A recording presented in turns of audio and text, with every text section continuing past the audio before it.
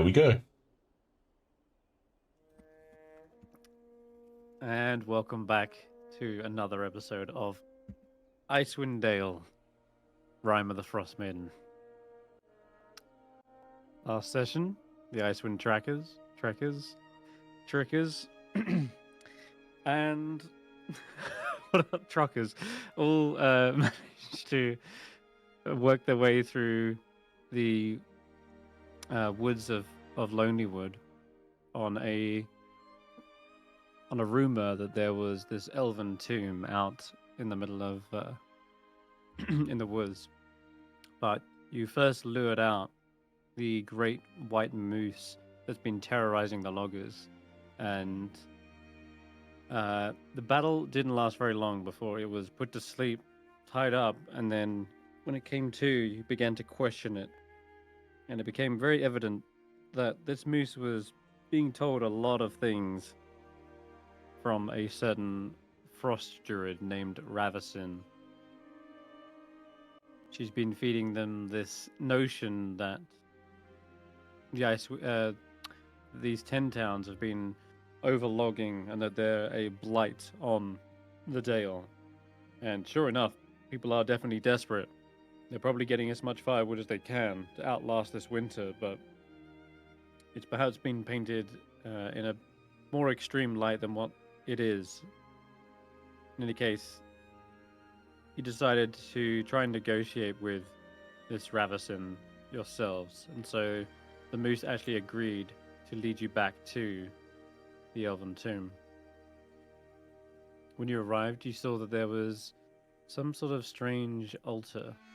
There was a sarcophagus as well. Appeared to be ancient and worn away. You couldn't quite make out the markings.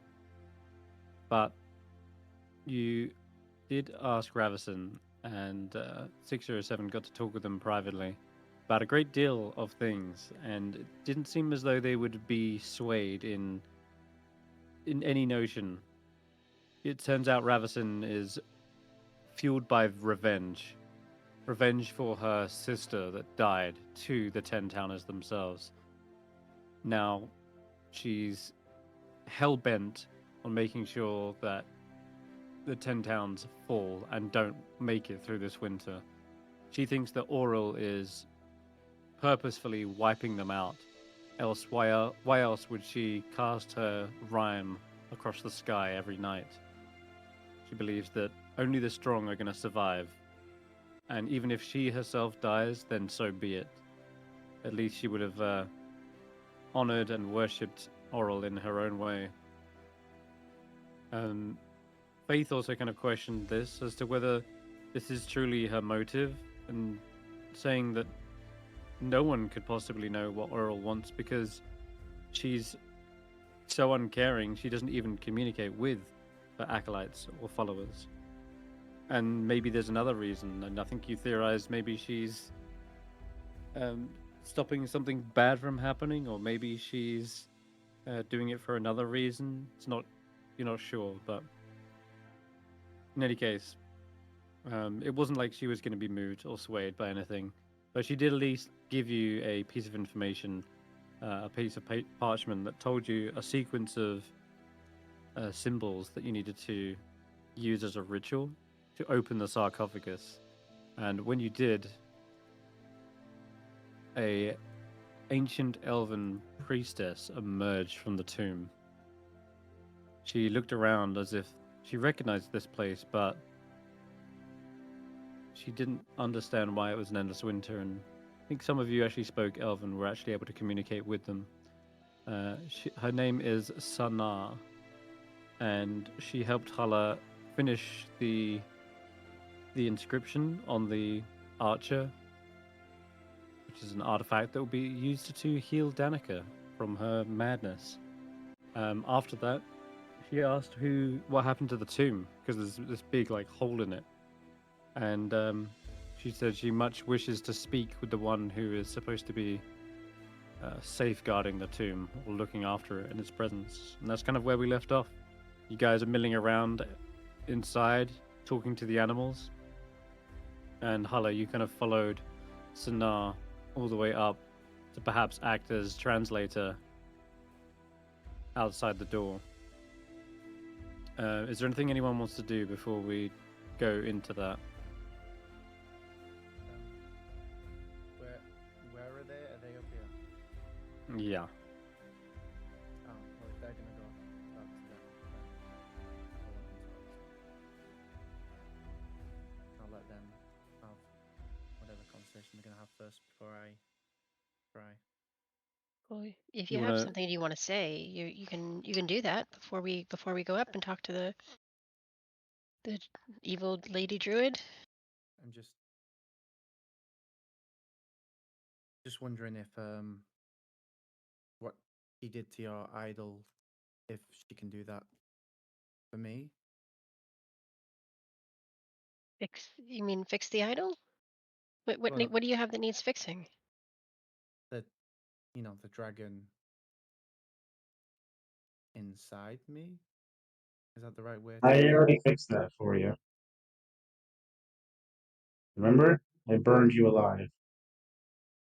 Yeah, but it still lingers. It hasn't shown itself. For now.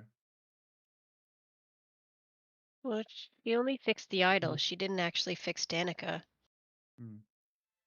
I could burn you alive again. No. I think I need a spell for that I don't have yet. Okay. Did you turn up your mic, Jamie? By the way, you're really quiet. He's just very sad. Does that sound better? That does sound a bit better, yeah. Yeah, the stream couldn't hear you speaking, and some of us were struggling a little. Okay. All right. Does that sound better then? Yeah, that's a bit better. Yeah. I think I was just leaning too far away from my mic. No worries. My bad. So, Anyway. you want to speak to this Ravison as well, Barry? No, it's okay. No? That's okay. No one else is. If you really want to, but the offer is always there. I'm perfectly happy to kill and torture each and every one of you. How about we go together, 6 or 7? We burn together. I die, you die, and we don't have to worry about it.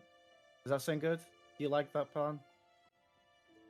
I mean, I like the you dying part. No. If you're so intent on this happening, then why don't we just go together? Go to talk to the druid, Ravison? No, I'm good. Everyone's okay with this, but I just hope it doesn't come back. All right. Anyway. Do you still hear the voices? No, it's more like a feeling. Just a feeling? Like a song it keeps coming back, and then it's fleeting. But anyway, yeah. Well, just hang on to it. We'll fix it when we can. I don't think this is the time, but no. Soon. Keep reminding me. So, what's happening with the druid then? We're just going to leave her on her own? Or do you all want to do something? Well, I suppose see what this elven lady does first, I guess. Yeah, take it from there. I don't really want to leave a supernatural being capable of this kind of destruction, hellbent on revenge, just out here. I kind of agree. And I was thinking, even if we steal the moose and take the moose with us, so it doesn't have to obey our orders anymore, she'll just make another one. Yes. She'll keep doing it. I mean, she wants everyone to die. That's not an end game that we can just leave here. If it was potentially just the 10 towns that would suffer as much as we put work into them, as 607 would probably say they easily succumb to corruption, so perhaps to some extent they deserve to be wiped out, but it's going to cause too much damage to everyone and everything at this part of the world, even those not associated with the 10 towns. Has anyone, like, tried to appeal to the fact that we dealt with her sister's spirit, helped it pass on?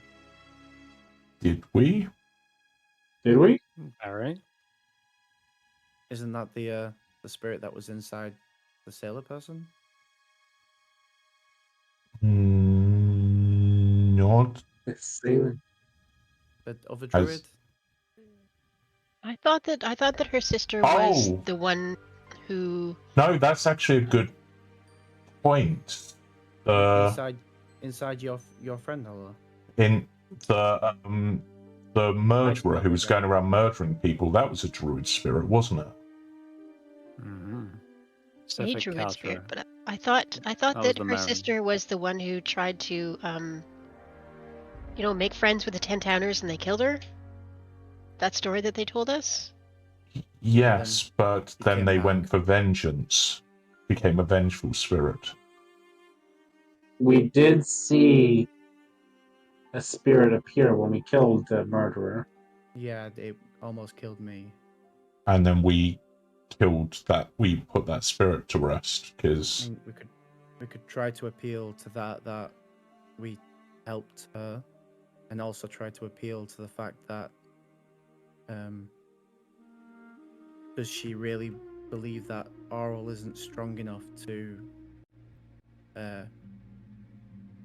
give it to the 10 towners herself by interfering? She's therefore saying Auril isn't strong enough and being a bad follower. I mean, I definitely think. I don't think she's going to see it that way.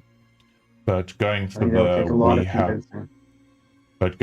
we have put the spirit to rest angle to maybe get her to be more susceptible to being persuaded otherwise could help, but it could also anchor the fact that we basically fought that spirit, assuming that spirit was her sister. Did we ever get the name of that spirit? We didn't. No. We just saw We just saw an image. We never got a name. But she doesn't have to know that. True. Even if it is someone else. Well, if we leave Ravison here, she will create more awakened animals like our moose friend. And she will continue to do what she's doing. And it's not going to be good for the 10 towners. Agreed. She even needs to be convinced or dealt with. Oh. She either needs to be convinced to stop and remain peaceful here up in her forest, or yeah. Oh. Does this count as premeditated murder? I think this counts as. I mean, Geist just sort of pauses. I have no idea. I'm not sure what that means. I mean, we've planned similar things and going into areas before and killed everybody. So, those would be considered premeditated murder as well. Then all those dwarves in that stronghold we have. We're reacting to them attacking us. This is the first time the other person is just sitting in another room. But their actions have been attacking us, technically. We did that in Targos. We snuck an extra person into a room to jump out and try to kill people, and then we killed everybody. To be fair, the intention was they killed everybody. We were going to try and stay out of it, but we didn't have much of a choice. Oh, I wasn't going to stay out of it. Oh, well, you wasn't, but that's kind of your MO. Yeah. My point is, we've all, if this would be considered premeditated murder, I think I would consider that we've all done it. I would Even say you, Faith. Try one more time. Try the angle of the sister, and at worst, the angle of maybe a good acolyte would believe that their goddess strong enough to put the wrath upon the 10 towns themselves if they so truly believe she's that powerful. Oh, I sort of see where you're... Sorry, I didn't quite get what you were saying originally, but essentially you're saying doing something like setting the moose on the 10 towns is suggesting that Oral isn't capable enough, so needs assistance. Exactly. But wouldn't So- she just... I mean, wouldn't she just say that a good servant does her master's will? And that maybe That's the she would point. be She the... doesn't know her master's will because nobody's heard from Oral. Exactly. And by interfering on Oral's will, so to speak, or Oral's wrath, that's saying that Oral is weak, and then that is basically her saying Oral is weak.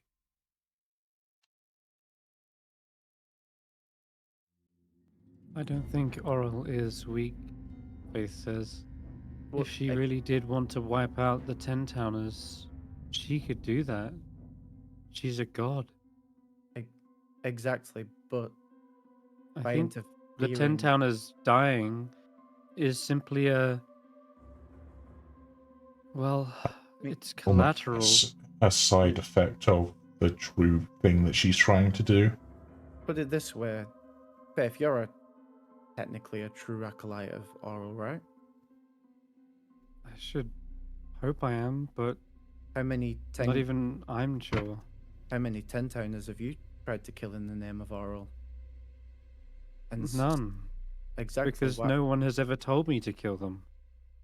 Exactly. So why? Not that I would if I was told to either. Just want to say. Well, This is why I think people are misunderstanding her intentions. that's not the. But Yeah, then that's she might not care either.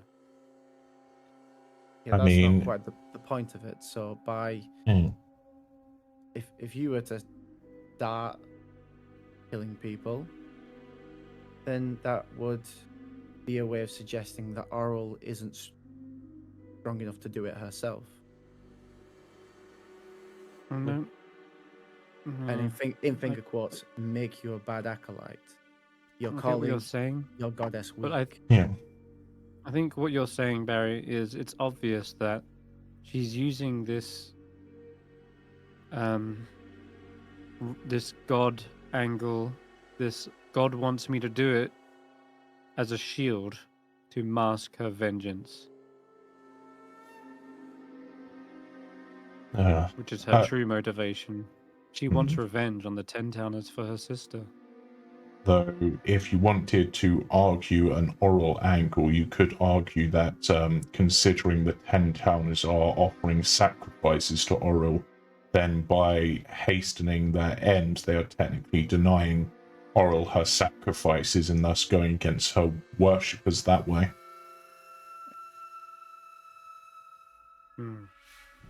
But so diminishing her wrath That's and diminishing that's her another. sacrifices. She turns to you guys and says, and that's another thing I don't quite understand. If they really are sacrificing all these things, why hasn't Oral changed?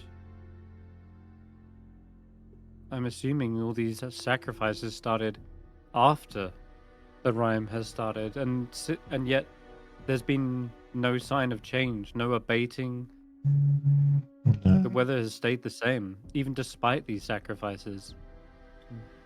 it might be that they Ravison think... believes that the sacrifices aren't enough. That once all the town counters are dead, all of them, then that will be enough. Not just some. But if that was the case, surely she would have done it if she's all powerful. If that's what she wanted. Unless something's holding her back somehow. After all, whilst Oral is a god, she's not the only god, right? Or maybe Yes, she's but just picking off the weakest. Sometimes bandits will do that. I will say They'll. this much. Oh, go on, Ashanti. Oh, no, I was just going to say sometimes the bulk of the caravan's passed and they're looking for the stragglers, the weakest members of the caravan in order to go after. Faith says, I will say this much. It is the first time in recent history that a god has actually manifested in the mortal realm. Just for context, it's not a normal thing that gods interfere with mortal affairs. They stay very much away in their lofty realms, either in Celestia or, the Nine Hells, that kind of thing. You can call them gods. But they don't interfere with our day-to-day lives. Oral is very much here. I can feel her presence. The Rime is proof. Some have even said they had sightings of her. Honestly, whilst I can't say I understand the gods, I can perhaps understand a distaste for at least some of the 10 towns. We've seen what they can be like. But I don't see any of that enough to bring down the personal wrath of any god. Also, if she wanted everyone to die, why is she kidnapping some? Yeah, that was my next point. Like, what's up with the kidnappings? What's that? What's the purpose of that? It's not adding up. No. I think Ravison might just be a bit fanatical.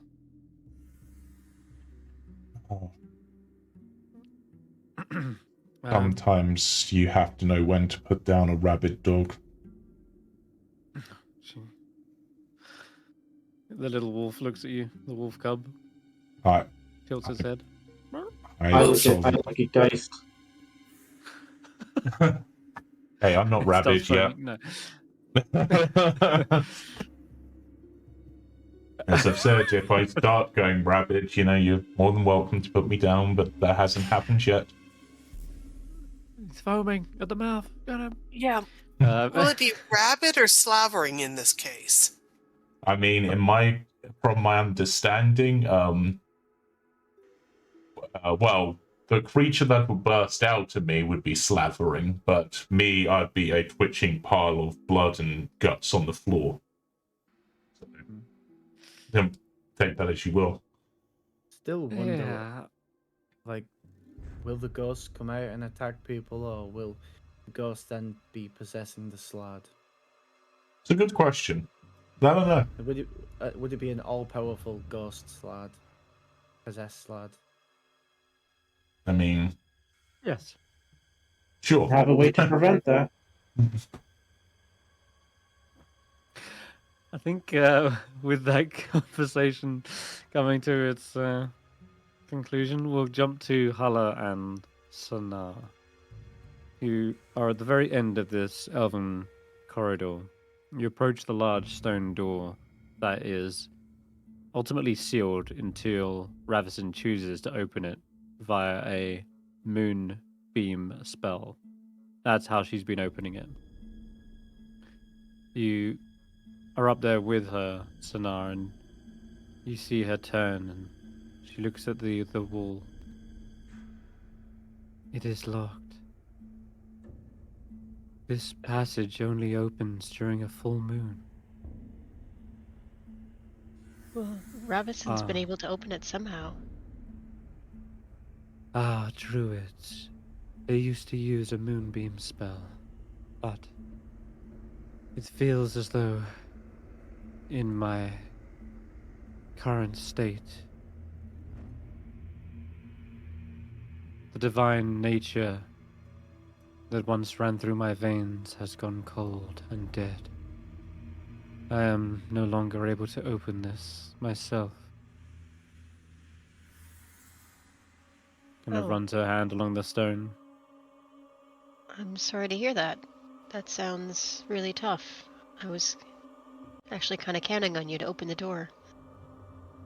I'll go up to the door and I will knock. You Not hear, knowing what else to do. you kind of hear a more like flustered tone from Ravison now, almost as if she's impatient and done with getting up and down. But nonetheless, you can hear a kind of shuffling of feet, and the voice comes closer towards the door. What? What is it now? What do you want?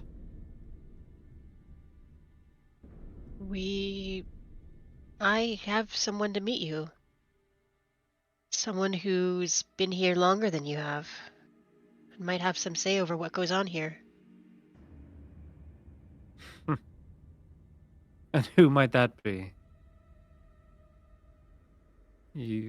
Sana speaks in Elven, and it would be up to you to translate this, but yeah, she effectively says, "It is I, Sana, High Elven Priestess of the Elven Tomb here. I was entombed in the sarcophagus many centuries ago, but I have awoken to find my world plunged into an endless winter." And Ravison, after you kind of like feed back this information, what? You managed to open it? Wow, impressive.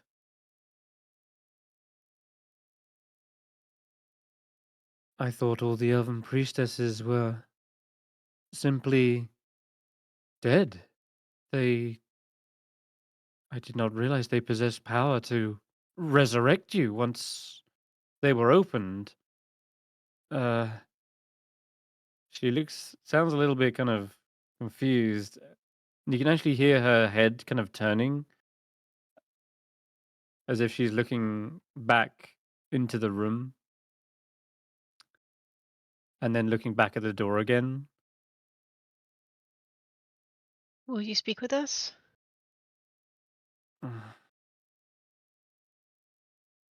Is it just you two? Just the two of us. Very well.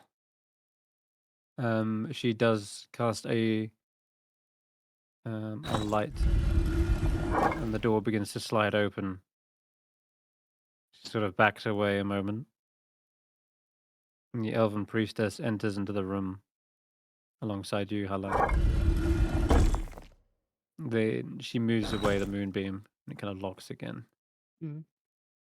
And you see a little kind of shrubbery that kind of shuffles around and moves into place.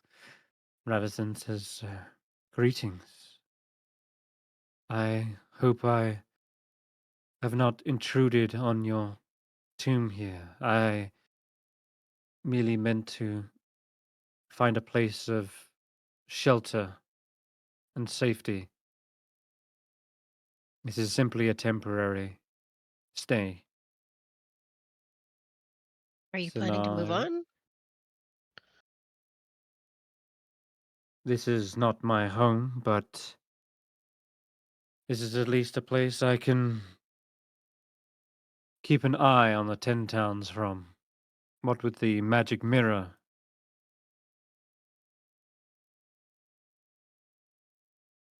She says, "I hear you are spying on 10 towners in order to rid them of their warmth.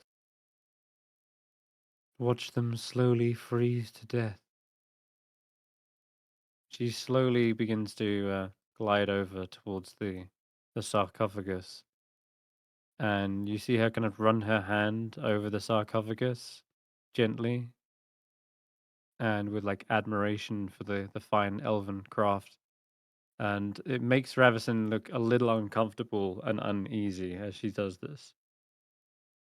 "It is Oryl's will, just the Frostmaidens.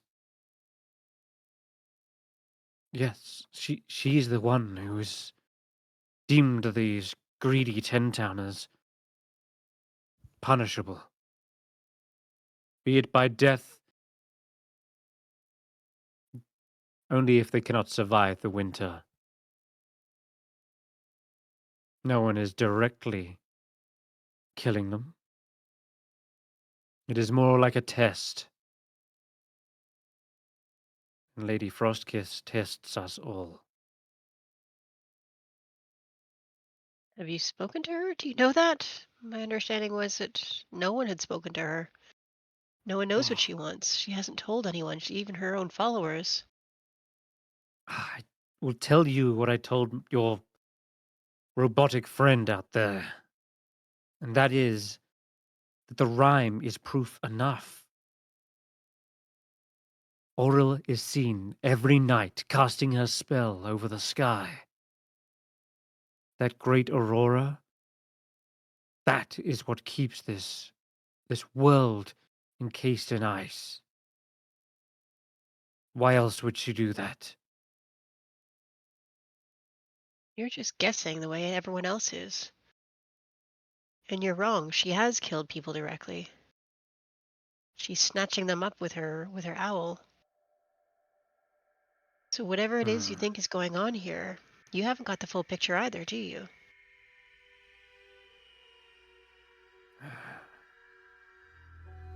She rolls her eyes and says, there are still other crimes. Regardless, I will mete out their end. Personally, if not for Auril then. For For your she sister, right? has lost a follower. Yes. A devout follower of Auril. Murdered. I'm meting out justice. For her. For Auril. And for my sister. Did your sister have a wolf companion? She narrows her eyes. And you can roll an insight check here. Hulla.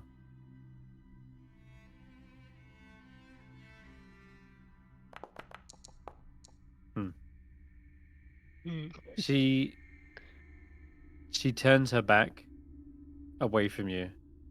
So you can't quite make out an expression on her face or what she's doing.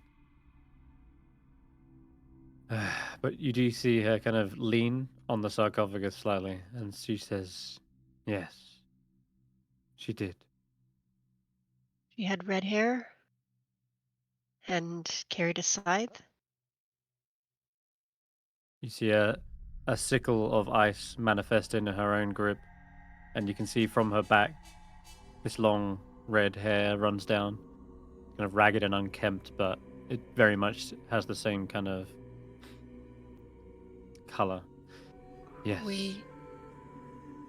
I think we saw her. Her spirit, at least. She was performing a vengeance of her own in 10 towns. And she left in peace. Once her job was done, yeah. She's gone. She's listening. Isn't it time for you to give up and go join her? She turns slowly back to you. Join her. I'm already with her. And to leave this vengeance behind and find your own peace somewhere else. Leave the 10 towners behind and let it go.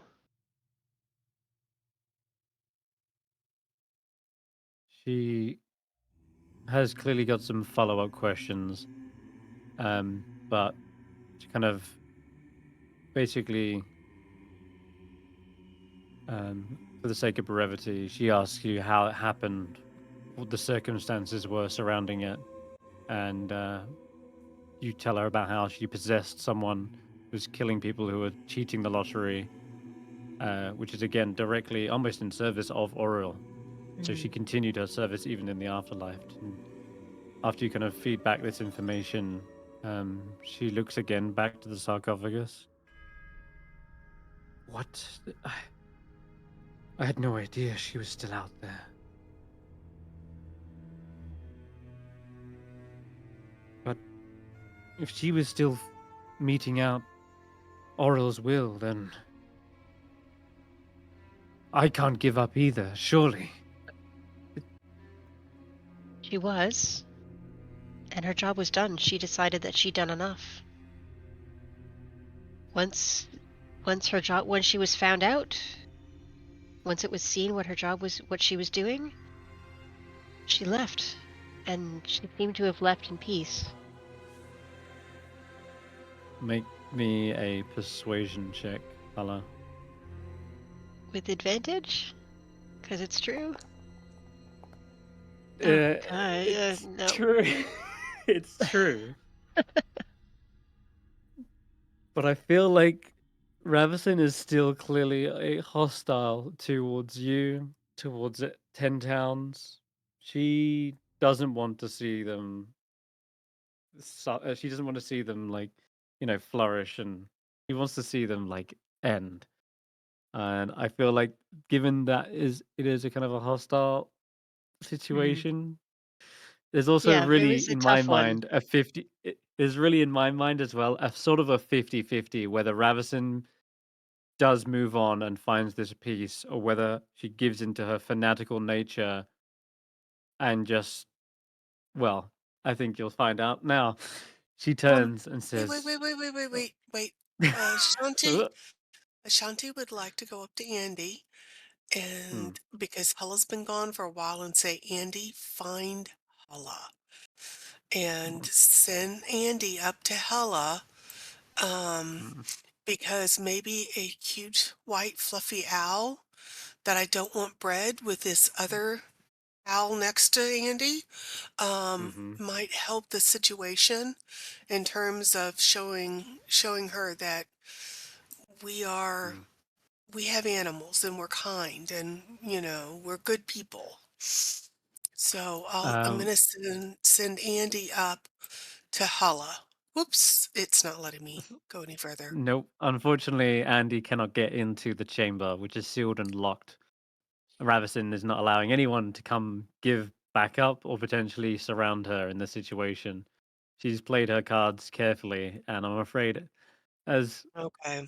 a nice idea as it is to try and have Andy kind of come in and remind her, she is sealed off. And it's almost a metaphor. This door being closed is like her ears being closed to the truth, to compassion, and to forgiveness. She is shut off from the world and shut off from these rational arguments.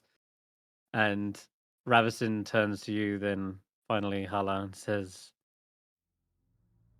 her job wasn't done. From the way you describe it, you've stopped her in her divine work. You interrupted it. She's not at rest. And You why didn't she stopped her leave and attack service. it? Why didn't she leave and attack us if she wasn't done? She saw that we were there, we were doing the same thing. Rooting out the corruption, but without killing innocent people. Not all of the 10-towners are guilty. Not all of them deserve to die. Surely you must see that.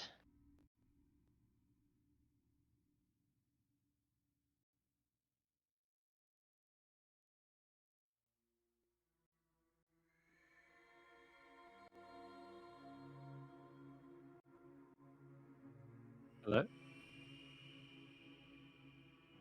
Oh my god. Sorry, Can- Chris, you're cutting out. can-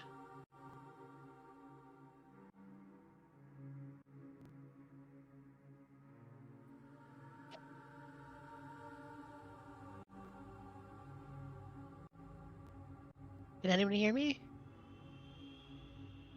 I can Yeah. hear you, but I can't hear No, Chris. Chris. Same with me. I hear you just fine, Sara-Jane. I don't hear Chris. He's muted himself now, so he's probably trying to sort out his audio. Right.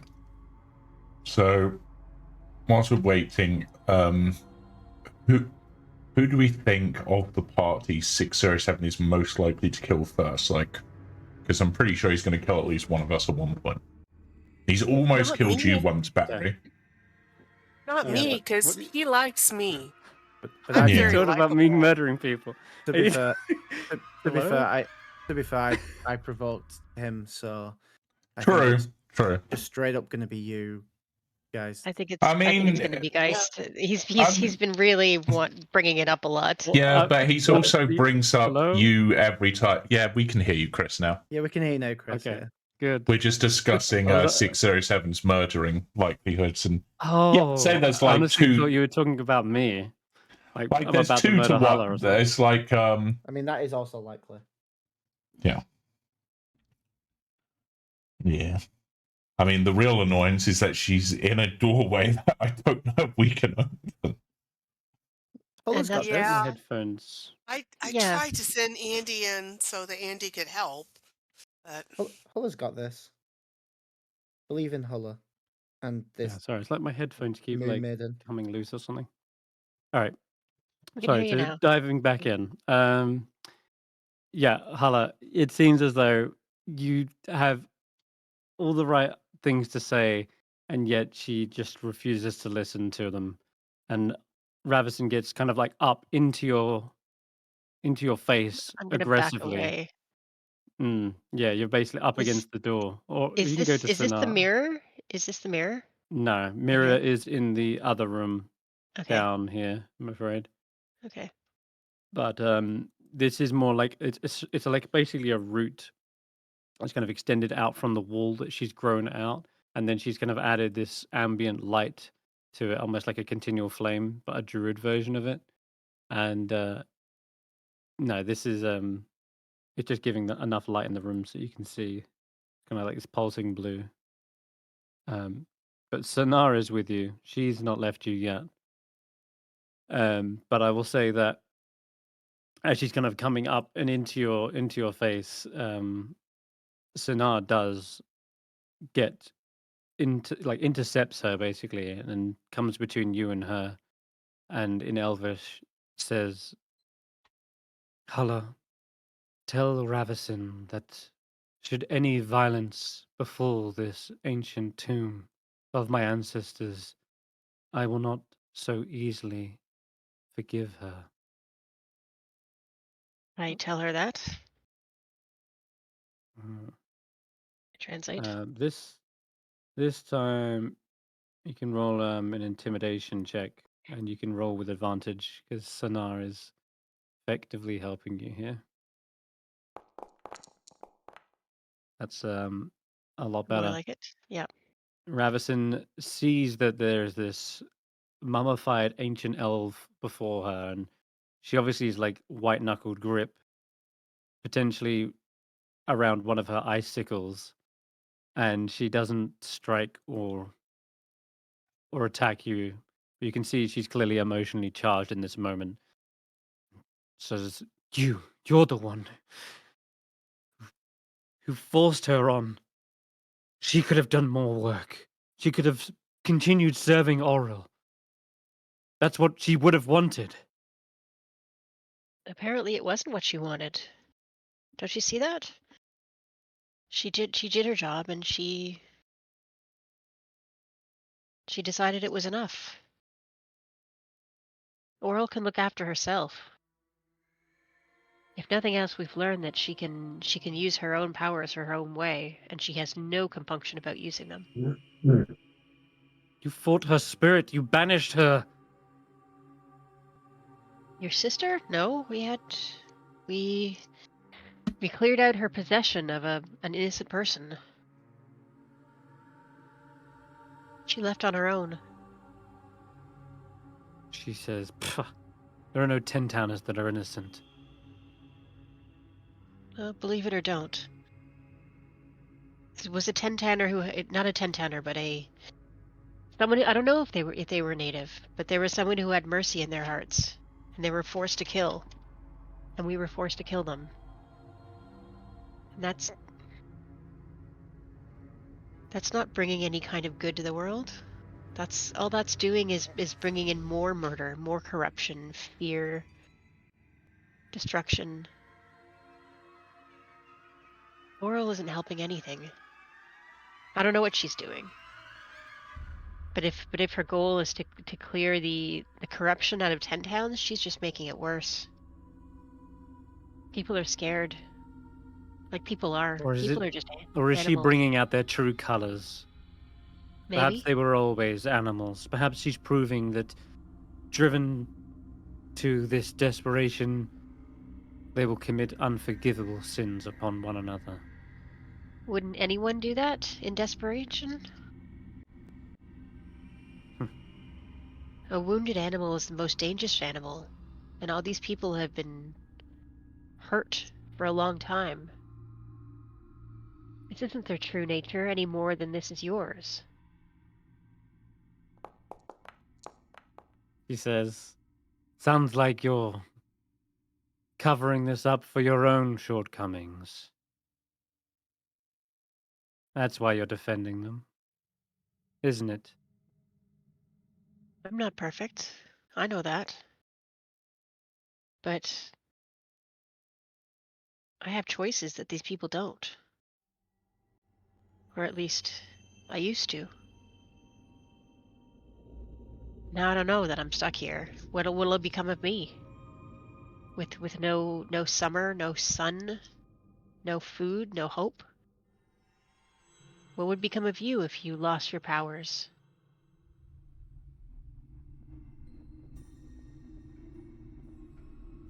You see that when you lost your sister, you reverted to what? Isolation and revenge? Is that enough to make you happy? Is that enough to make you who you really are? These powers were gifted to me by Oral. And do you think Oral had your own good in mind when she did that? What are you saying? That I think you're... If her death Oral is... is using you, if Oral is giving you powers, she's just using you so that she doesn't have to do the dirty work. That's what I think. She's taking advantage of a grieving sister. And who do you worship? Are you not just a pawn for your god? My god has never forced me to do anything. He's always left the choices up to me. And I struggle to do as best as I can with that. And I don't always do the right thing, but yes. Choice of whom to worship, how to worship him, how to follow in his footsteps and in his lessons, that's up to me. I have choices. We have our own lessons as well. We have our own tests, our own ways to worship, and they are laid out very clearly in the codicils of the White. But you wouldn't understand. What are the He says- codicils of the White? I've never heard of that. Are these rules that she set out? Paths to Yes. follow? An ancient text. Guidance on how to worship Oral herself. So do not deem to understand my worship of her. This is my path.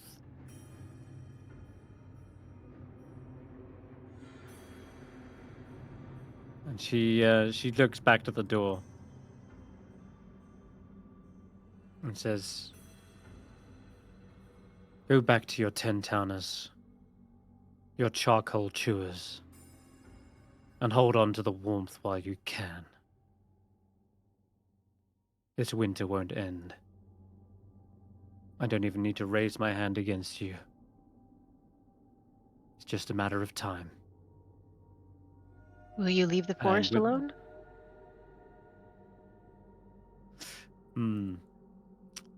She thinks for a moment. And what if I don't?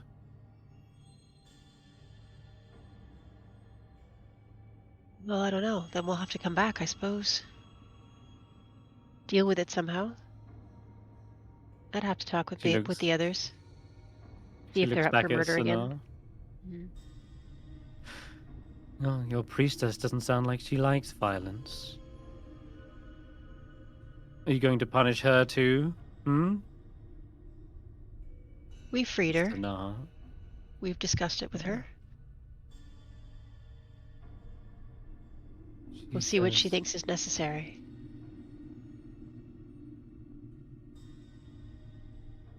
If you would leave me but a minute to offer my prayers to my fallen ancestors before I leave. Very well. Ravison says, fine. Sanar says back to you in Elven, not that I need permission. She says that almost like very chargely in a way that clearly she's not meant to translate. But she says she wouldn't be able to kick me out of my own tomb. After all, Sanar carefully examines the sarcophagus for a moment, and to the outside eye, it seems as though she simply offers a small prayer, places her hand on the sarcophagus, and bows her head one last time before standing back up, turning, and turns back to Ravison. If you would open the door, please. Ravison does so by casting a moonbeam, and you're free to leave. And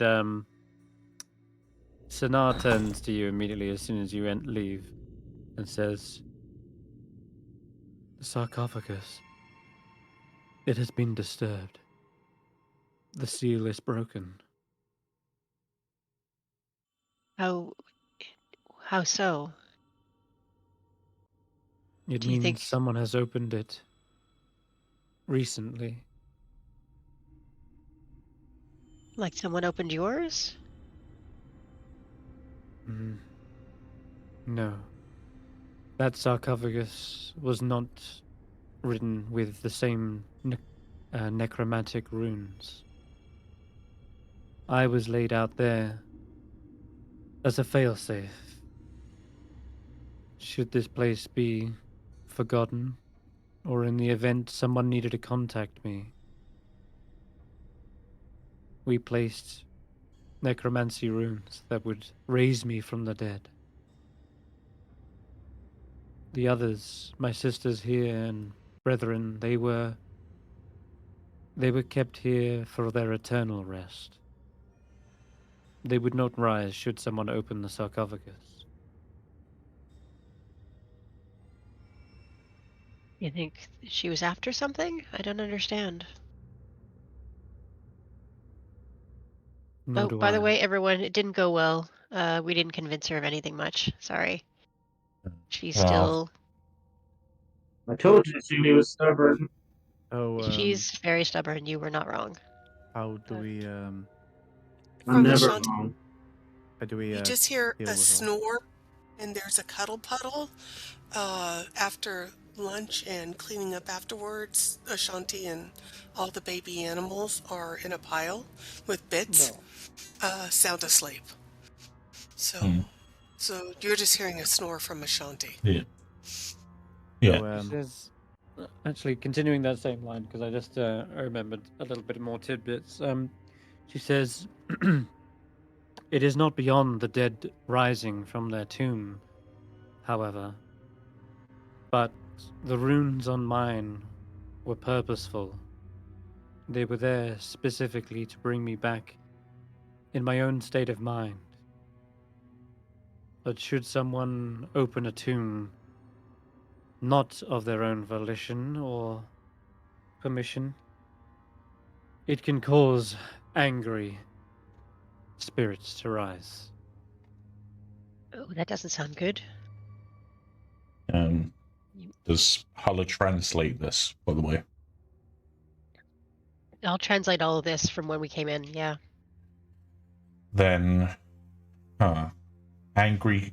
I mean, there was rumors of a spirit in the woods. I'm not sure if if it would be an elven spirit, but I'm pretty sure the... Actually, did the guy at the tavern mention what sort of spirit it was, or just mention there was a banshee? Terrible wails and screams heard that drop even the most burly men to their feet, to the ground. Yeah. Confirmed 100%. This is a banshee of a spirit. Yes, so, I mean, is it possible that the spirit that supposedly haunts the woods is a vengeful spirit from here? It is very likely. Spirits do not wander far from their resting place. If they have been disturbed, they will not see friend from foe. They will kill indiscriminately as a means of, well, punishing the desecration of their tomb. Right, and is there any way to calm them down? Peacefully? I'm just gonna ask. She looks back at the tomb, says, I do not know why or what has happened to the sarcophagus, but someone has clearly opened it forcefully. I'm not sure there is much I can do to calm her.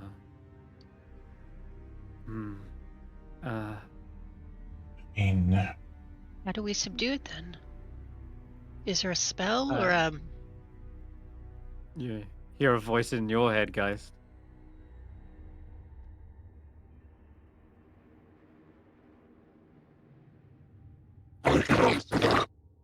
What? What? What? Subtitles, please. Oh, there, that's better. It's been some time, guys. So, Yeah, you sounded yes, like you were drowning all over again. I often relive my moment of death. It is something that keeps me here in this afterlife, Yeah. continually dying in a state of undeath. It is likely this banshee experiences the same. She will not rest, and her vengeance will not be sated. Not until the ones who desecrated her tomb have been laid low. Even then, it's not guaranteed. However, as for subduing a creature of this power, there is potentially a way. After all, we have become bound. Yes, guys? Yes. Oh, am I going to have another ghost in my head? Is that what you're suggesting, or is someone else going to have to take this one? I don't know how much room there is. They need not reside inside your head, but perhaps you can form a token of the departed. Ah, like with, Khalifa. Okay. Yes. Right. Okay. It is not easy. Subduing and bounding a more hostile spirit will require tact. It will be tricky, but it is not impossible. I may be able to bring her to my side. Okay. Our side. Okay. That sounds like a good way of doing things. Right. Everyone.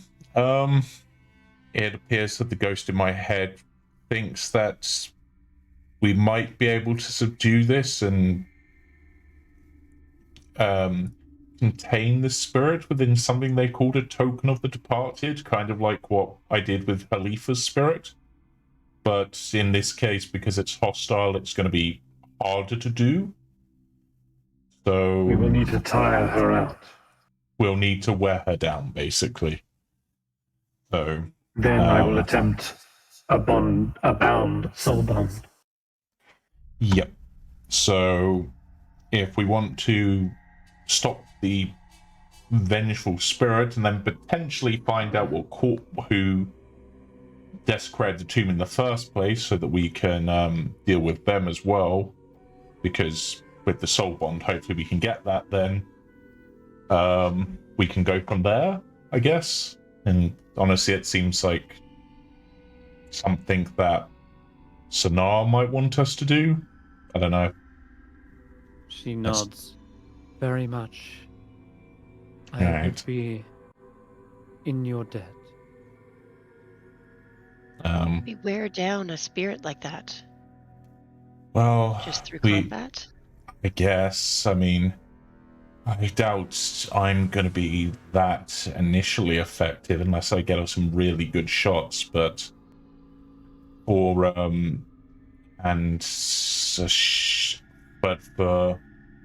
the likes of you who can use magic, I imagine you can do something. And we do have those magic javelins now, so that's I mean, even if they're one-time use, that's some extra right? The elves of Lonelywood were adept archers. I would be warned. But even in the afterlife, spectral arrows will do just as much as they did in their corporeal form. Right. Real arrow sounds great. Sounds super good. Is there any way you can assist us with this sonar? You're like a priestly sword. Can you give us like a blessing or something to aid us? She looks at her rotting form and says, much of my powers relied on the nature and divine magics of the world, but it feels as though my connection to them has been severed in this cruel afterlife. I can assist in what ways I can, but I fear that my form will do little against a spectral sister of mine. Okay, and that's especially the necrotic kind. Yeah, that's fair. I'm gonna look to the moose. Mm-hmm. You know roughly where this spirit goes, right, Moose? Because you seemed wary of certain areas. I have seen her. I have heard her. Can you lead us to where she is? I can. But be warned, she preys on the living. None who have encountered her have survived. The only ones to tell the tales are the ones close enough to have heard, but not engaged in combat with her. She will be a deadly foe. Yeah. Well, I suppose the one good thing is that I think only one thing that has fought us has survived, and that's because it ran away. So we kind of on par on that. And I suppose you've technically survived, but that's because we let you live. So, yeah. But, who's up for a ghost hunt? This will be, what, our third one at this point where we've dealt with ghosts? What, second? Yeah. We seem to deal with ghosts a lot.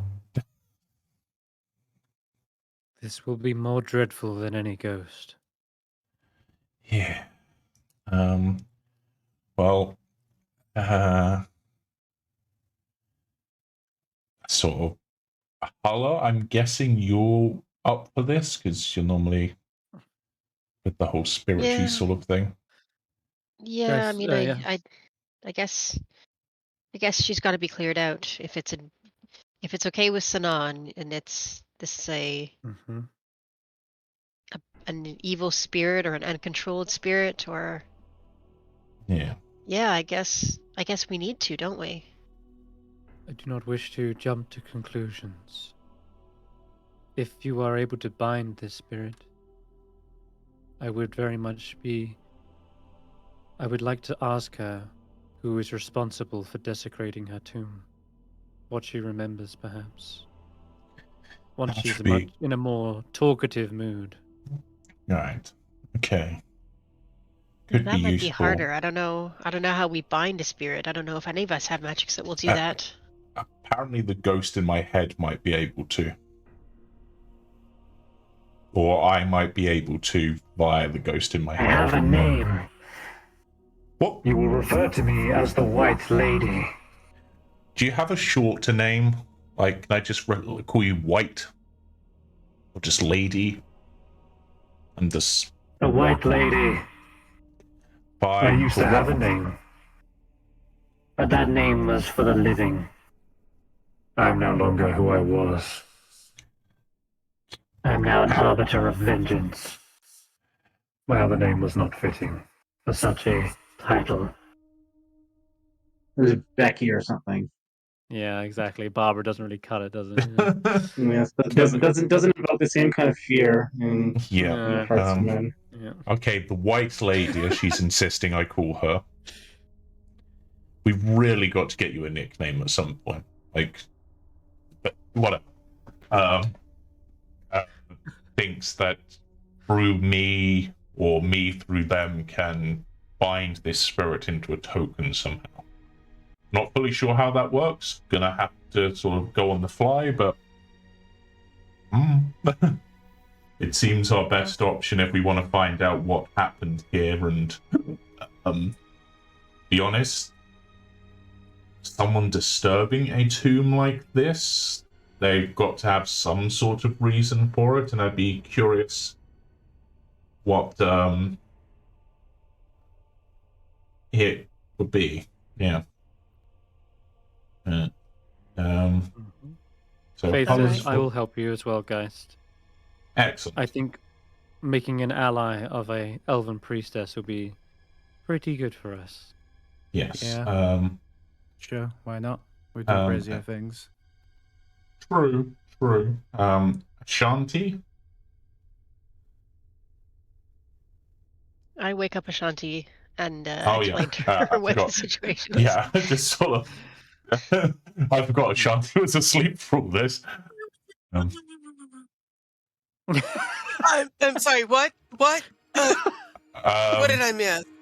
Basically, someone disturbed the sarcophagus in there, released a vengeful spirit. We might have a way to subdue it. Are you up? And in exchange, we'll get this priestess lady will owe us something. So, you up for the ghost hunt? Absolutely, I'm awake. Yeah, let's go. Right, What time and is it? I have no idea at this point. It's like an hour later than when you went to sleep. Yeah, sorry. Okay. Not long. I'm sorry. When did I fall asleep? What time is it, Chris? An hour ago.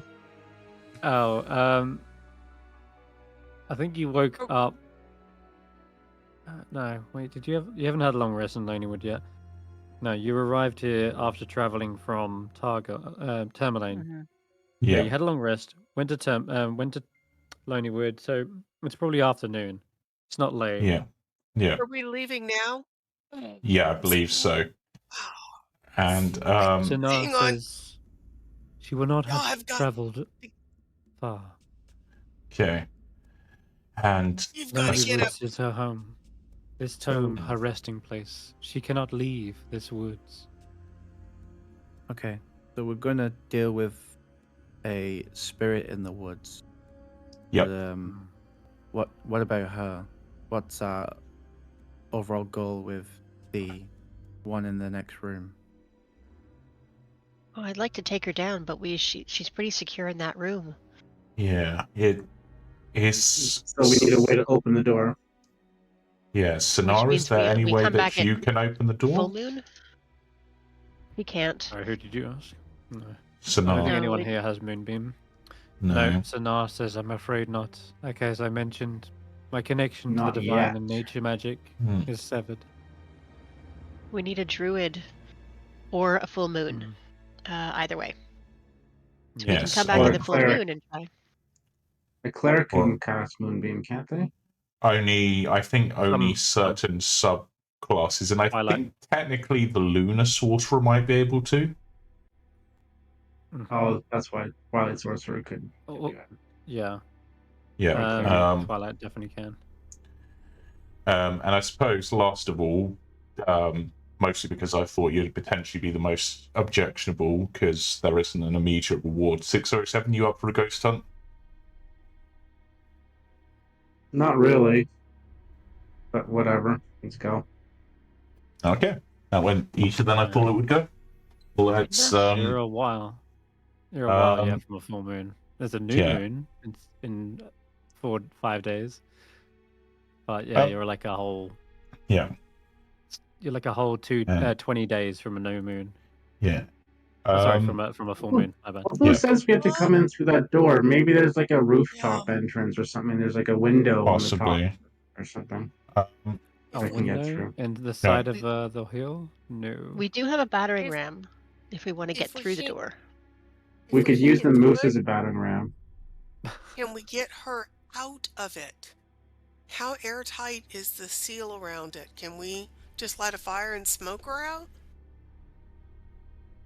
all good options, but let's deal with the ghost first and then worry about her. She's not going anywhere. You would set Moose. No, ma'am. I would not set fire to your temple at all. I would just light a fire so smoke drifted in the room, and eventually she decided to come out and put out the fire, and that would open the door. Ma'am, I would never. My friends can tell you I'm not the set fire to temples kind of person. Yeah, that's more my thing. Yeah, I mean, at the best, I could try and calm her. Might work. I might also get locked in there and die. I mean, it's if I'm able to charm her, the moonbeam would stay open for a round. Okay. Pose the other quick question before we leave. Gavin, as I believe we called the moose last time, is the how long is it going to take us on foot, or do you think it's better if we take the axe beaks with us? Because I'm just thinking taking them as well to fight against nobody has faced this thing and survived seems rather dangerous. They're good for mobility. Here's that. It's your risk. It is not far, however. Distance will not be an issue. But whether you wish to have speed in the fight should be whether you wish to weigh the risk or not. Yeah, well, Ghost is just gonna wail. He says, I've seen entire hunting parties drop. Yeah. I mean, well, alternatively, calm emotions. I can make her feel indifferent about us. That's good. That might work. Yeah. I'm just going to see what backup I can bring to this fight now rather than later. I mean, alternatively, we come back in 20 days. 20 days, yeah. Yeah. A long while. Okay, so I got a goat. Mm-hmm. Can't have two goats. It is up to each of you individually whether you decide to bring your axe beak or not to this fight. We do have a spare if someone wants to leave. Banshee's Wail will target everyone within a certain radius. Yeah, I think that we should leave the axe beaks behind, just as a safety. Yeah. I'd rather have something to dash towards and run away with and take the chance that the axe beaks will die. I mean, at least if we encounter real resistance out there and we can make it back to the temple, we can get back to the axe beaks. But if we take them out there and she kills them, we're kind of stuck. That's true. then we're probably best leaving Bits and the walrus I just pulled from my bag here, because I don't think the walrus is going to be much use. But 607, if you want the maneuverability, I did just pull an axe beak out of the bag, so you can use that. I will use that then. We can leave the other ones here. I'll use backbeat. Yep, and we've also got another mountain goat. So we should be good. If like anything dangerous happens, the goat will save the day. We've seen this. Okay. All right. Do y'all want to move Lily up to the circle of axe beaks and let Bits come up and sit with them? And probably should put all the baby animals there as well for warmth. All right. All right. But yeah, so the walrus will stay behind with them because I don't think a meat shield walrus is going to be helpful with a Okay. Are you taking the mountain goat? Fight.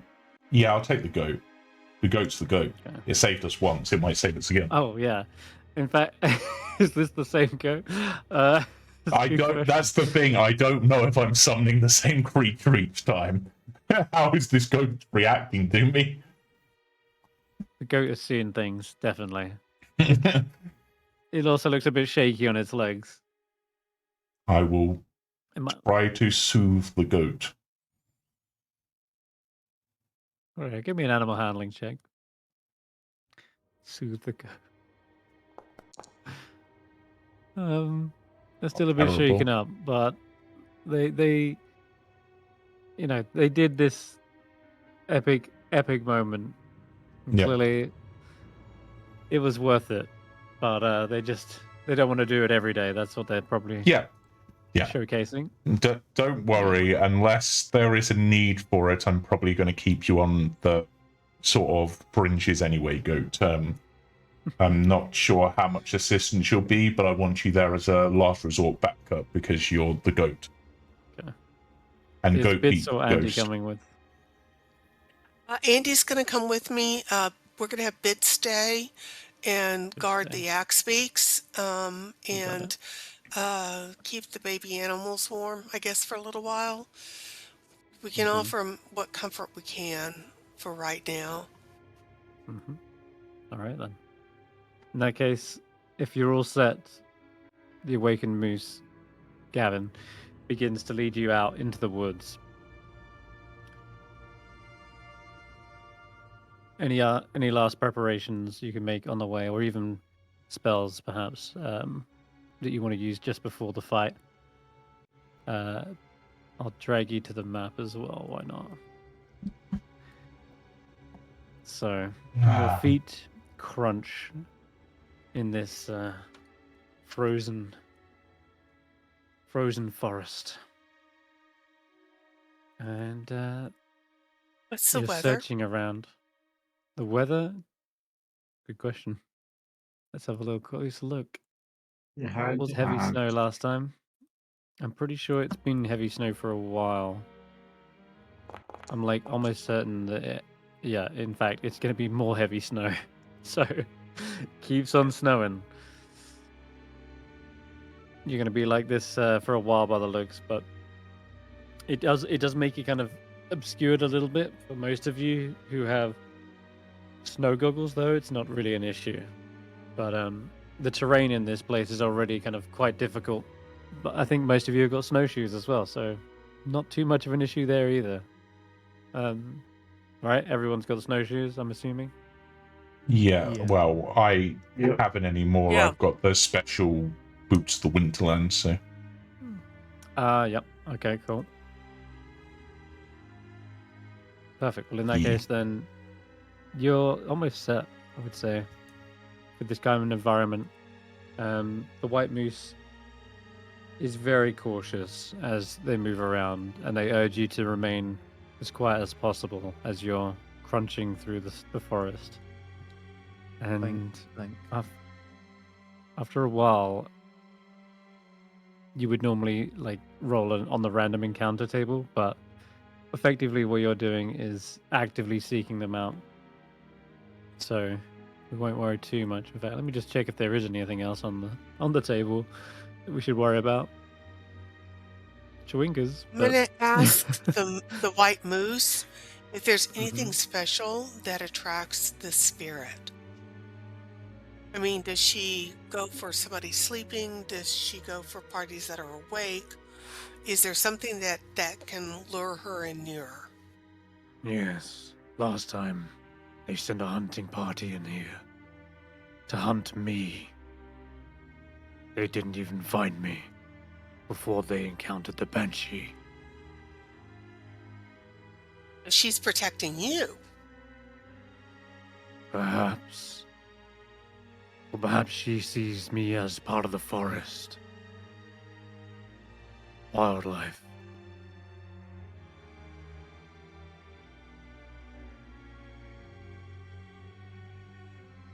Okay, if we can't find her, maybe what we do is we light a fire and pretend that we're gonna have the white moose for dinner. No, and Kevin, we would never do that. You're a friend now. We've talked to you. You have a name. Thought I We're was not gonna Gavin. do- What? You said Kevin. No, I'm Gavin. I said Gavin. I said Gavin. Oh, okay. My ears are getting plugged with snow. So Gavin, you have a name. We're not going to eat you, but we might pretend that we were going to. We might not need to. Just pretend to cut down the trees will be enough. I'm sure setting a you're fire. right. So if we don't find her in the next hour, I think that we should try to create plausible camp and make it look like we're here for the night and possibly dinner.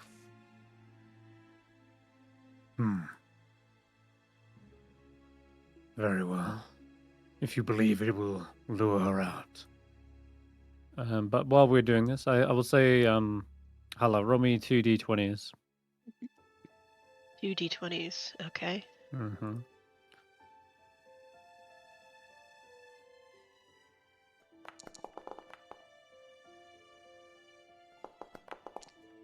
You did wow. You don't even need to. The Banshee encounter is on an 11 to 12, and you just rolled it. Okay. Yep. So we don't need to worry too much. I was just gonna find a quick handout for you. Where is it? No.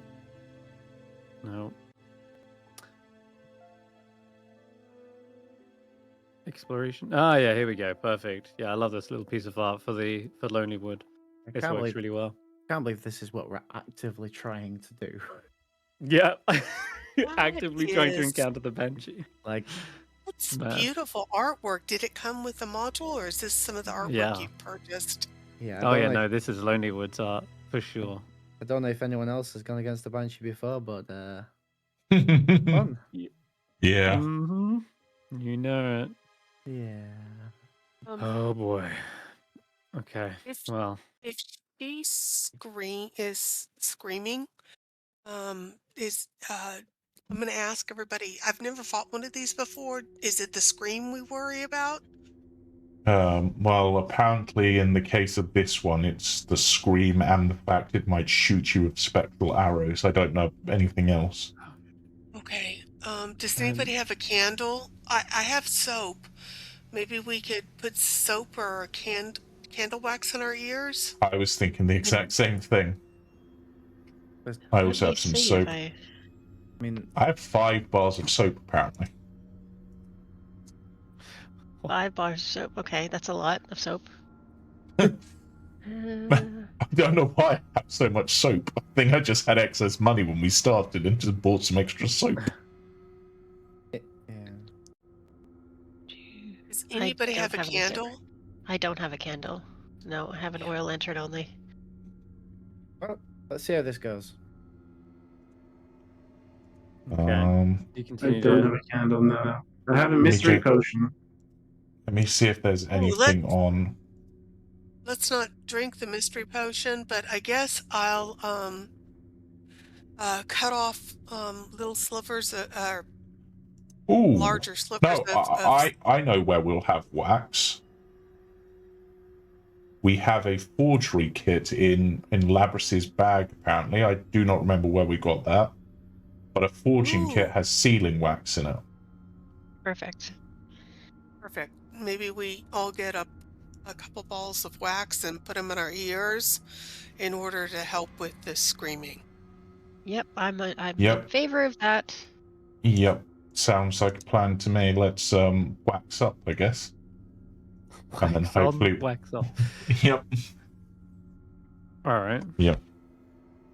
I'm sorry. Where is this wax coming from? I'm just on Labrys's sheets there is a forgery kit, and a forgery kit has sealing wax in it. Has sealing wax, right? Okay. How many uses has it got? Well, it's a forgery kit. I don't know how much a forgery kit has. It just this small box contains a variety of papers and parchment, pens and ink, seals and sealing wax, gold and silver leaf, and other supplies. Seals and sealing wax. Right, gotcha. Okay. You actually need to heat this up first before you like wax it, right? Yeah, so I can do you'd that. have to melt it. And then at that point, you are putting burning wax into your ears. Well, we'd just be shaping the wax in order to form right, but how do you get the earplugs, mold basically. for your ear without not pouring it into your ear, right? I'm happy to light the wax and pour hot wax in people's ears. Make an indent.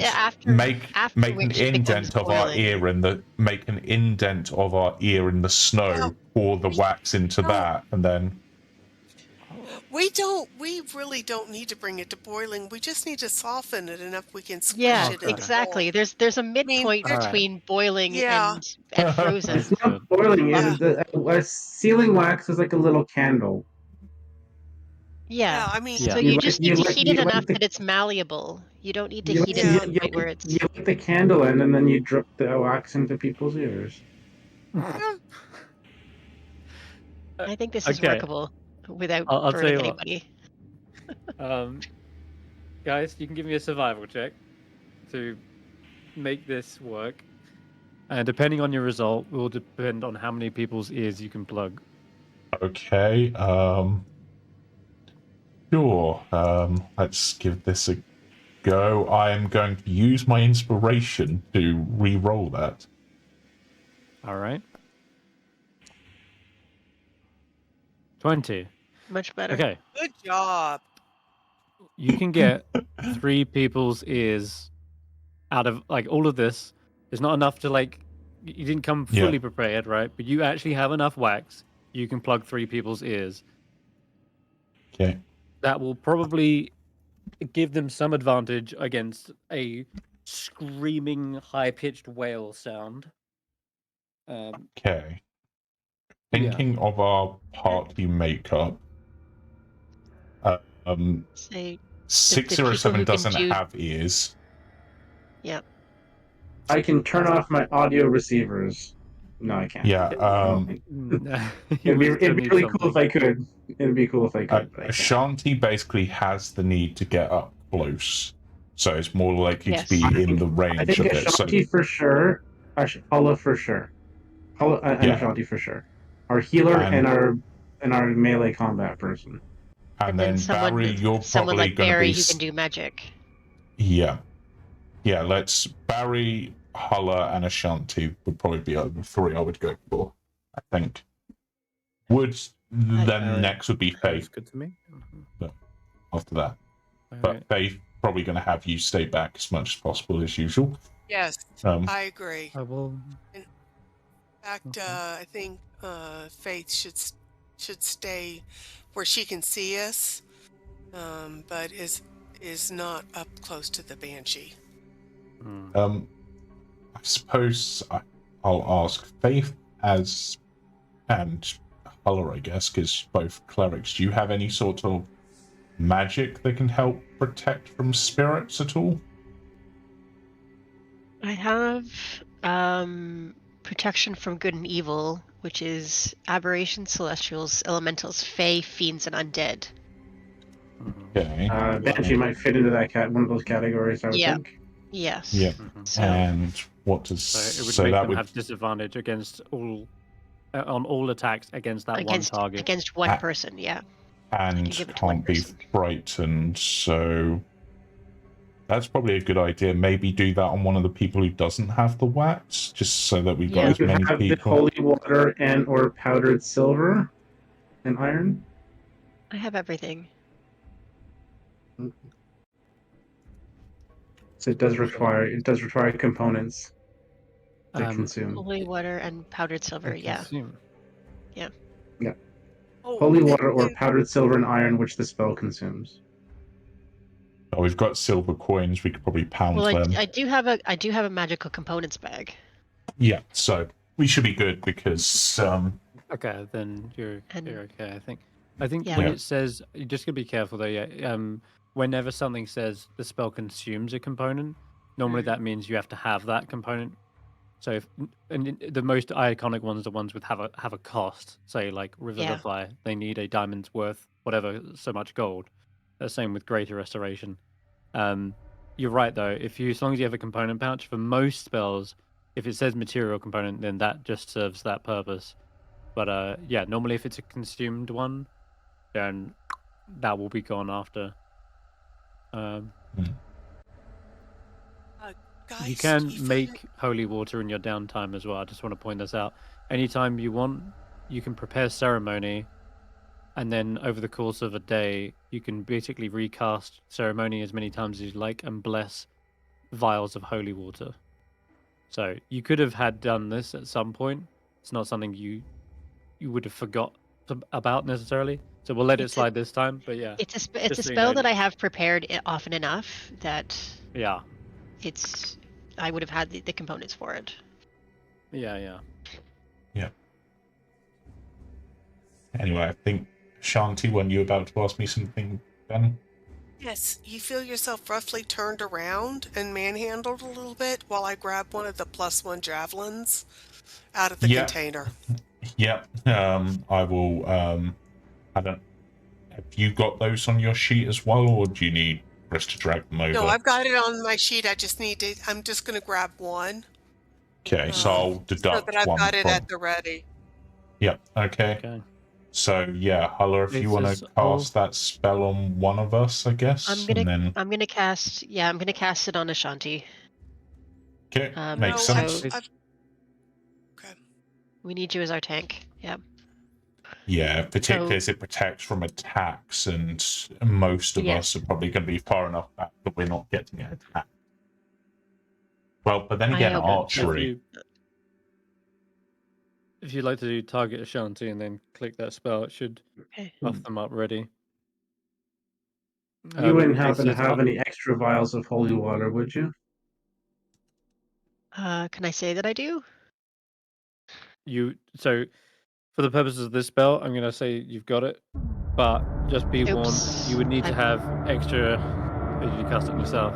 I passed it on myself by accident. Oops. Okay, that's Sorry. fine. You can delete that one. You need to spend 25 golds worth of materials to get another vial of holy water. So that one is basically the future. You're going to need to make sure Oh my god. that you're knocking off gold every time you do it. For the holy water? To create holy water, yeah. To create it. Okay. I can't just And you need- do a ceremony and do it. Ceremony it's a requires the ritual spell. 25 gold. The ceremony says you touch one vial of holy water. Sorry, touch one vial of water, it becomes holy water, and this spell costs 25 gold worth of powdered silver. And then once you've got holy water, that's what protection from good and evil consumes. It says holy water or powdered silver and iron. And I'm trying to cast it on Ashanti. I'm targeting Ashanti. Oh, Yeah, I it's think on they've me. got it on them. It's Yeah, casted on me it's twice. worked. It's on you? Okay. No, that's So what. concentrating is applied to me. Yeah. Never mind. So yeah, I just would say in the future, anytime you want to cast this spell, you need to have some vials of holy water ready. So Okay. on a long rest, for example, you just tell me I want to make 4 vials of holy water, and I'll be like, cool, knock off 100 gold, and bam, you've got 4 Okay. holy water. Okay.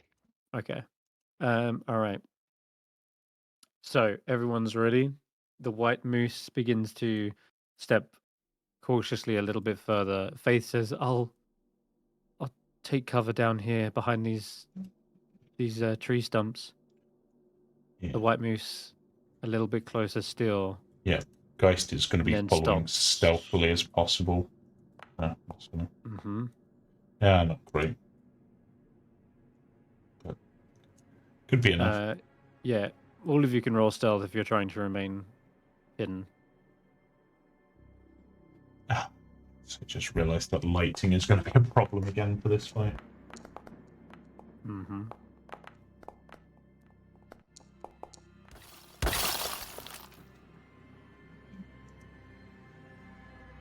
Oh, 607's virtually invisible. Yeah, I wasted a nat 20 on stealth instead of attacking. Well, it would have been initiative. Well, no, because next roll would have been initiative, so can't use that. All right, and finally, Mountain Goat and Axebeak. Oh yeah. Well, they got. Oh yeah, but they would need their own stealth, wouldn't they? I do not have their. I can do Labrys's stealth, which would just be a dex check. So. And please position your tokens wherever you'd like on the map. And then, what the hell does a mountain goat have? I'm just going to roll a d20, and you just tell me what bonuses it gets. Sorry. So I have no idea. Position ourselves. Which direction were we traveling? North. Like The white we were moose is- going. Yeah, the white Where's moose is White at Moose? the front, technically. He's at the front. Okay, I'm gonna go to the back. Uh-huh. That's Right fine, at the 'cause I back. don't want to fight. I don't want to be fighting some banshee. All right. What? Okay. Sorry. Yeah, that definitely is probably why you've got such a low stealth check. You're like speaking really loudly to compensate for your ears being plugged. I like that. Well, I don't the care white, if I'm making any noise either. You know, I think I'm Yeah. being stealthy. True, you don't know the twigs that you're snapping between your feet, the scraping of your halberd against the ice. It's very loud. I do the classic thing where I'm looking all around me, and then I hear an owl behind me, and I turn around, and I'm still backing up, and I back up into a tree, in my full armor. So there's a massive clink. Yes.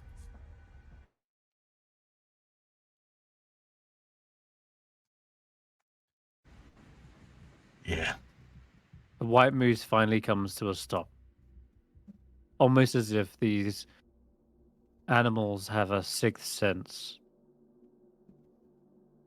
But you can actually see the white moose is actually sniffing the air, and it suddenly lifts its horn towards you, Ashanti, and slowly puts it in front of you to stop you from moving. And then I just moved up next to it. That's all, just from behind it to next to it, because I don't want it's it trying to have to take the Yeah, assault by itself. it gets your attention, and then it kind of like nudges and huffs in a direction, Okay.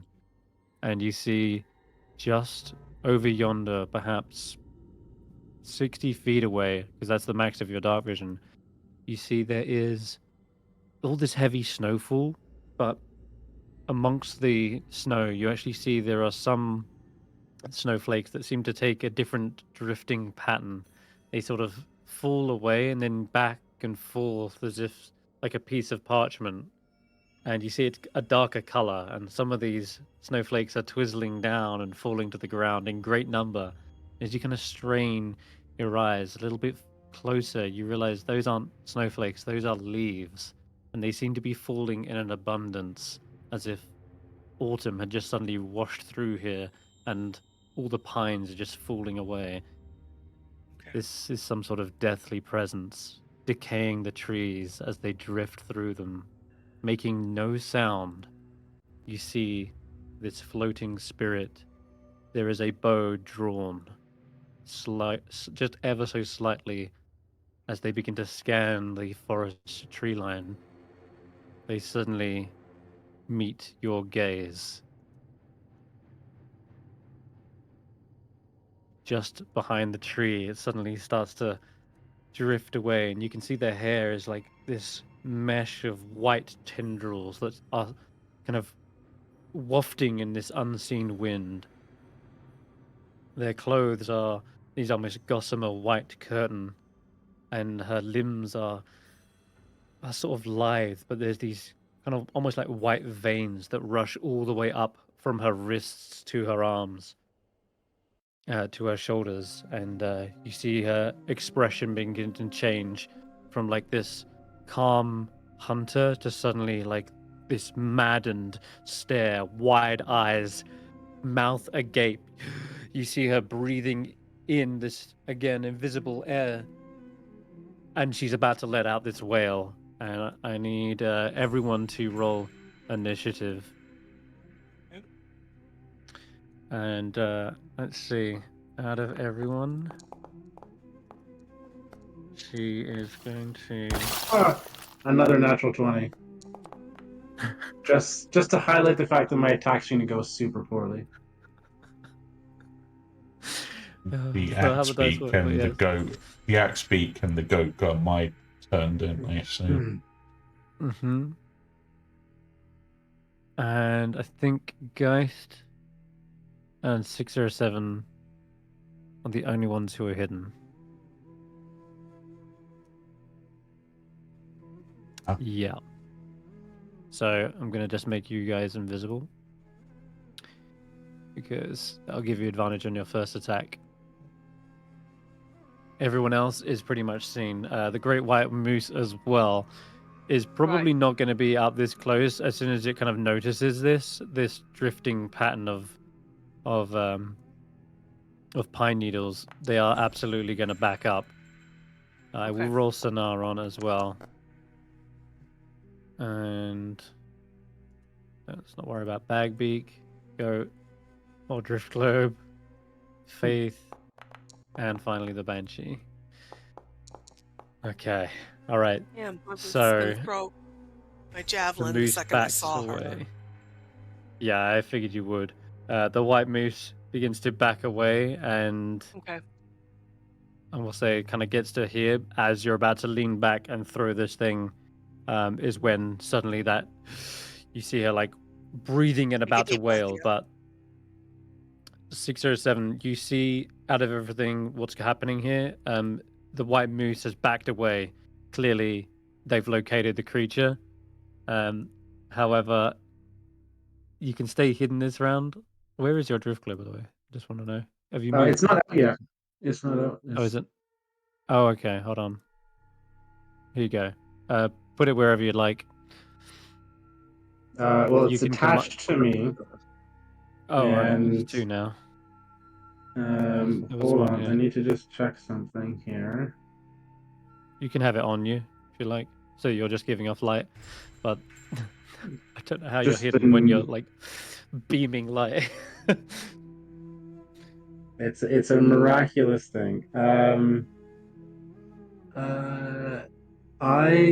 But I can see something's going on up front, right? You see the awakened moose backing away and nodding to you all. All right. She's here. Okay. Axe beak, full speed forward. How far can the axe beak go? Come on, the 50 feet, I'm pretty sure. 50 feet. Okay. Yeah. With its action and as well. Oh, with its action, it can do 100. Okay, because I want to go I want to go, yeah, pretty close to her. Where is she? Top of Geist at the moment. She's up here She's somewhere. on top of Geist? She's over here somewhere. Okay. Well, I don't see her. And nope. I will use the drift globe I will use the drift globe to. Your axe speed can dash as well if he wants. As a Oh, yeah, but I don't know where she is from here, right? I just know that the moose was backing up, so I was moving to where the moose was. Okay. Yeah. It gestures for northward. Okay, Almost so I'll directly head. north of Ashanti. Okay, so I'll head. I guess I can go another 30 feet or so up north Mm-hmm. ish. Still can't see her.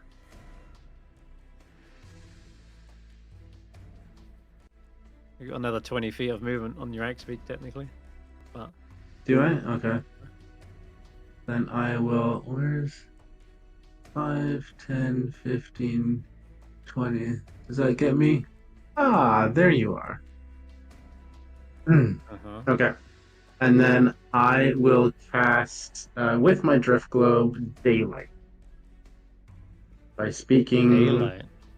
Yeah, I can Oh, cast wow. Daylight with it. By speaking the word Daylight. Okay, that's in, gonna in a very beam. particular way, so it doesn't go off accidentally sometimes. But yeah, This light is gonna beam so much more light. Hold up. How big is this thing? Yeah. It's massive. It's gonna fill the entire arena. Yeah. I want to get, as long as I get her in the banshee in it. That's my concern. Yeah. Oh yeah, it's like the whole forest. It's the whole Yeah, map. it's a Yeah, you're good. 60-foot radius sphere, isn't it? Yeah, I don't know how to do the casting of it with the Drift Globe though. Oh, I've done it for you. Okay. Did you? I That still can't see. It's because the template is so massive. It's like on your screen. It's like the whole screen. Oh, You should yeah. see the like, animation yeah. effect. Oh, I see the animation effect. Okay. I can see the animation, but I can't see farther away though. It hasn't Yeah. illuminated. It hasn't automated. Right, okay, hold on It there. hasn't changed my vision. Yeah, Yeah, you one can second. see the animation and stuff, but only up till the range of the original light that it had. Okay, 1 second. Was that my? It doesn't say if that was my action or bonus action to do daylight. Daylight is an action. Is an action? Okay. 60-foot Sorry. radius. Yeah. Bright, and another 60 for dim. Okay, so let's just change the light on this. I don't have any bonus action things, so that is my turn. Making sure she's in daylight.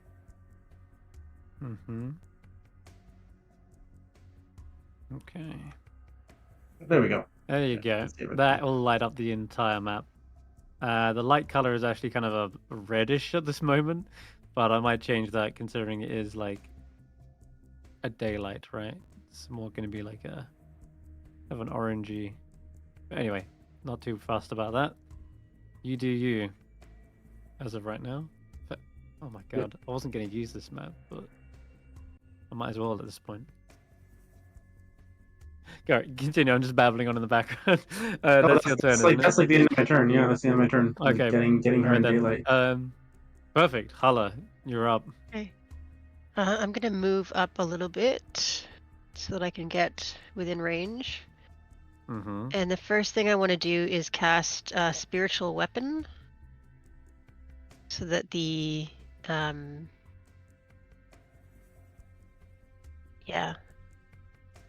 so that the massive three-headed dog appears. And I'm gonna have it appear right next to the Banshee. We need to get a token for your little Cerberus. That'd be cool. And is it close enough? Right, it was just on the edge yeah. of close enough. Yeah, so I can make an attack with that, right?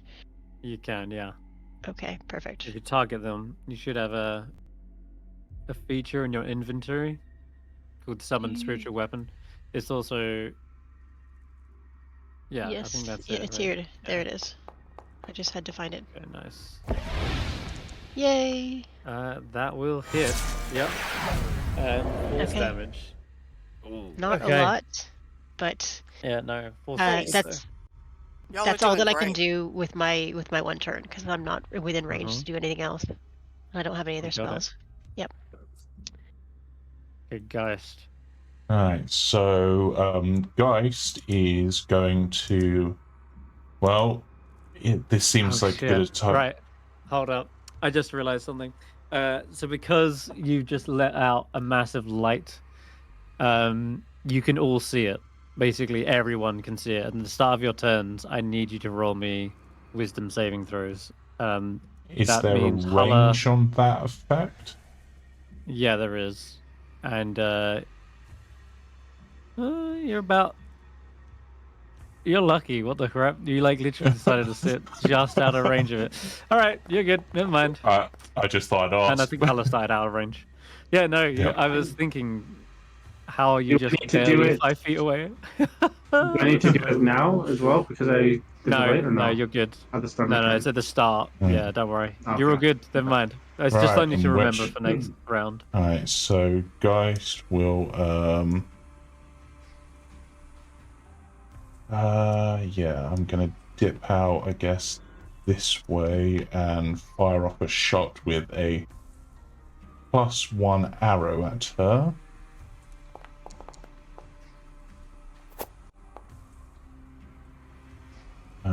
Which hits. And then Daylight's concentration, isn't it? No, it's not. It's not concentration with the drift globe, I think. Is it still concentration with the drift no, globe? daylight isn't concentration. replace I actually don't know. It's not giving me details of the daylight spell here. It's on the drift globe itself. Yeah, but it's not giving me the daylight spell details.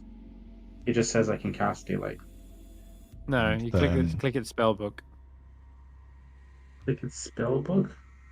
Yeah, the drift globe spellbook. And then Geist is going to rehide. Nope, apparently not.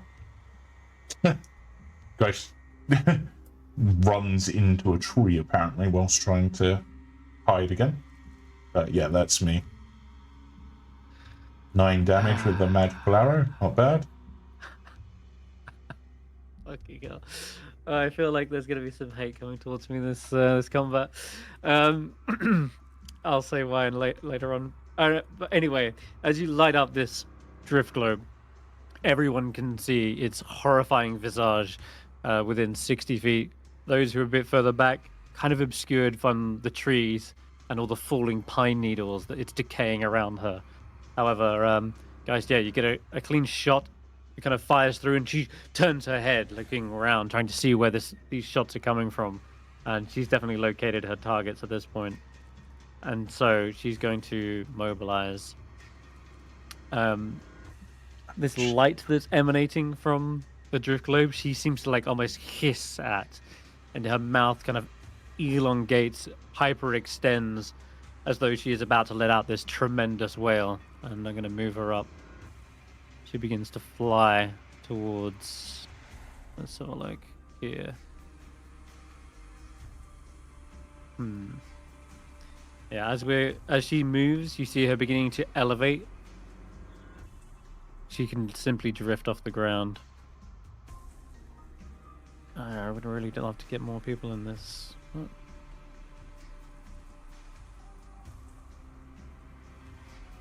That's out of range. Friend.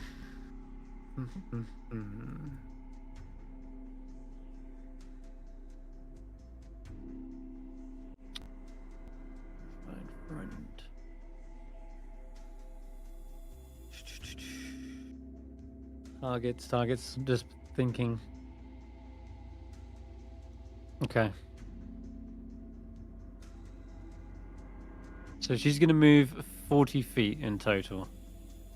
And 10 of that is going directly up and into the air.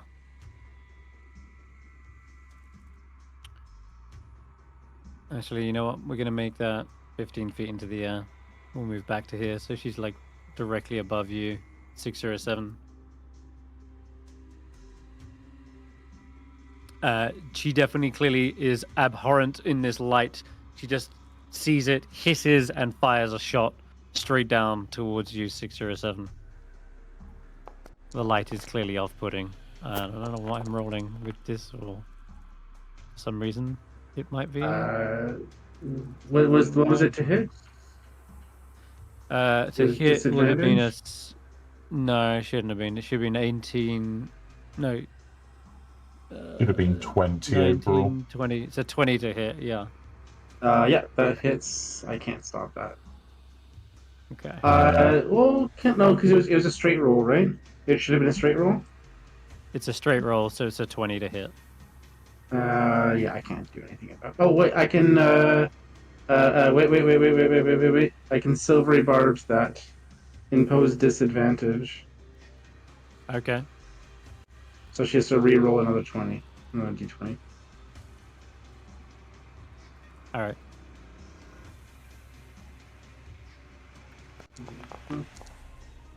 That's going to be an 18 still. I think it does still hit. Still hits, and I use my reaction, so I can't. Yeah. Okay. I'm going to give myself advantage on my next saving throw. Advantage, you got it.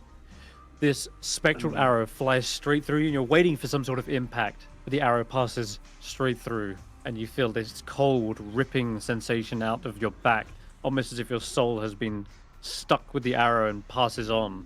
And yeah, your joints kind of like seize up and rust for a moment. And yeah, that certainly stung a little. However, it's not one of these things where that's all my she hit can points do. are reduced or something, right? Because that would suck. It's not. That would be Okay, corrupting touch or something horrible. No, this is a spectral arrow. Okay. Though, yeah, as you see her moving up and into the trees, she kind of basically becomes a little bit obscured as she flies into the branches and such. Her incorporeal movement means she can flow through all these branches without it being any kind of difficult terrain. And as such, she's at least got some half cover up here. And that's going to end her turn. It's Ashanti. Okay. First of all, because I've learned my lesson the hard way, rage. Okay. So, You do it. Yeah, you got it. Yeah, because we're gonna make sure I'm using that ability, and then I am going to be very, very unhappy about 607 looking like he's going down. So I am gonna move, put myself between 607. Come on. I'm sorry, my screen's jumping around. I'm going to move to put myself between 607 and the Banshee. And I'm going to also throw my javelin. So I'm going to throw my javelin and then... Rat. Alright, I'm going to throw my javelin and then move to put myself behind there. Is there a way I can freeze my screen so it doesn't zoom in on everybody when they're talking? Oh, So Yes, there yeah. is. If you go to the cog on the top right, go to configure settings, Okay. scroll down, and you'll see Okay. pan to token speaker, and untick that box. So just below like enable chat babbles. Ah, So it's like yes, thank you. Oh, thank you. at the 10th option. Cool, yeah, then click Yeah, save I found changes. it. Okay, so let me throw my javelin, my +1. Yeah, I highly recommend everyone does that, by the way. Yeah. Go ahead, roll the And hit. and I'm actually I'm gonna tell Andy to help. So Andy, come on. Andy. Come on. Oh, I've just remembered. You're within 60 feet of this thing, but I believe you've got protection from good and evil on you. So Mhm. just, And that your just want to ear. double check. Does that give you advantage against anything? It or makes is you it just immune to disadvantage attack? frightened. It makes you immune to frightened Okay. from them. Fantastic. Then yeah, you see this horrific creature hovering up into the tree. Its decaying leaves are falling around you, but you steel yourself as Hulla's magic is able to ward off its vision, Okay. its visage. Cool. As Okay, you were, well- you can throw that attack. I can't get Andy to fly. I don't know why. It's kind of stuck on you, isn't she? Yeah. Okay. You want her to fly up to it? Yeah, Yeah? to help, to try to distract it. Okay. And Yep, then I'm 15 gonna feet into the air. throw my javelin. You'll have advantage if it's helping you. Yeah. Okay then, go ahead. Hold down Alt, I think, and click it. Punch through and right.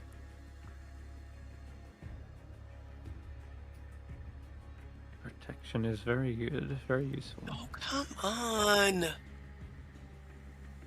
Why are you not throwing? There it goes. There. Oh, you for can, the love you of can me. roll it again. Didn't roll the advantage. So that's a 16. That made the difference. Right, yeah, that will excellent. actually hit, thanks to Andy. Okay. And here you can have an extra 3 points of damage for the first. Okay. For being the first roll. The magical javelin rips through their incorporeal form. It sort of lands into the snow down below, but it seems as though the magic has like overcome its resistances. It's like torn and ripped sections of their kind of gossamer priestess gown. Okay, then I want to move up, and I'm actually gonna try to put myself between 607 and the Banshee. Got Assuming I can move. Are you on the measure tool by any chance, rather than the actual moving tool? Am I? Possibly. it. Yeah, might be that one. Yeah, you're right. That'd be why. There we go. Thank you. Okay. So that's 20 foot, and I'm putting Yep. myself between 607 and the Banshee. And I'm looking to see if I can see where my javelin fell, so next time I might be able to grab it I and use it. So to get there, I think you would have needed to. Where did you start? Was it down here, right? It was Oh, yeah, 20 that's feet 20 away. feet. Okay. Yeah, that's fine. Because you're just a little bit exhausted, that's all. So you got 5 less movement. Okay, Faith isn't protected. She can see the creature at the start of her turn and will have to make a wisdom saving throw. Or else be frightened. And I think with her faith in Oral, she is overcoming her fears. So she's not frightened. What to do with her, though, is a better question. 607's injured. I can get a healing word for you. Or no, she hasn't got a healing word. She's got the cure wounds. You told her to hang back. I think that's exactly what she's going to do. We did tell her to hang back, so she should be staying. Okay. All right. She will hang back a little bit further still, just out of reach of her horrifying visage. That's going to end her turn. She's going to basically hide. Go to the awakened white moose, who can't do anything against a flying enemy. Will also be sensible and back away. Sanar Typical also Gavin. Running away. Also can't. She Sanar also cannot do anything with her dreadful glare. She stares directly at her sister, almost as if to try and, stare her down. The Banshee is completely immune to the dreadful glare. Likewise, Sanar is immune to the frightened condition back again, I think. So yeah, they kind of just have this stare-off, this standoff between Mummy and Banshee. Barry, you're up. So Barry doesn't want to get close. So Barry is going to try and help everyone with a bit of support. Apparently I'm concentrating on something, but shouldn't be. Oh. Damn it.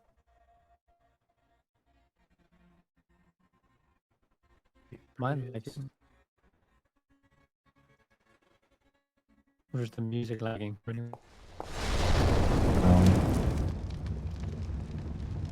What on earth is that? Fairy fire. Oh, I've never seen that animation. That was crazy. I know. She fails, and she's lit up. So she's lit up with all these neon prints of chicken foots. Of what? Chicken feet. Because of Chicken feet, yeah. my patron. All right. Every attack is made at advantage against her. Every attack? Great Oh, stuff. wow. Every attack. And then As long as Barry concentrates. I'm gonna move my 5 feet back. So Okay, now we're back to you, 607. Okay, well, I didn't And like this getting time- hit. Oh, This time you are in the Oh. start of its horrifying visage. I need you to make that Wisdom wisdom saving saving throw. Yeah. that's not Okay, gonna do that it. is a fail, but it's not by. Did you fail by 5? Fucking well did. Yep, that one's a bad one. DC is 13, and Oh, if you fail by 5 or more with a frightened condition, you are fleeing. This is the new rules for frightened condition. The creature must take the dash, disengage, or hide action this turn, and use its movement away from the source of its fear by the safest available route until it is no longer in line of sight. Unless they can't, in which case they simply take the dodge action. Someone within 5 feet of 607 can end this fleeing condition. They would still be frightened, but it would help them overcome the panic or help inspire courage effectively. But right now, the frightened condition is forcing 607 to flee. After you've overcome that, you're just frightened. It's only disadvantage on attacks, and they have advantage against your saving throws. That's the only thing. You can still approach the enemy, unlike the old friend. Okay. So the only thing I can This- do right now is run away. I have to do my entire turn to run away. You can do a run, you can do a hide, one of those, as long as you feel one of those kind of conditions. And I was going to scream run 607 on my turn, so... Well, I'm going to run, and I'm going to try to hide behind the tree over here. Yep, that's fine. Give me another stealth check. Yeah, this deathly form has this otherworldly magical fear around her. Ooh, that's a good hide rate. Okay, so you're pretty well hidden. With the daylight spell coming out of my head still? That's still... Yeah, hidden. Technically, you are still hidden. That she knows there's clearly someone else, right? You didn't just disappear off the face of the earth. Hidden means you're out of line of sight, and any attacks that she would try to do against you would probably be at disadvantage. Okay. So the hidden condition doesn't make you like invisible, of course. She knows you're still somewhere, but she would just have to fire kind of blindly into it.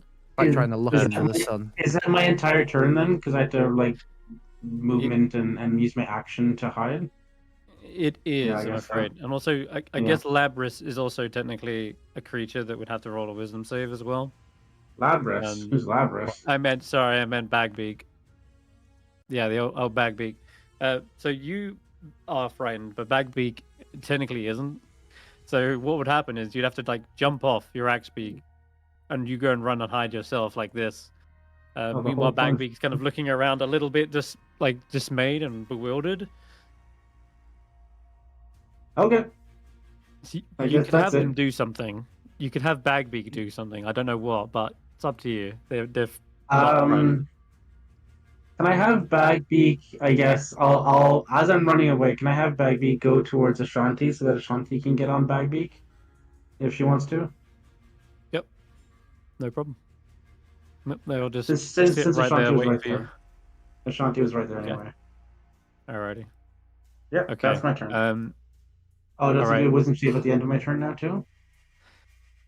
A horrifying visage. You're frightened for 1 minute. Target repeats the save at the end of each of its turns. Yes. Oh. With disadvantage if the banshee's within line of sight. Oh. He's not in line of sight because I'm hiding. You're hiding, but I mean, I specifically went behind a tree and I'm hiding and I'm afraid of it. Alright, so I'm not gonna be looking at it. I'll let it fly. I'll let it fly. You are no longer frightened. I'm not poking my head out. You're good. You're now immune to the banshee's visage for 24 hours. Hey, okay. Okay. But yeah, in that brief moment when her face turns to you, this sunken eyes stretch abnormally large. Her visage almost fills your entire vision, almost as if she's become some godly figure eking out a divine punishment on those who desecrated her tomb. And it's almost like only you can hear this scream. To everyone else, it's like this silent scream, but it forces you to run in and cower for just a moment before you realize you kind of snap out of it. It's all in your head. This banshee is something that we can best, but yeah. All right, Hulla, you're up. Okay. I want to move the spiritual weapon to within 5 feet. which I can do. 20. That's going to be an issue for your spiritual weapon. It's too slow to catch up to it because I moved 40 feet, I think. It's Yeah, not within range right now? You said 40 feet. Yeah, it can. So your spiritual weapon can only move I can only 20. move 20. Yeah. Okay. Well, So I'll move that closer within- anyway, even if I'm not. It's not within 5 feet. Because it's up in the air. It's 10 feet away. I'll tell you now. It's 10 feet away. Yeah. Okay. But it's not within reach. It's going to outpace your spiritual weapon. Yeah. All right.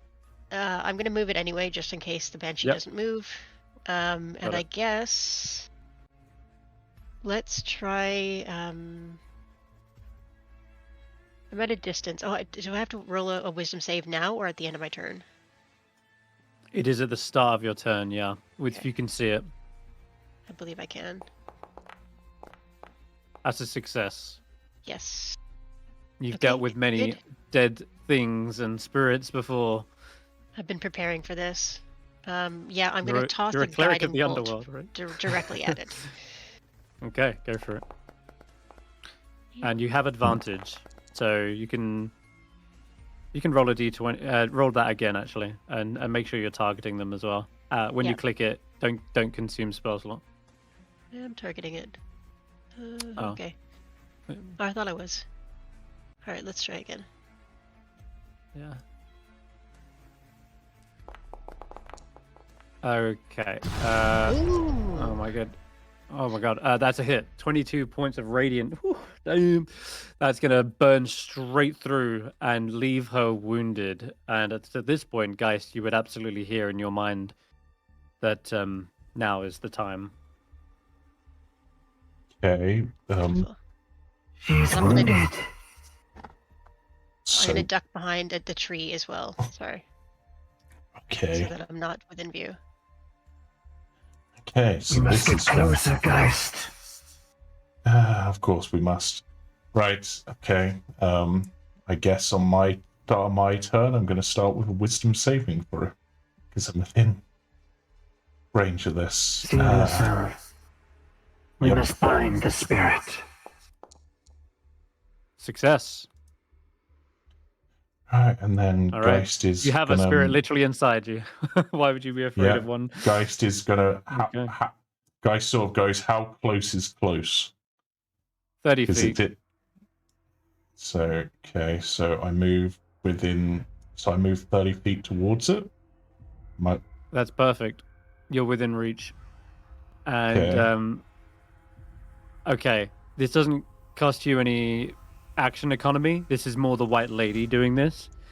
She binds your spirits together, and you feel this otherworldly tether connect, like chains wrapping and gripping around your heart and mind.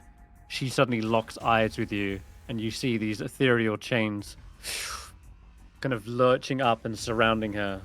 The White Lady is exiting slightly out of your body, almost coming out of your shoulders like a stand, and she's got the tethers around her are the same ones she was lashed to on the ship, and she's now using these chains and ropes and throwing them out to the banshee to try and bind your souls. There is an effect on this, and she says that this may hurt. Okay. You must stay alive, Geist. She will not pass on whilst I have her bound, but rather she will be brought to us. However, whilst bound in this way, you are effectively sharing a space, sharing a soul So we have to bring her down, but still, but... So what am I needing to do? Bring her down, yes. Okay. End her. Right. Let's go for one of those +1 arrows and see if this works. Oh my god. Damn, even with advantage, that's a miss. You feel a kind of a shaky grip on your bows. I'm afraid you're like being lurched around these chains. It feels weird, almost like you're being puppeteered for a brief moment. Trying to think there's anything I can do because I'm so close, but okay. I'm gonna call out to Faith and be like, don't let me die. Okay. All right. That's your turn. Yep. It is the Banshees go. Now let's see how many people we can get in this. Terrifying, horrific wail. She's gonna fly over your heads and towards Hulla and Darren. Do I get an opportunity attack? She's well above. She's too high. She's 15 feet in the air. 15 feet. It's only 10 feet reach. It's 10 feet reach, but I'm a 6 foot better. Okay, well, I can still probably take a route. She's out of reach. I'm really sorry. It's gonna get worse. You're gonna hate me even more as I'm about to do her wail, and it's gonna hit. Yeah. Everyone but 607. The white moose. I'm escaping the whale? Oh, jeez, I thought I'd be in it. Okay. No, you're hidden, so I guess she's ran over this way. She gets 2 more people by leaving you out of it, effectively. So you're actually... Okay. How much is her... What's the distance of it? Sorry, the distance. As she lowers herself down to the ground, she's within 30 feet of you. Yeah. I was hoping... Yeah, I know. You're thinking of the Z-axis, aren't you? Yeah, no, she's got like enough movement to lower herself. Actually, she can still be about 5 feet off the ground, actually, technically. That wouldn't make a difference. Okay.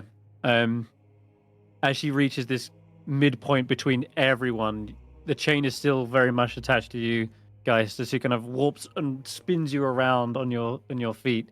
Chris, she then begins to breathe in. Just thinking, is the reason my attack missed because she was treated as having cover? Because that wouldn't affect me. No, she had 14 AC without cover. Oh really? Wow. I swear a 13 hit her earlier. Must be me misremembering. No, definitely not. Okay. Yeah, no, she's lithe, agile, and she's like basically almost. No, she's the spiritual weapon hit like her on a 13. I can't. Really? Oh yeah, shit, you're right. Oh yeah, you're absolutely right. Yeah, you would hit. Yeah, because you've got sharpshooter, which overcomes that. Yeah. Yeah. Okay, no, you're so right. she would have taken the 8 from that and... 8? Oh, yeah, because it was a magical arrow. +1 arrow, yeah. Okay, so and an extra 8 from sneak attack. Oh shit, because of advantage. Jeez, all right. So this is where... Okay, well, you would find that just the complication right here and now then. Yeah. Oh god, guys. You just did 16 damage, didn't you? Yep. You take 16 damage. Oh no. Which puts me on death's door. It does. This is the quest you need to overcome. You're soul bond to her. You need to survive at all costs in order to get this to go through, but every point of damage you deal to her from this point on is going to be dealt to Geist as well. And as you shoot, you feel the same impact of the arrow hits you in the chest. Yeah. Does that mean that every point of that means... Oh. She didn't get hit from you, Ashanti. That was earlier, before the soul bond. Oh. Yeah. Yeah. But also, does that also apply in reverse? So if I get healed, it will heal her. No, because she is a ghost. Okay. She can't really right. benefit from healing. Just So sort of, we do need to yeah. keep Geist alive, yes. But she, if anything, would using like the old 3.5 rules where positive would actually normally heal, like damage her, I guess. But Yeah. in this case, it doesn't seem to affect her. She has no body for which to regenerate, right? You can't cure wounds like Ghost. I'm pretty sure that's like in lore as well. Yeah. It's like, yeah, literally says the spell has no effect on undead or constructs. So healing you will not heal her. Yep. Right. Sorry. Getting back on track. She's floated into the center, and she is going to use her whale, which is going to hit everyone but 607 Faith and the white moose. But she can't has get any disadvantage. I was Disadvantage. raging. I hit her. My ancestral it's a saving protection throw. didn't kick in. Yeah, it's a saving throw. It's not going to be an attack. Rather, everyone must make a Constitution saving throw or take some damage, basically. So, but Hulla had and Ashanti had the earplugs, right? So Ashanti can have advantage. I don't need it. Who else had it? I think Hulla and I Faith. did, and Barry. Oh, and Barry. Hulla and Barry can roll advantage as well. Can I get someone to And roll for Guy? me? My screen is completely black. I have nothing. Yeah, I've dropped. Well, I'm already on 0, so I don't know what that does. Well, I'm going to say the whale for you guys isn't going to actually affect you. Because when you're soul bond, the whale is not going to actually affect you. If she knocks you out with psychic damage, she'll knock herself out, and she realizes this very quickly. And so effectively, you just hear a silent scream as you look around you. All your allies are like holding their ears in this horrible pain.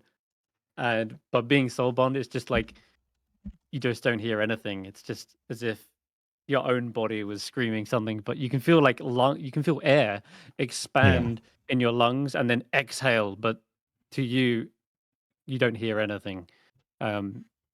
Faith, Barry, let's see. Faith, okay. Yeah. Barry, what did you get on your save? You got advantage. I got an 8. I rolled Even with advantage. I rolled a 3 7 and a 4. 5. Yeah. Shit. Yeah, Okay. and Hulla hasn't been able to roll because they're having issues, I think they said. Okay. This suddenly got a lot worse. The whale is so otherworldly and mournful. It just pierces through your very soul. And Barry, you fall to 0 hit points straight away. Is that 0 death's door? You fall to 0. Yeah, it would be. It would be death's door. You would That's normally be unconscious due to this. This is a whale. You've seen this very much before. Ashanti, what did you get?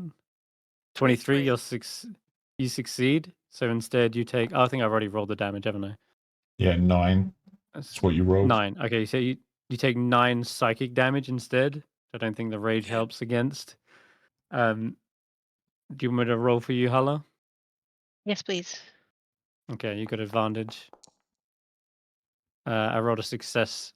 You take 9 points of psychic damage. Okay. Thank you. And finally, Sonar is unaffected. The goat. The goat has to roll as well. The goat is gone. Sorry. The goat just hears this and just keels over. Like when a goat hears a really loud noise, it suddenly like goes all stiff and then falls on its legs. Yeah, that happens. Congealed the very blood. That's fainting. So did it faint or did it die? In the case of the goat, there's no difference. Yeah, exactly. The goat just is actually a fluffy goat, right? It's just filled with fuzz.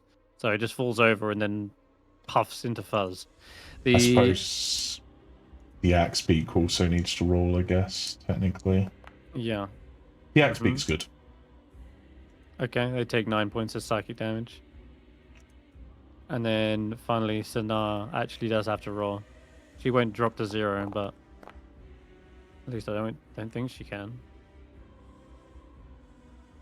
I'm afraid to Just ask, double does check. Andy have to roll? I'm afraid so. Yeah, this is why I warned you about the Okay. who would you bring. Right, it's a con save, So right? it is a Constitution save. Um, Yeah, it has no effect on undead, so Sana is not affected. Oh, I'm afraid Andy falls from the sky, okay. lands in a branch. They just flop on top of it. Anyone else? I think that's everything. Okay. I think that's her movement. That's her go. That's her turn. Yeah, Ashanti, you're up. Okay, I am still raging. I am going to adrenaline rush so I can get up through all this difficult terrain to her. She is 5 feet off the ground. This time she is. Be warned. Right. Any damage Hang you deal on. to the Banshee will be dealt to Geist. And Geist is on death's door. You're kidding me, right? Hit the Banshee as hard as you no. can. But what you could do is you could ready your action and hope that one of the others heals me before it's her turn again. So basically, one that way, that would work. That's true. You could hold your action if you're wanting to Okay. strike at her. I do have a quick question. I have the +1 hand axe order made. Is that considered a magical weapon because it's a +1? It's not magical, but it does have a nice extra property where I think if you roll a 1, it's a re-roll. Or it becomes a 2, Okay. right? It's like, All right. hold on, let me just double check. I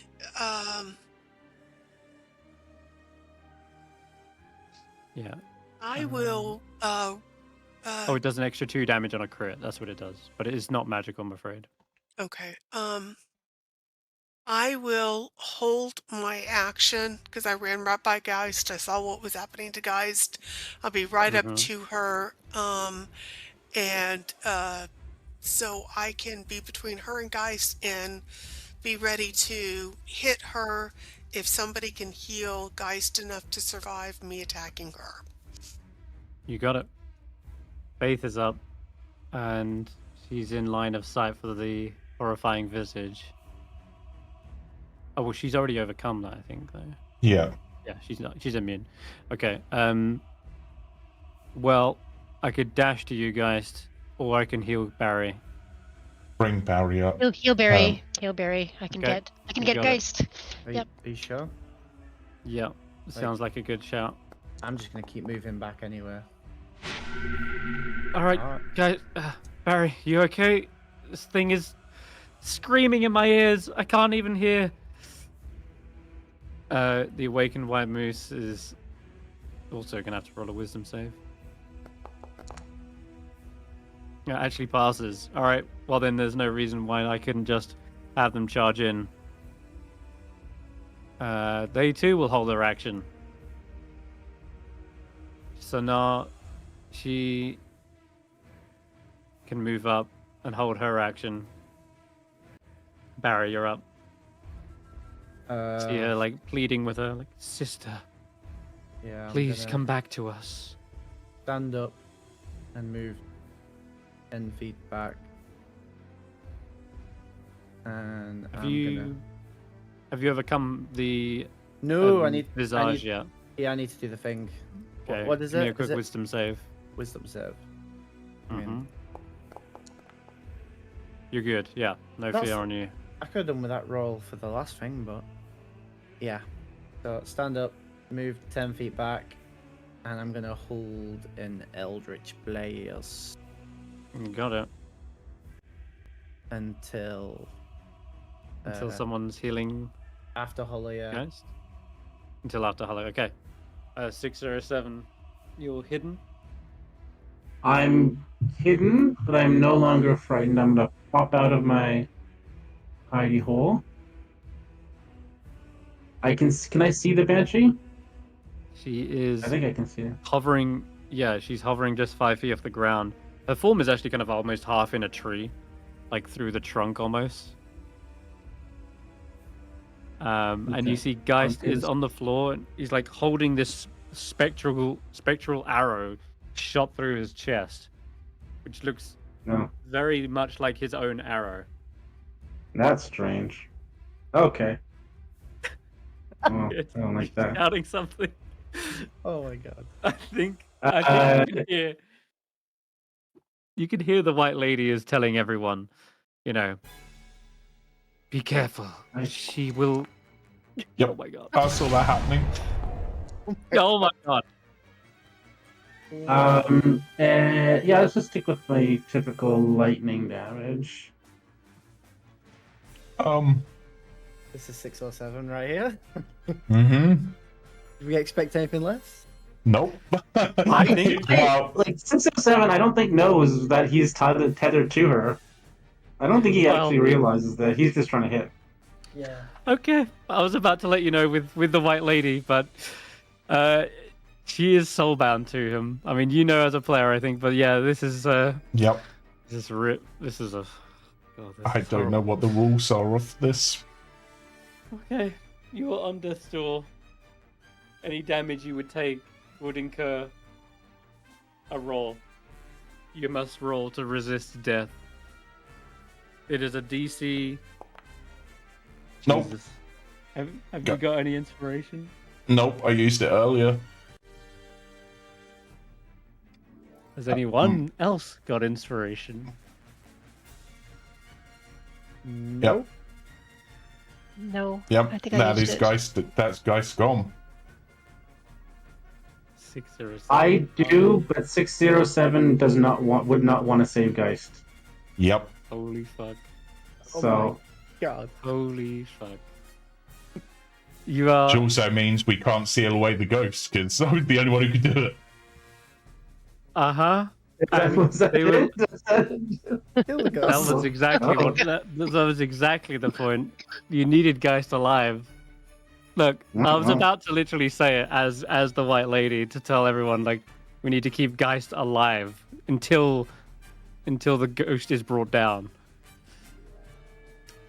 I'm trying to bring I the was ghost about down. to say that. I know. You would have given me a split second, but Oh Geist my is God. gone.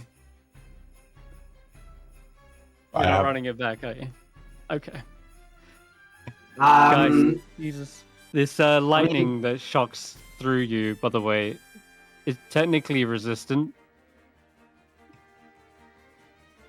And It yeah, wouldn't she would matter be anyway. resistant to it. I know that much. But this is the only thing I can think to throw you a bone, is that because she's resistant, you two would basically have the same sort of resistances. So I You get share another everything. roll. Is what I'm trying to throw you a bone and say you would have advantage on this because she doesn't feel the lightning as harshly as you would. Oh Jesus. Wait, Oh. Hulla, are you close enough to reaction cast resistance? Because that's a +1 rate. And I'm afraid it's BFA. like 11. That's a 10 feet resistance. Not just Yep. only that, but it's I believe like it would be DC 11 because you're Yeah, Geist is gone. I Holy don't fuck. have anything No. that can. Kobold character, eh? Yep. Everyone's I holding guess. their action, waiting for this moment when I was you waiting to see heal. I just I needed know. 607 to go. Ugh. Yeah. I go after. I know. Guy It was so 607 literally killed Geist by shooting this ghost. You Yeah. see the lightning surging through them. The electricity also is apparent over Geist. You see his body kind of go into shock as it falls down. The electrified surge just takes him, and you don't see Geist get back up from it. It would be Hulla's go straight after that. Did the rest of us know you what just happened? I don't think I was aware. I mean, You see That the they were white lady is hovering slightly out of Geist's body now as a full-on ghost. She's right here, and you see the chains that are kind of tethered to Geist suddenly break and wither away. They just sort of dissipate from his body. I don't know that I would know in the second what is happening, and I would think that he's just on death's door. So I'm going to move. The White Lady would definitely know. She turns around to 607. Move here, and I'm going to cast Prayer of Healing, which is a. I have no available spell slots. We didn't take a long rest. Also, Prayer of Healing, isn't that like the 10-minute cast one? Or has that been changed? Prayer of Healing is normally a 10 minutes. Yeah, it's normally a 10-minute spell. Oh, it But I does. believe you use... There's a ghost. I used Spiritual Weapon once, but What about the other fights that we had? Because there was other fights. We didn't take a long rest. I'm like, okay. I guess I must have used it up. In that case, I can move up to Geist, and I'm going to cast Cure Wounds on him, assuming that will work.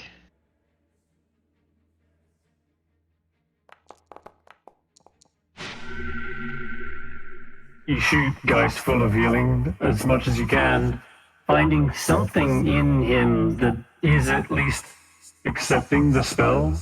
Normally, a dead creature would be He's still a ghost. unreceptive and would just do nothing. But Geist suddenly feels the spell works. It like seemingly pumps something inside of Geist full of healing. And yeah, I know I'm the ghost. Because the ghost is turning around to 607 and says, "What have you done? Oh, you've ruined everything." Why isn't he getting up? She looks towards 607 and glares. Why isn't he 607? Why isn't he getting up, Ashanti? He's not. I felt that You he should was. have waited. I think that they're linked. I think that somehow he linked himself to the Banshee, and I don't know how. Yeah, why wouldn't we be told He about was- this he before was- using it? He was twitching, which is why I stopped for a second, because I wasn't sure. She was twitching, he was twitching. They were both in sync, and I wasn't sure if I hit her, if I would hurt him.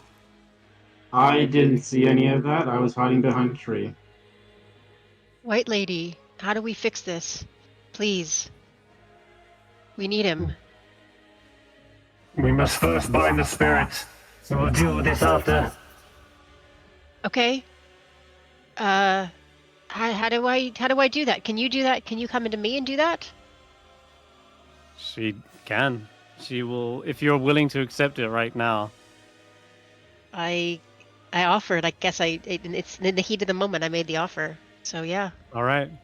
She does so without hesitation, possesses you, and the White Lady is a cold presence, like a deathly hand grasping your shoulder, and it turns you towards the Banshee. Immediately, you see a chain tether towards her and yourself. Okay.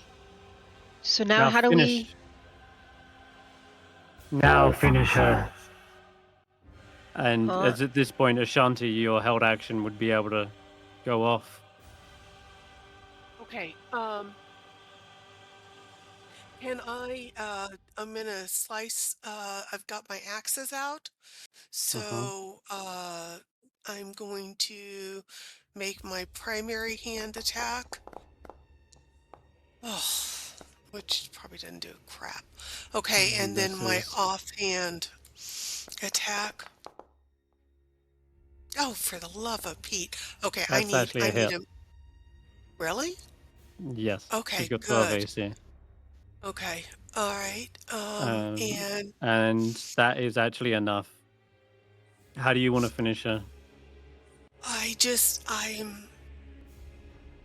in the midst of a rage, you can see my ancestral spirits just look at her and they're both shouting, die, on either side of me. My mom and my grandmother are looking at this banshee saying, just die, while I am just flailing about with both, or using both my axes to try to wail on her. Yeah. Chopping and slicing away piece by piece, you see the form beginning to separate, but instead of just dissipating like you've seen many spirits before you, you see them being pulled and reeled in by the White Lady and pulled into Hulla herself instead. You see this form kind of basically being sucked into yours, Hulla. And you see the White Lady kind of almost wrestling spirit on spirit. And she's too weak to be able to fight back against the White Lady. And ultimately, she is subdued and suppressed. And the White Lady almost grips onto her mind, and she sort of announces, Let me take your vengeance. Let me be your way. I will fulfill, whilst you will rest.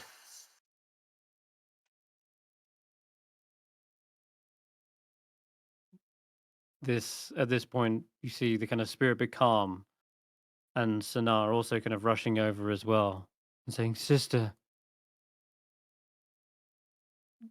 can you hear us? And you see this sort of form of white kind of form around your eyes, Hala, almost as if the spirit is pushing her face through yours, and you hear a kind of sobbing, mournful expression from her. What? What? In Elven again, in Elven, of course, just saying, "What? Where am I? Why am I not in the tomb? I remember being dragged out." Sanar You were looks across. forced. Hmm. Sorry that that happened to you. You should have been able to rest in peace.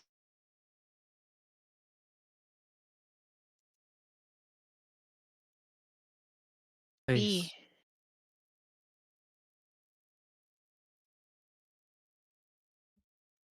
And at this point, she looks down for a moment to the ground, trying to remember.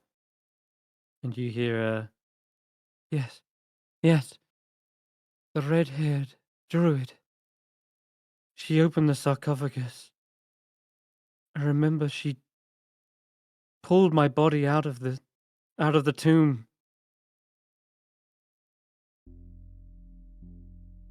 I laid there, lifeless. I thought there must be some explanation.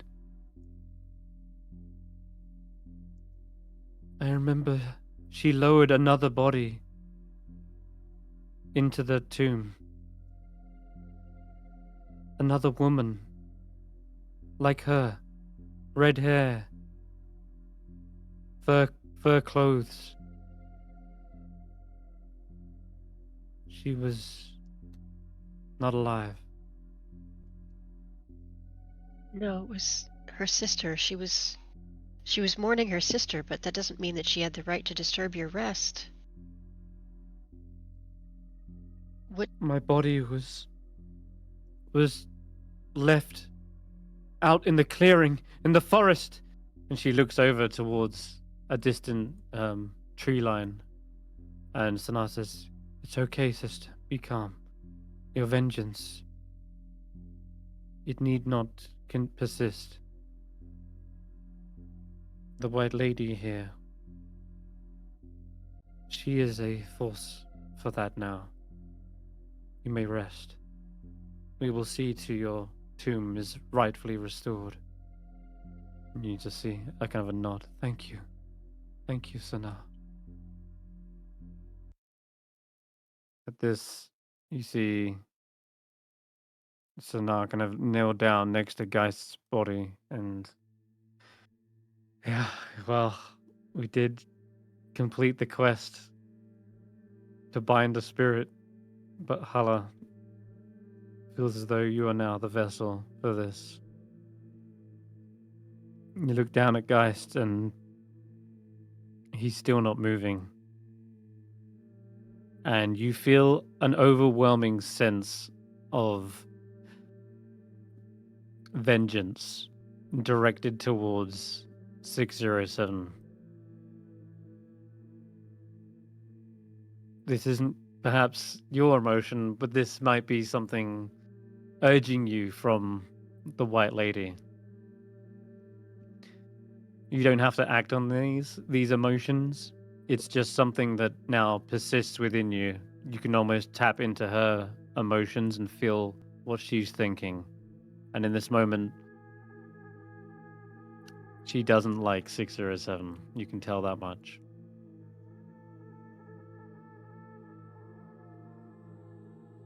I'm As I can't feeling imagine that, why. but still trying to revive 607 or sorry, Geist. the guys, Like still trying to figure out some way to bring him back, but I have no spell slots left. Give me a medicine check. And considering what's happened and everything, and considering she has the White Lady, can Geist's spirit speak at this point? Because I guess he'd be a ghost himself. You was soul bound to the White Lady, and the White Lady has also now sort of taken and soul bond onto the Lonelywood Banshee. There is other emotions swirling inside your head, Hulla. There's a mournful presence that you detect is likely the spirit of this elf priestess. And there is one other mix of emotions inside here as well. And this one seems to be more alarming. This one seems to be more like urgent than the others.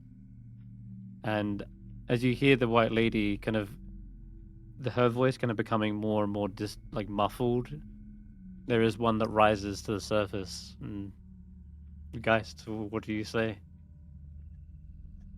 It's too late, Hulla. Right now, there's only one thing that you can do. And it's what I asked all of you to do should I fall, for your own safety. Take what you can from me that you think will be of use, and then make sure that this thing inside me doesn't get out and hurt people. I don't want to leave you behind. You're one of us. I'm not ready to just let you go because of that.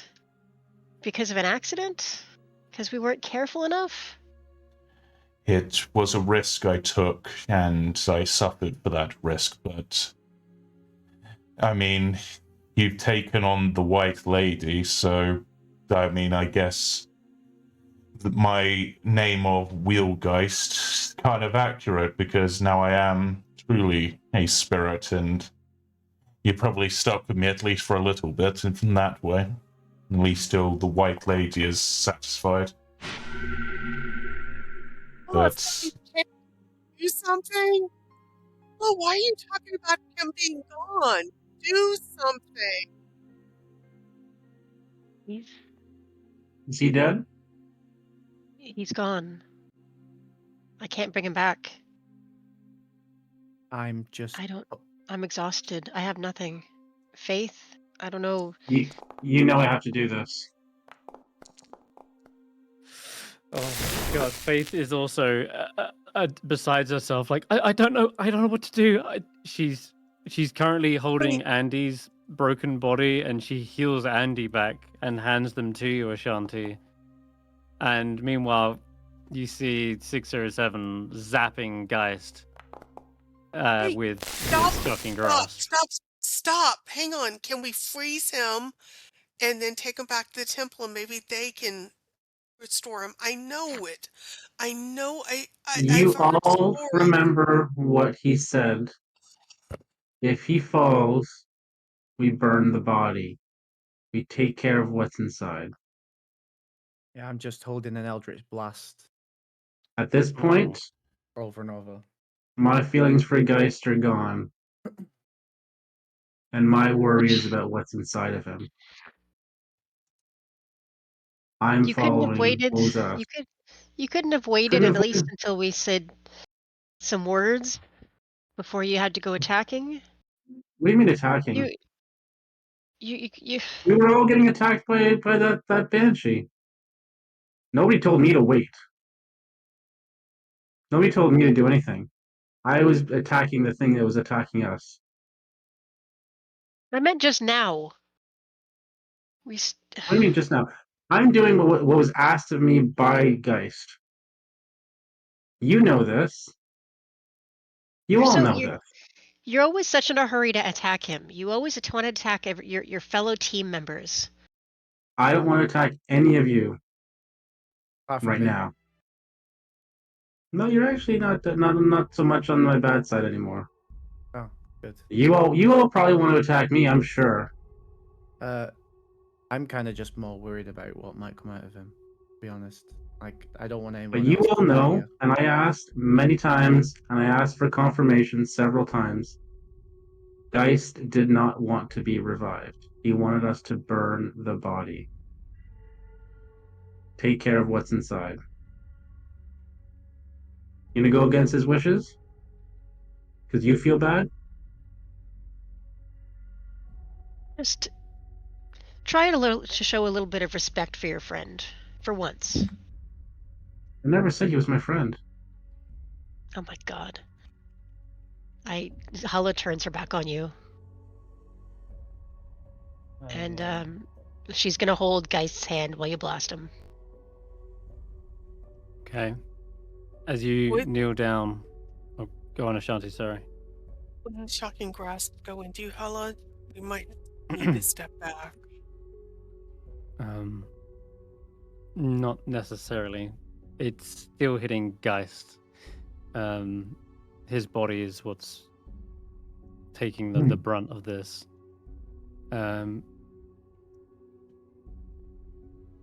So, as you kneel down, you grab a hold of his hand. You see that 607 brings around another blast, another electricity just surges through his body, and this time you realize exactly what your cure wounds was using. Something was affecting it, like your healing was on something. And this time you see kind of a twitch and a shift to the body.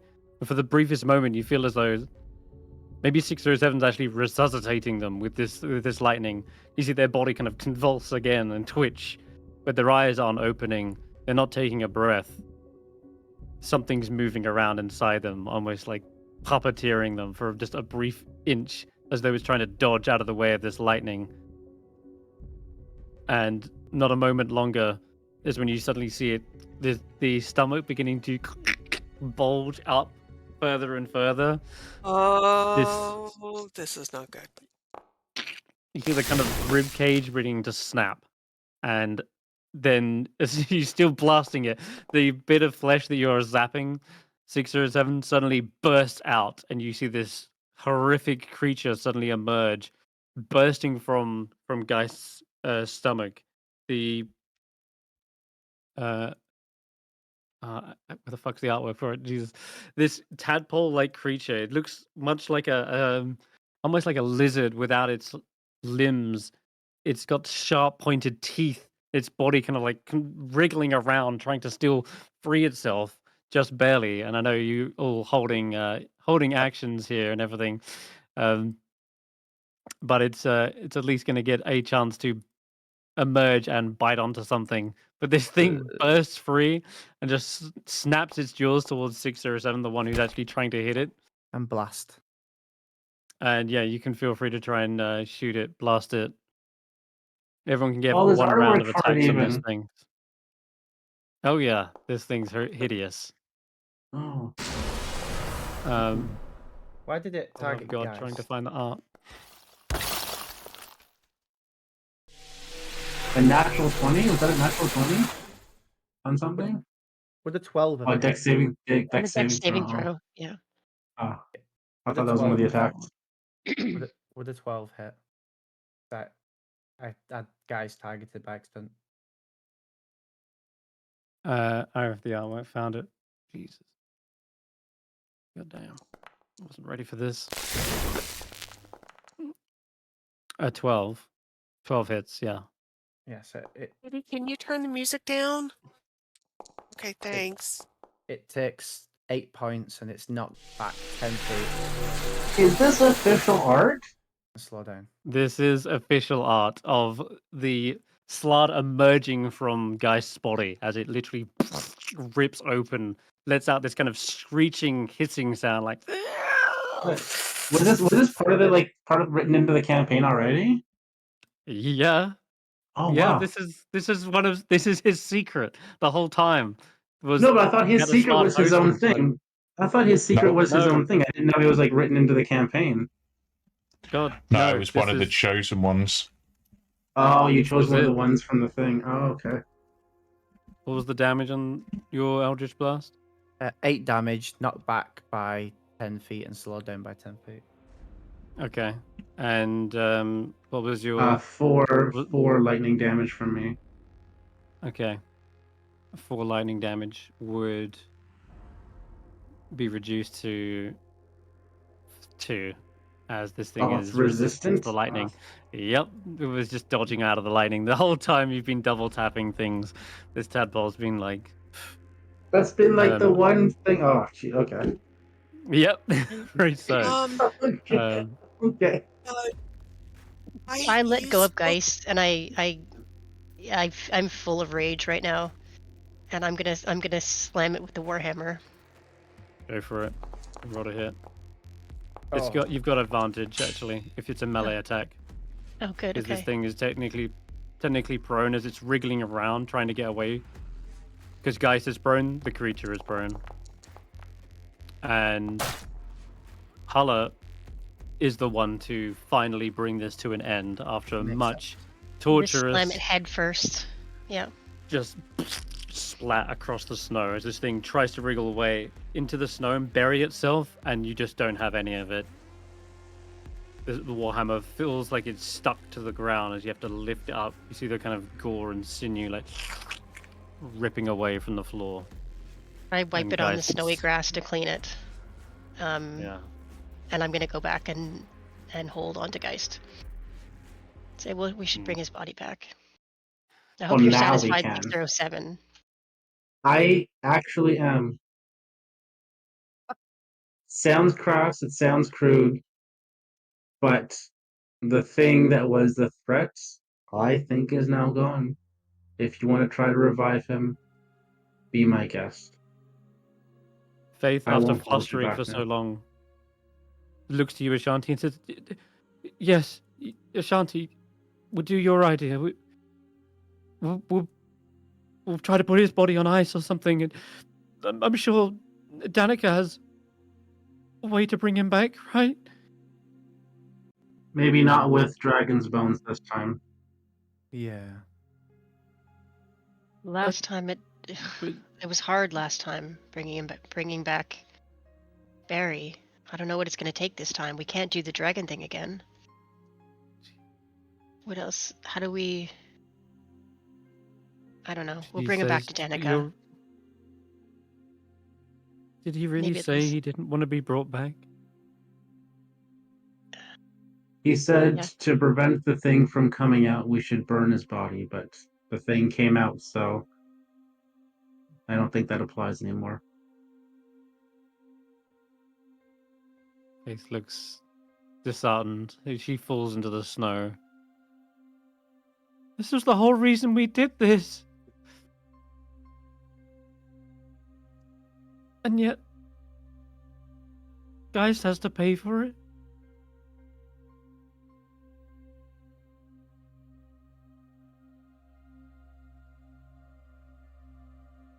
She We- breaks down and Yeah. starts just I- crying into her own cape. I get the Or logic cloak. behind why it needed to be done. But also, not quite fair, is it?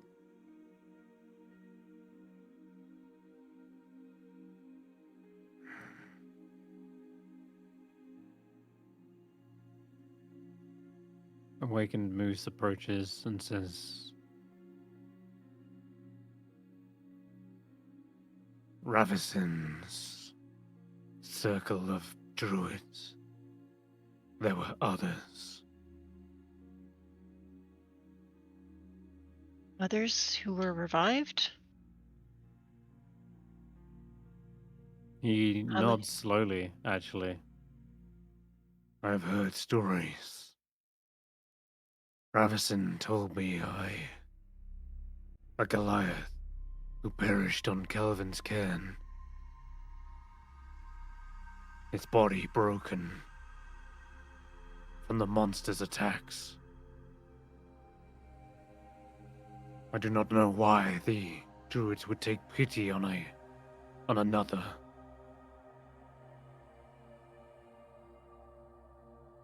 But they did bring him back. Not quite as he was, however. Apparently that once Goliath now roams with the Ragged tribe.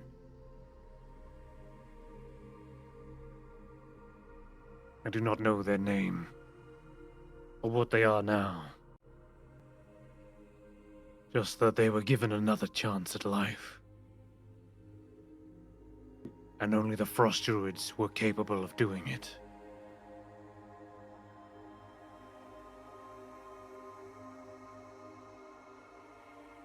Do you think Ravison would show mercy to No. this I do one? not know.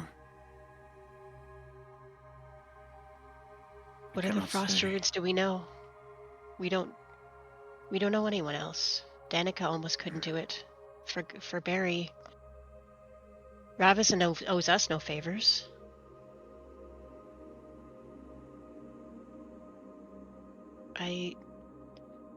Apologies. You see the White Moose kind of back away, bowing their head, and I merely wish to let you know, at least.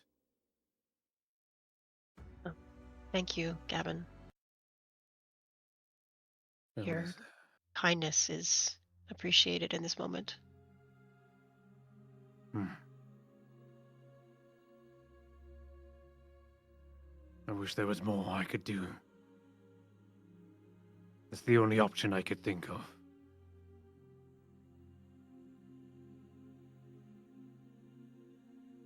And speaking of options, if we take a quick 5-minute break, I would like to speak with James in private as well,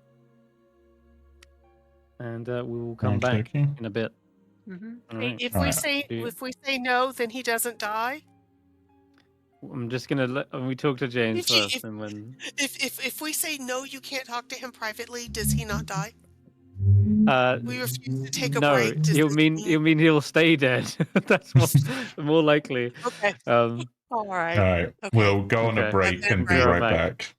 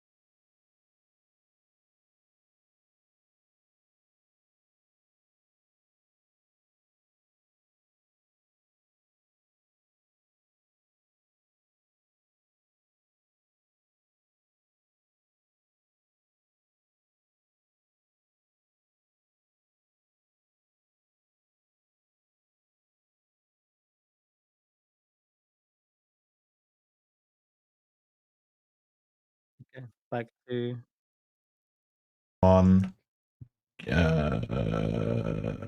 go. Just need to hide this. There we go. and we're we are back. back. All right. The body of Geist lays on the snow, blood ripped open from his stomach.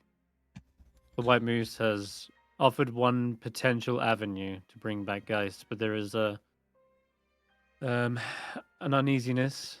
We're not sure whether the party should or should not revive them. This conversation can take place now, though. However, Thank Faith God, did Hulla, ask, like, should he be brought back? well, now that Hulla's made that thing a smear at the end of her warhammer, yes. I mean, the reason he didn't want to be revived is because he didn't want the You didn't want that thing thing to attack. escaping. Exactly. Now, Exactly. now that it's out, and it's dead. Hulla, would you whack it 2 more times against the ground as a double tap just to be on the safe side? Oh yeah, And sure. Yeah. um, now that it's just a bloody smear, I think he would want to live. That doesn't he want to help his tribe with something? Wasn't there's something he was out here for a reason, but I don't remember what it was. He wanted to gain power so that he could overthrow the leader of the Reghead tribe, because the leader of his tribe right now is, I don't know, bloodthirsty, a bad leader, just someone who shouldn't be in power. That's why he was out here. And that job still needs to be done. So I think the only reason he didn't want to be revived because he was afraid of the monster inside him. So I think we owe it to him. I think considering what he was willing to do for Barry, I think we have to be willing to do the same for him. And I he did agree, so much and good.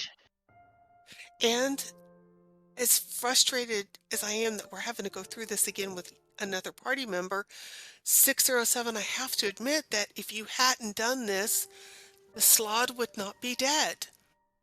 And we would be facing this at some future point. So maybe it's for the best that we are facing this now. Maybe it's for the best that we have a chance to bring him back now that that thing is gone.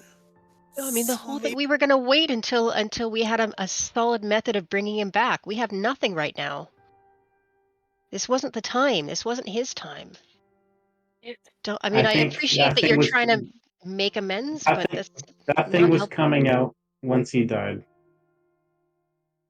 And so maybe it's best that it came out now, Hala. And yes, there's never a good time to kill a friend. There's never a good time for a friend to die, but I think the White Moose has given us hope. Barry, what do you think? I think we should try because we wanted to save you. And maybe Danica will know something if we get everything back to her and cure her madness. She'll have words of wisdom as well. I get where you're coming from, and don't get me wrong, I appreciate everything you guys did for me, but look at all the suffering it's caused by you guys bringing me back. What if we just end up creating that suffering again? What if we end up in a loop and then we bring guys back and then we have to try and fix that issue, and then Hulla dies and then we have to try and fix that? I'll go with whatever everyone else wants to We do, but can't leave this horrible place. how We much can't get suffering out.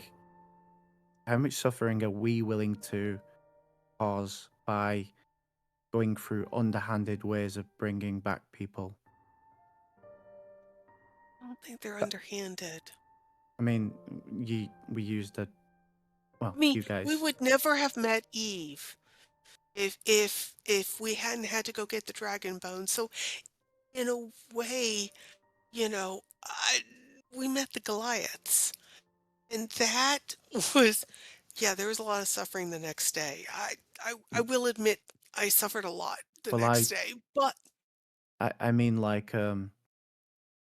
all the stuff we put Danica through, and the fact that I almost killed someone myself because of the after effects of bringing someone back.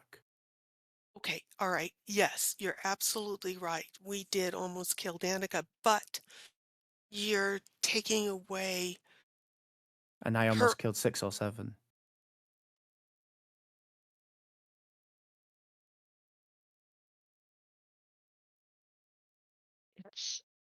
It's a question of risk. What if that's what I'm trying to say. I'm not saying we shouldn't. I'm just saying we gotta understand that the actions we make seem to have quite a lot of consequences here, i.e., Danica and myself.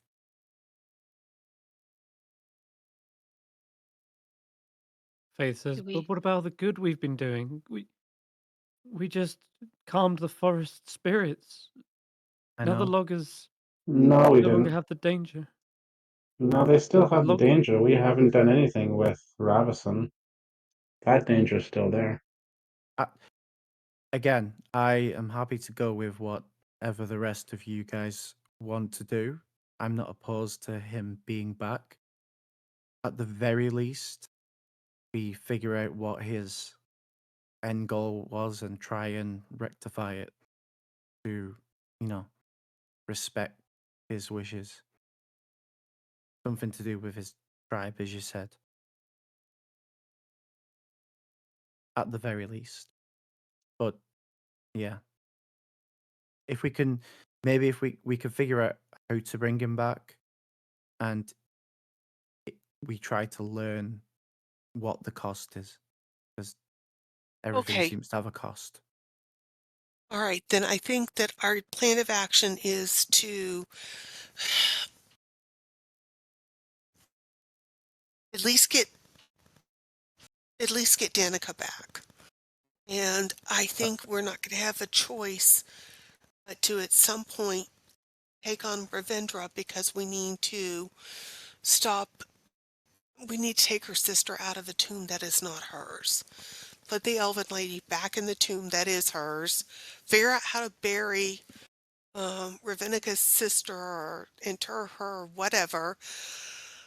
Possibly inter her with Ravenica if Ravenica resists us putting the elven tomb back. I mean, Get everything. Ravison, yeah. Ravison, I'm sorry. We've Ravison, also and then we've also got to consider that we can't get to Ravinica unless it's Ravison. Ravison, sorry, unless it's 1-on-1. or Unless it's 2 weeks Unless from we have the now. moonlight. We yeah, need the we have to moonlight spell. we'd have to wait 20 days at least before we Oh, can take good. her on. Let's We don't go do need the the moonlight Danica spell. We thing, just need and to we'll wait. come back. We just need to wait to get through the door. Yeah. Right. Full moon, Moonlight. 20 days.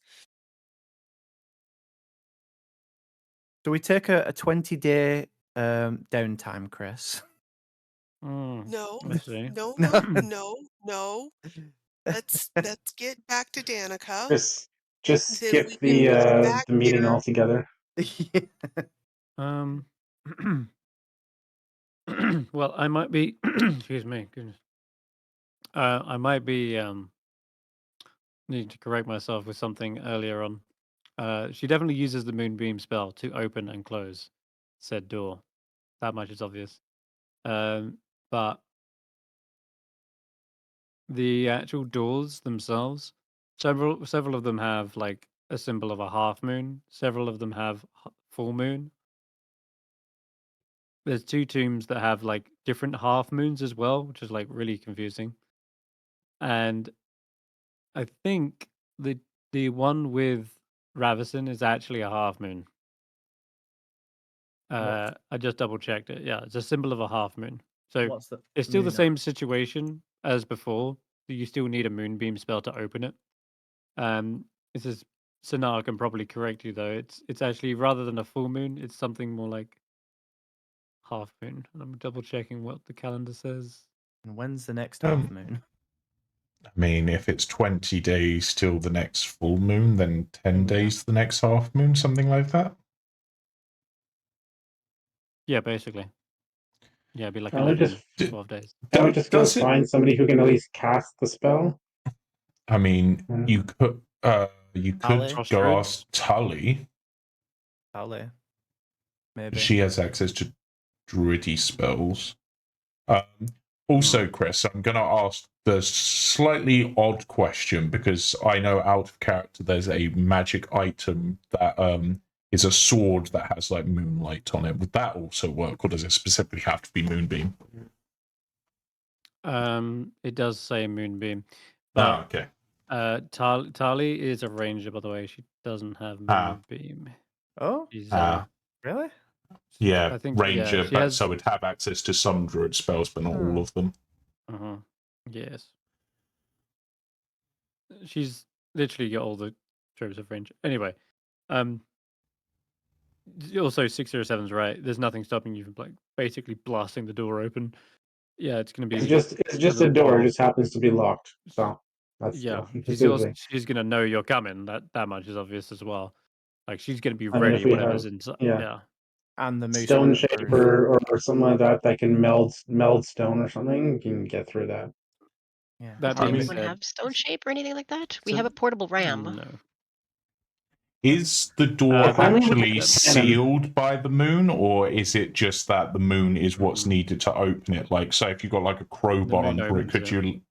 If you got like a crowbar under it, could you lever the door up, for example? Are there the any? moon is what opens it. Ah, so Is it's like there an a arcade lock lock on almost. Mm-hmm. Is there a lock at all, like a physical lock on it, or is it? The door is locked from the outside. There's no like. There's no There's like no like obvious like handles. thieves' tools wouldn't be able to do anything or anything. Yeah, Like that. right. Exactly. Yeah. There's no like handles, holes, hinges of the soul. It's simply a kind of a magical Hmm. lock that only opens from a moonbeam or a similar magic like knock. I mean, Knock Ah, would also oh. do it. But again, knock is a. Could I take the knock spell? the alternative is we could try the calm emotions thing and see if we make her indifferent to us. I That is mean, like this is so, metagaming a little bit, but I could take the knock spell. you could, and you're about to get a level up. I take the I- knock spell. I wouldn't say it's metagaming because you have No. reached a new plateau of like potential, and it just so happens that you need you would access something like you would strive to get something you need right in the moment, right? It's something that we've been that we need to get to, and It, I'm gonna get some new magic in a little bit. if anything, it's the opposite of metagaming because this actually completely Timing flavors wise. why you would get it, right? It's like, damn, I need Yeah. to find a way to open this door. I need to I'll find a way to open the research door. a spell that opens doors. Ta-da! I've got it. I've come back, and now I know it. That's the kind of That's if anything, it's Alternatively, more flavorful. we could see if the carnival cards would lend us their cannon for an afternoon. Yeah, sure. That never if got used. if we could speak to the carnival cards, then surely we just ask like Nox or Solomon to use They're Moonbeam. in the same world.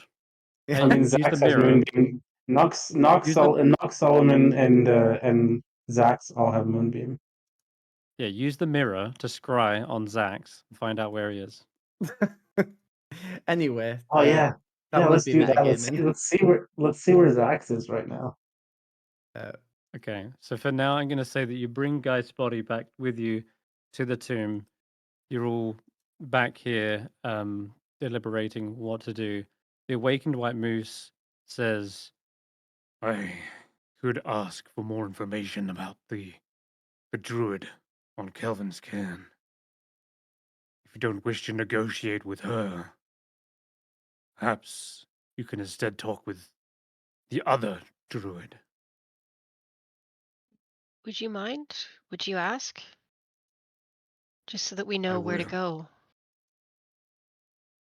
Yes. he makes his way across back up to the door. I would ask the rest of you stay here. Yeah, I think we're going to take a long And- rest. Oh, Short Yeah. rest. yeah. Your Let's rest. drag out the cauldron and feed everybody again. Okay. And I would like to go into the room to the south and break the mirror. Oh, shit. Actually, maybe I should wait until Gavin's back. But I do want to break the mirror before we leave. Okay. All right. Thinking about it. I'm thinking You about hear it. the door I'll wait till he's in back. the distance open, and it closes. Conversation is had in the whatever it is, not quite sure, but Ashanti, you also came up with the idea of keeping Geist's body on ice. You can still do that to some degree, if you would like, as a just Yeah, in case kind of measure. We'll just leave them outside. I mean, Okay, it's outside it frozen is. outside. That's fine. Yeah, I was af- just double checking that's the case. After Yeah, I take a long rest, I can cast Gentle Repose, which is a 10-day anti-decaying spell. But I Mhm. need to take a long rest first. That's a great idea, Hulla. So we can do that first thing in the morning. First thing in the morning, exactly. Yeah. First thing in the morning, yes, you can. I have to say it's a shame that you don't have it always prepared Mm, because it's something you can use in combination with Revivify. Because Revivify says if the body's been no longer dead no longer than a minute, then you can revive them. You can actually Yeah. use Gentle Repose on a body that died in combat, and then later use Revivify as if they had just died in that moment. It's except kind that of I don't crazy, have but Revivify. Yeah, no, otherwise, I know Not that. yet. I wouldn't. And Otherwise, you're the out of revive- spell slots. Of otherwise course. the revive spell has to be raised dead, which is Oh yeah, a sorry, a raise fifth dead. level. Wait, No, Yeah. yeah, that was what I was thinking of actually. I meant that. Yeah. You go Gentle Repose, and then later on you prepare Raise Dead, and then you cast that. That's what I meant. Yeah, Yeah. That one's got a 10-day limit. yeah. You could gentle repose, and that allows you to revivify within the gentle repose time. Right. Yeah. But Yeah. if Yeah. you then use gentle repose after that minute period, it becomes a raised dead. Yes. I Necessary. gotcha. Chris, I gotcha. Yeah. Chris, are Yeah. clerics ritual casters? Yes. Because Gentle Repose is the main spell for Grave Clerics, and it's a ritual spell. Oh, Can I cast it as a ritual? Wait a minute. so It we don't is. have It's to wait till always tomorrow prepared. morning. So I don't have to wait? Yeah, it's a domain There spell, we so go. it should always be repaired, right? That's how domain spells work. They do. Should be. You're right. So- You should always Oh. have Gentle Repose and Ray of Enfeeblement prepared. Yes. Oh, it is. I don't have Yeah, Rave you see what- Enfeeblement, but I have Gentle Repose. Okay, we Yeah, need to add so Ray of you could have. Enfeeblement to your So you could have ritually cast So I can cast it that in as a order. ritual. Yeah, Oh, okay. Yeah. That's what that I was blue just one looking at that because I was just like, wait, Grave Clerics don't get Gentle Repose as a domain spell? Really? Is it Yeah, a right. higher level that I'm thinking? No, you're right. You're right. Yes, No, I do have that. that was Okay. a me being baffled when Chris is It's like saying, and "Oh, me you should not always knowing have my a." spells. It's fine. Like at least Well, do you have know Ray of you Enfeeblement. at least you know you can cast It just- spells. Yeah, right. Sorry, you do have Ray of Enfeeblement. It just wasn't colored blue like It wasn't Gentle blue. Repose was. Yeah. Yeah, so that one's always prepared as well. The spell only takes 10 minutes to cast, and a pinch of salt, 1 copper piece, placed on each of the corpse's eyes, which is very Hulla, in my opinion. Like, it feels like something you would do. It is very, Um, yeah. I might have done and that then- anyway. Yeah. And they must remain there for the duration as well. So you can put some, I'll minted brew a wrap around it coins. so that they don't fit off, Right. so that they don't fall off. Perfect. To wrap his face. Okay. Perfect. Okay. Put this on your head. There you go. So you're not. Yeah. There you go. You got this. Yeah. Look at your icon now. Yeah. Now, Geist is Okay. basically going to not decompose for the next 10 days. He's just going to remain as he is. So you Yeah. don't even need to leave him outside. You can have him Okay, in here. good, because I was worried about scavenging animals. So tucking Yeah. Geist in the corner Yeah. is That goat was coming back. Yeah. I mean, I suppose technically. Wait, with Bag of Tricks, would the animals I pulled have disappeared on my death? Or do they stay? Probably. They stay. Do they? Yeah. Okay. They're- Yeah, that's They're it's- not not tied. a, They're not it's- tied to it's- you. They're not Like- tied to No, him. they're It's not tied a to tuned the item. human. Yeah, that's we true. talking- Yeah, you're not human. Are we talking about what we're doing with his items? Like Sorry. Well, at the very I think- least, we should take the magical ones to use, and I don't think then he'd mind. if and when we bring him back, gets them back. Yes, I don't think he would mind Oh. if we. Yeah, I think he'd want to make use of the tools that we have. Yeah, I think we Okay. discussed this as a just in case, and Ashanti's gonna get the quiver. Mm-hmm. Uh, Is the quiver I- just 3 arrows, or is it 3 arrows a day? Or javelins? No, Is it it's- just 3 No, javelins? Or... It can hold. Oh god, it can hold like 20 javelins, lot. but it can hold 18 javelins, 60 arrows.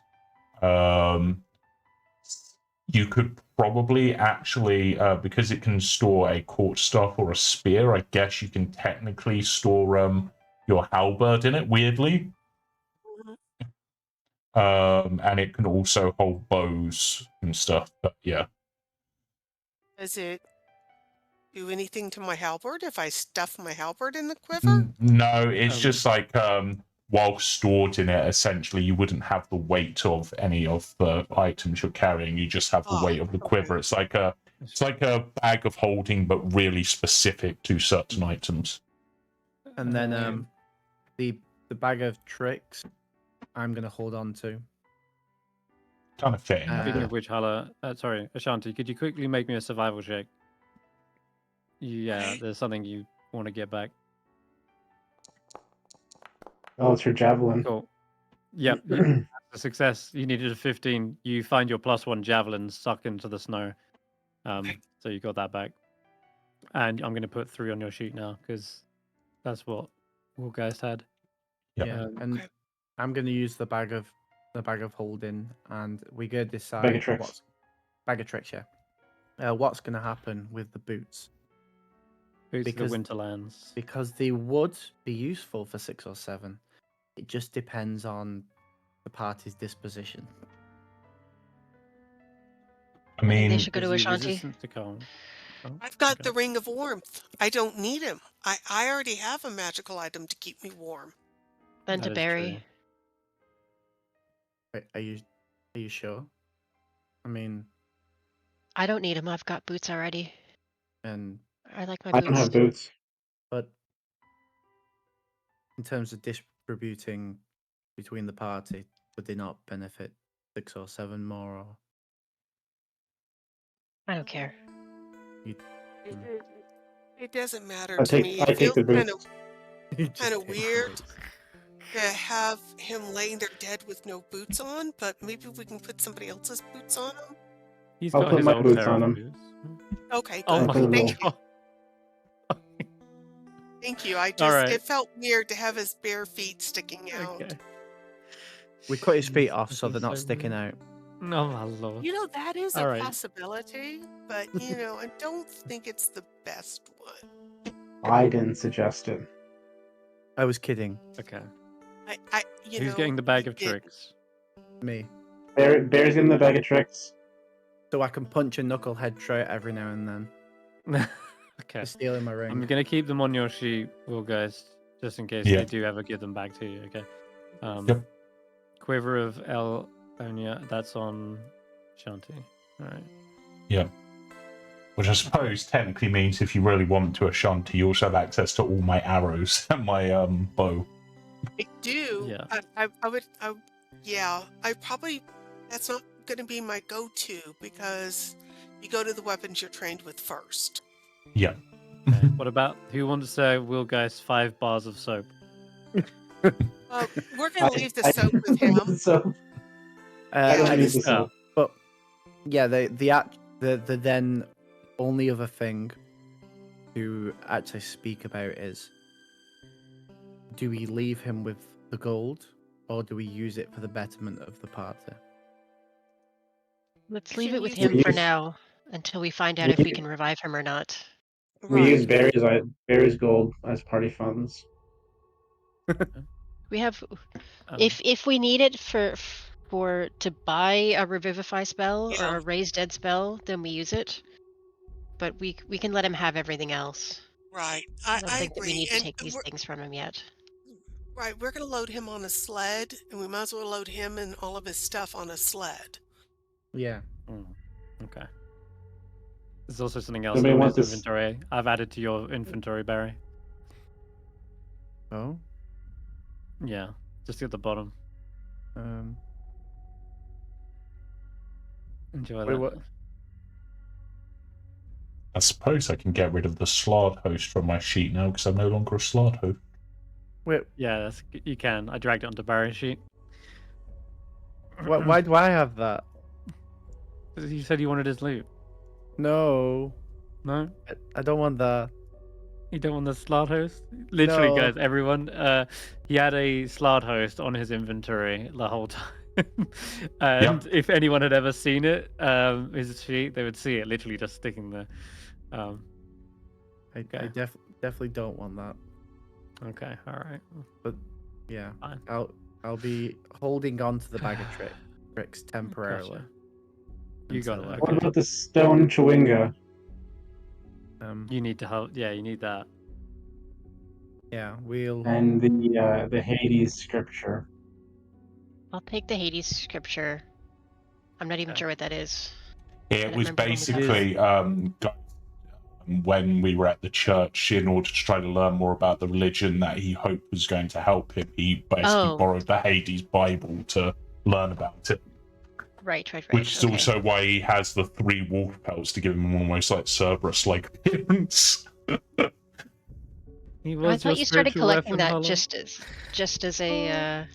It's my spiritual weapon. Well, he was interested in the Temple of Hades, Yeah. and if he, I'm gonna leave him the wolf pelt for now, but I'm kind of keeping my eye on it. That if we can't be revived, then I'm gonna wear it in Geist's honor. Yeah. I'm gonna pocket the Because thieves' it's tools if I can. Because it's a shared symbol. Yeah. Yes, you can take the thieves' tools. And I guess the only other thing that would be worth mentioning if you don't decide to revive Geist is technically there's that guy who's making a crag cat cloak if you ever have 3,000 gold spare.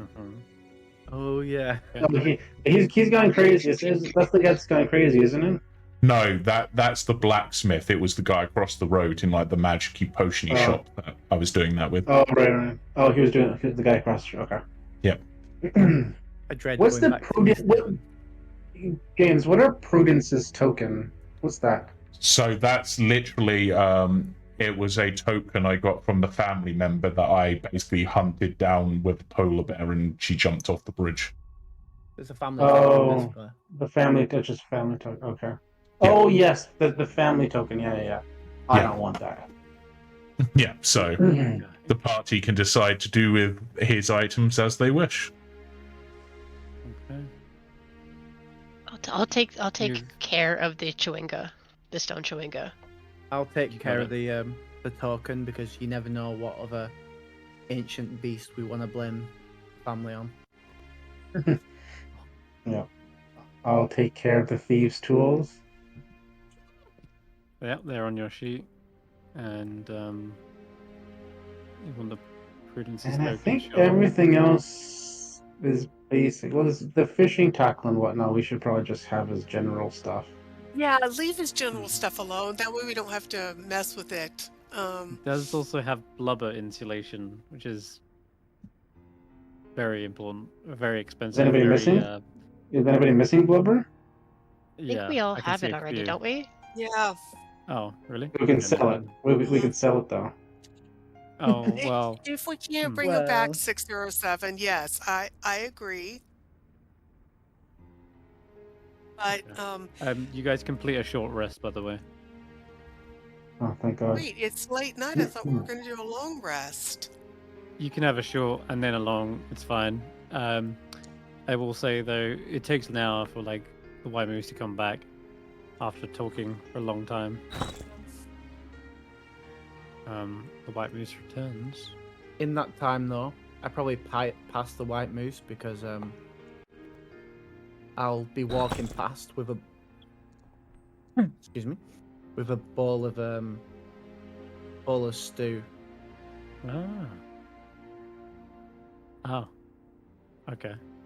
You're placing it outside the door. I'll knock on Hmm. and just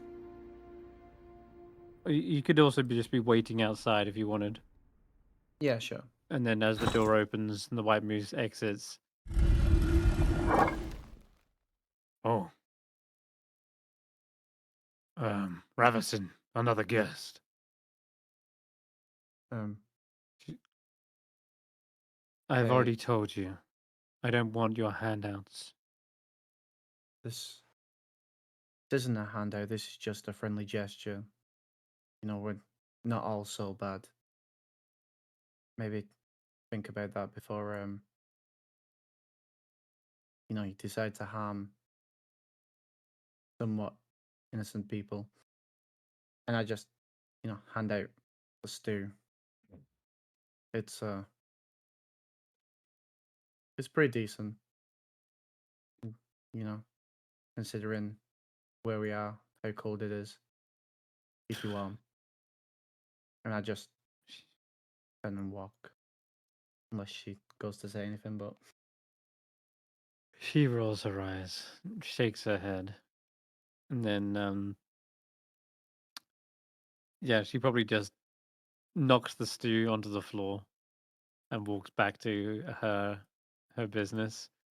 The awakened shrub, though, seems to hop over towards it and like sticks their roots into the stew. come on, Mm. what was it? Gavin? I'm locked in here now. There's a bowl for you as well. Thank you. I have spoke with Ravison. She tells me about other frost druids, but she refuses to tell me their names. She believes, perhaps, if I was to learn it, you would use the mirror to scry on them. We don't even have the power to use the mirror, so she's just being paranoid. But what I did get the information from was that there was another. They reside on Kelvin's Cairn. They are mostly reclusive. They do not trust outsiders. She said there is very little chance that they will see us or give us audience.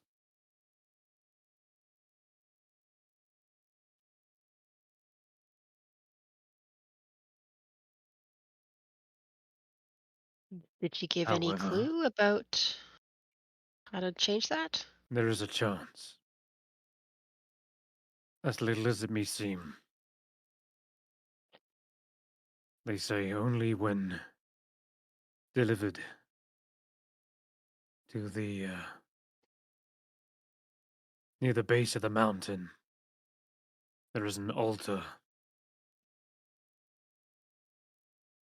It is in reverence to Oral, a sort of shrine, if you will.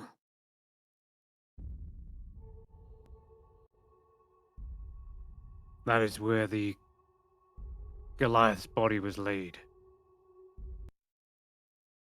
And they were provided with oils and reagents as well. A lot of them. At least, as I'm aware, 1,000 gold's worth. But I don't know where one would acquire such reagents, but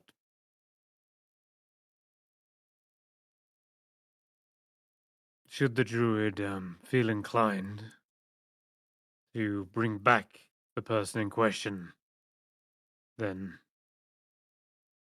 they are apparently they would take the body and reincarnate them.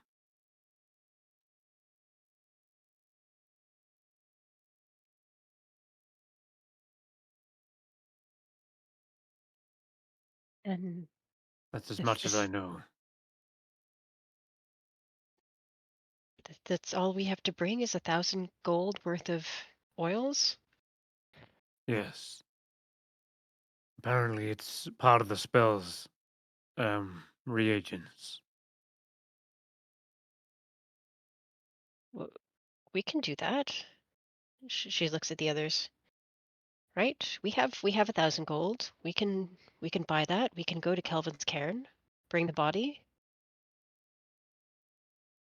We just have to throw ourselves on the mercy of this druid, whoever it is. I agree.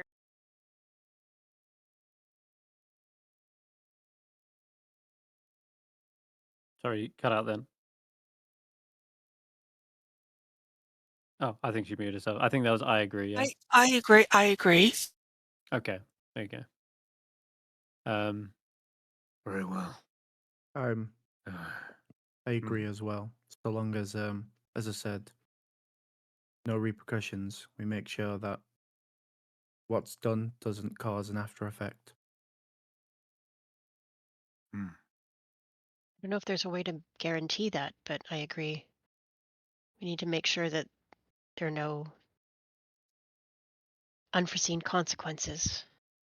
Maybe the druid can tell us as much.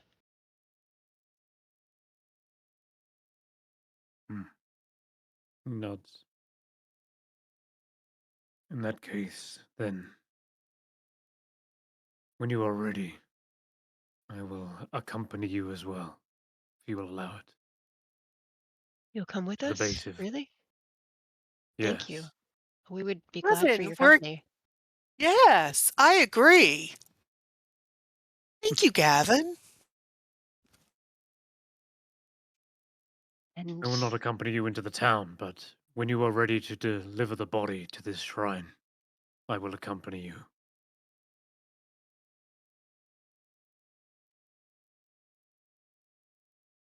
No, I love that. Yes, thank you.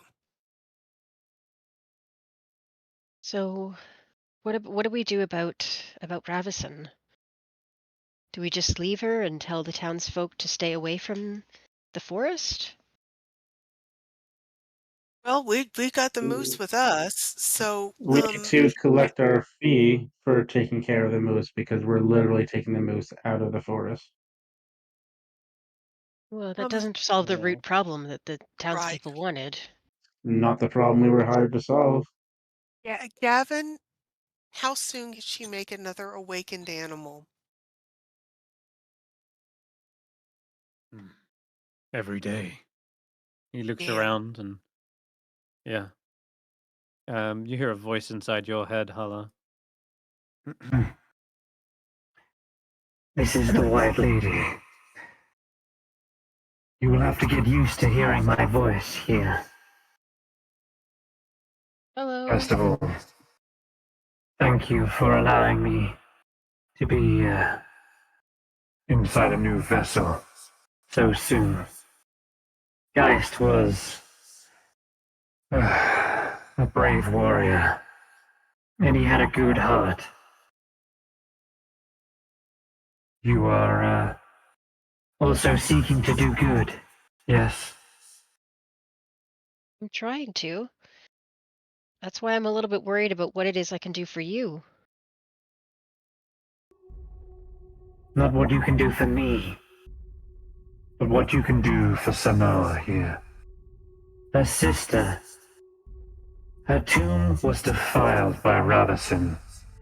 This is what caused her to become an angry spirit, a banshee that roamed the woods. In her place, she laid to rest her sister. She is inside that sarcophagus.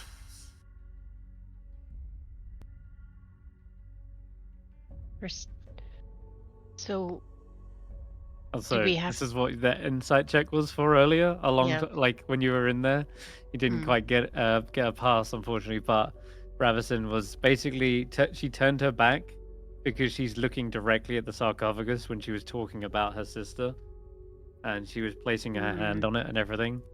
Okay. And it was going to be obvious then, but it is at least obvious now.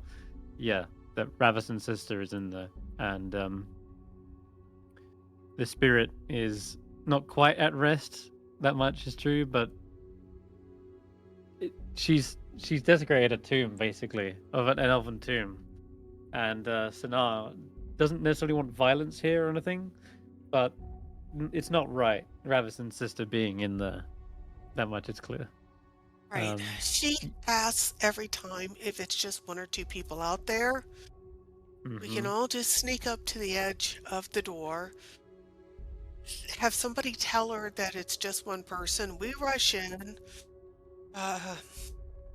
Depending on how she responds, we respond in kind and fix the whole tomb situation. The White Moose is present as you're having this conversation, and he does speak up and says, I do not wish ill on Ravison. She may be fanatical. She may have a deep hatred for the 10 Towns. But I believe she is misguided, as you put it. She is still the one who granted me this gift. She still cares for the forest.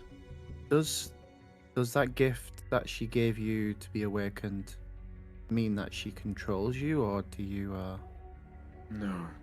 Oh. I have my free will. Okay. And this is where Barry leaves the conversation, and he grabs Lily and starts bringing Lily to the room. What the hell? Okay. That's gonna be weird. But you can carry you can carry on the conversation and come back to me, sure. but you know what I'm gonna be doing here.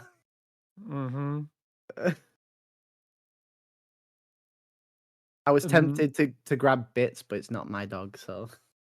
Hang on. Yes, I agree. This is a good girl. Yes, you are just such a good girl.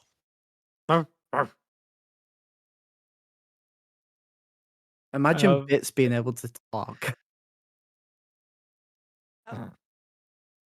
Yes, I would love eventually for Bits to be able to talk, but You want a lot of things from Ravison, it seems, but I've not asked for anything from Ravison. I just gave her a bowl of stew. Yeah, she didn't want it. Sadly. Okay, what was the conversation we were having? I can't even remember. The White Moose simply says that, yes, she can make more awakened beasts, but I don't wish for her to die. I understand what you need to do to save your own, but she has done great work here to help those in need. Given us shelter here. She tends to the forest. Tends to those who live here. Killing her will mean, well, my kind suffer. And then what? The 10 Towns go back to logging. What if we They'll appoint chop too Sana much. as the guardian of the forest instead? Someone who's okay with the balance of things and not just vengeance.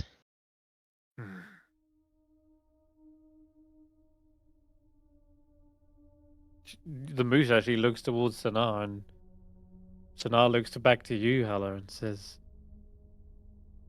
That is kind of you to say. I can perhaps still shepherd these small kind, but I have lost my connection to nature, I would have to do. I would have to work around that dilemma. Is there any way But I we can could get your... certainly. Hmm? Is there any way we could help you to restore your connection to nature? Outside of being resurrected myself, no. I'm afraid in death we lose a part of ourselves.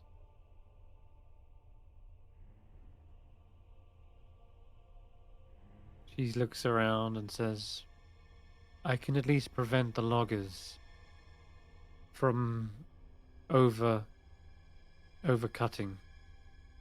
overlogging.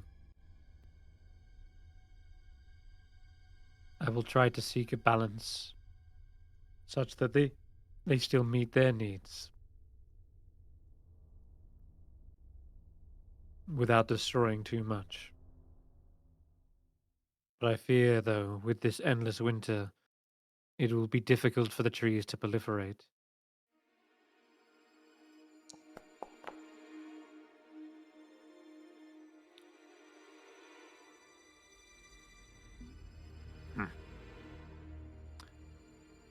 It all stems from the same problem. And Faith says, Oral, yeah, we get it. We're still working on that ourselves.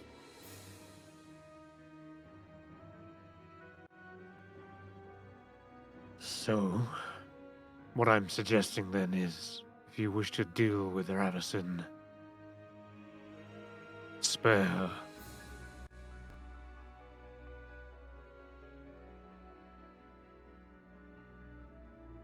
Spare her.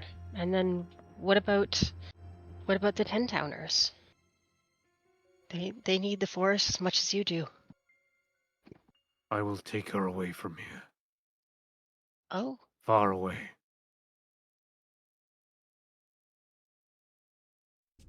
where would you go?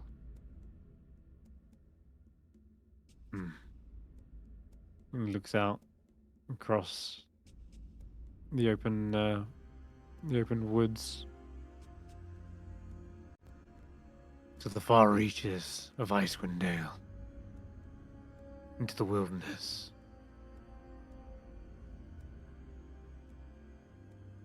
Away from 10 towns.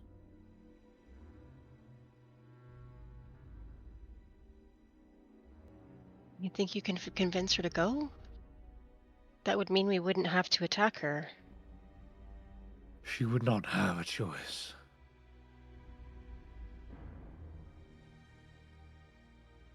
I would don't carry understand. her. Oh.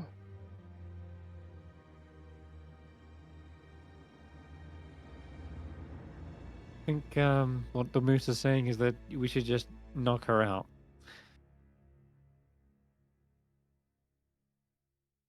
Well, Knock her out permanently. I'm just kidding. At least they would be away from 10 towns, I guess. If she does come back and is a problem, it will at least bought us a fair chunk of time to fix some problems and at least let the loggers get enough logs, but difficult to say. well, And then we can get paid. I'd be happy to The moose is happy to gone, the let druid's her leave. gone. Yeah. If she goes away, that's good enough for me. We can Situation's restore the resolved. temple to the way that it was, for Senar's sake, and the loggers can have access to the forest again. The animals would, well, maybe we can work with them to not overlog. Sanar says yes. I do not mind being an in-between, so long as someone can speak Elvish in the town. I'm sure we can find someone who can do that. And I am strong enough to defend it should they try to force overlogging. though I have lost my connection to nature, it seems as though this undeathly form has given me other powers. We would maybe just need someone to remind them, to teach them. All they need is to be afraid of you. They don't need to be punished. You just need to speak up. I think. Yes. She does. In the meantime, Ravison keeps herself locked away, and it doesn't look like she trusts anyone going in there without the white moose. Which is in the case right now, Barry. Is you're right locking on the door? What do you ask?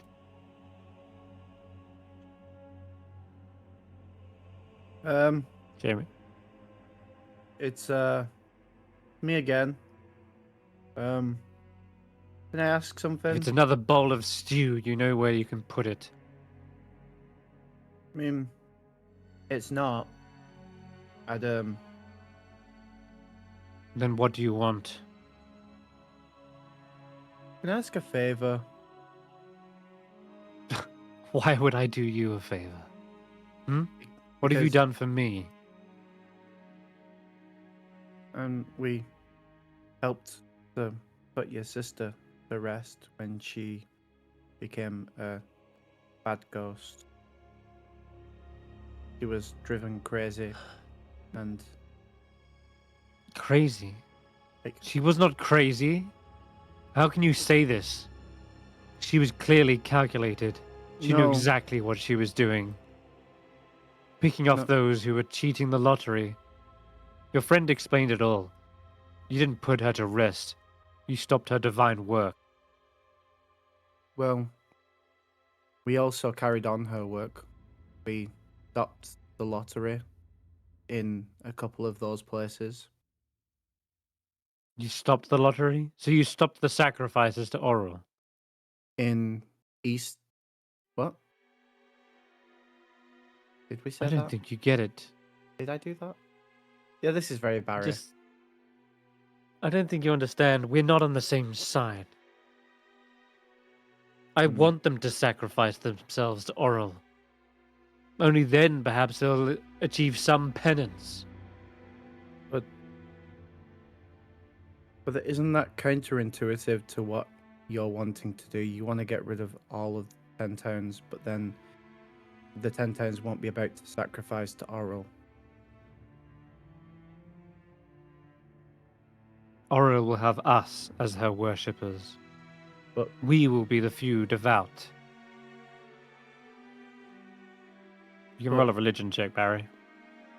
But if that's the case, then you won't have hundreds of people who are devout, be it out of fear or not.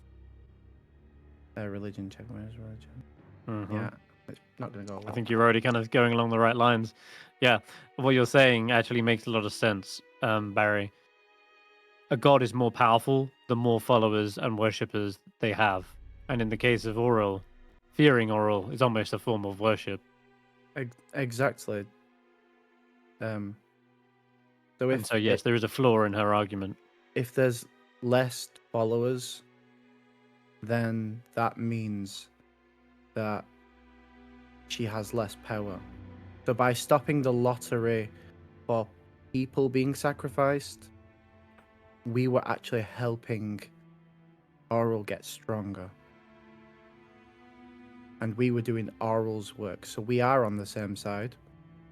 And also, Roll a persuasion check. I just really love animals, and so do you. I just tagged that in the end there, yeah. Yeah, roll me a persuasion check. You might have a better chance than anyone. With this +6 to it, it's incredible. Wait. My last one? You're going to spend it for tonight?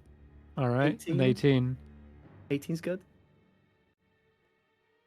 I'm going to also back you up, and the White Moose is here. And he says, "It's true. They spared me. And they fed the other animals. Much like you would have." I mean, if we weren't somewhat okay with Oral, would we have one of her followers as part of our group? Stop talking and get in. Okay. I know when to get up. Door slams shut behind you. Oh, I can't move. I'm stuck in. As the doors trap me. stuck in the door. Yeah, you get crushed. That's 3d6 bludgeoning damage. No.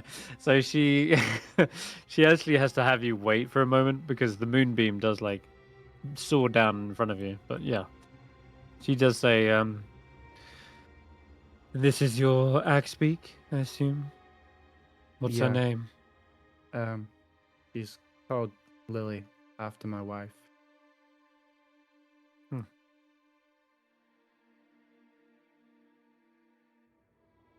The 10 towners think they can tame these. I would like to work with if it has a voice of its own and it still wants to continue to be my part of our companions. I mean, we've been keeping them safe, like they are part of the Icewind Trekkers. I see. You want me to turn her into your wife? Is that it? No. That's really weird. She I smirks. hadn't I'm thought joking. about that. Okay. You want this beast to be more than just a beast. You want me to awaken them. Isn't that it? If that's okay. I heard that by awakening, it doesn't give control, which is good. It does not. It traces a magical pathway through the mind. Allows them to gain a higher intelligence. Does that work on people? No. Oh. Unless you are really, really dumb. Like a houseplant dumb. Oh, Which I'm okay. starting to believe some of you may be. 10 towners, most of all. Okay. What is your intelligence, Barry? -6. 6? It is a 6. Yeah, it's a 6. Yeah, like you need it to be 3 or less. So like you're actually kind of close. A part of me was like, can she make my intelligence better? Oh my god! If you'd have rolled like 3 nat 1s on your character creation Just for like, that, yeah, yes, you could have basically be awake. That sounds so weird now I say it. can I Someone in become? character creation could be awakened. Can I become an awakened Barry? Awakened. It's so dumb. He says, I've been asleep this whole time. they actually, they don't give control. However, they do become friendly to me. They would not harm me. I wasn't So intending. it's not mind control. But there's a clearly, yeah, go on. I wasn't intending on harming you anyway, so. Okay. There's a reason why the Awakened White Moose is trying to offer a way out for Ravison and is trying to take, like, have you guys have mercy on her. The White Moose, despite all of Ravison's shortcomings, is actually their friend. They are charmed by her, so they see Ravison as an ally. And if getting her knocked out and taking her away from this place is going to save her life, then it's probably one of the best choices for her, you know. So, in any case, Ravison says, it may not be permanent, you know.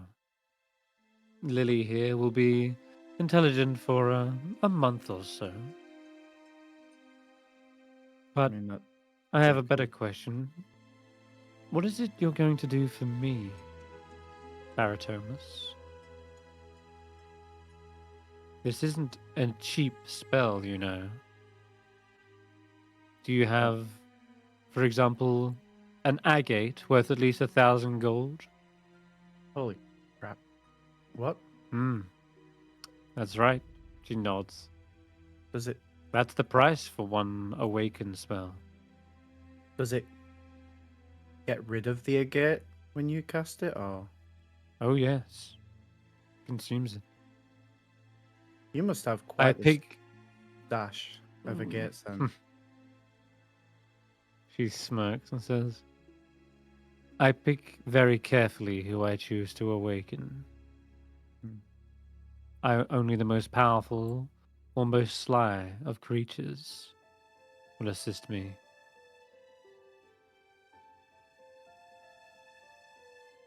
I see. You've actually already met a couple before as well. So, did by chance have you ever come across a mammoth? Norsu?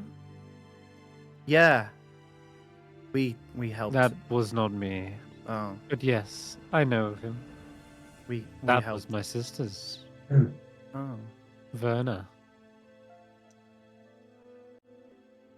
That was a long time ago. see, she You see, I kind of. she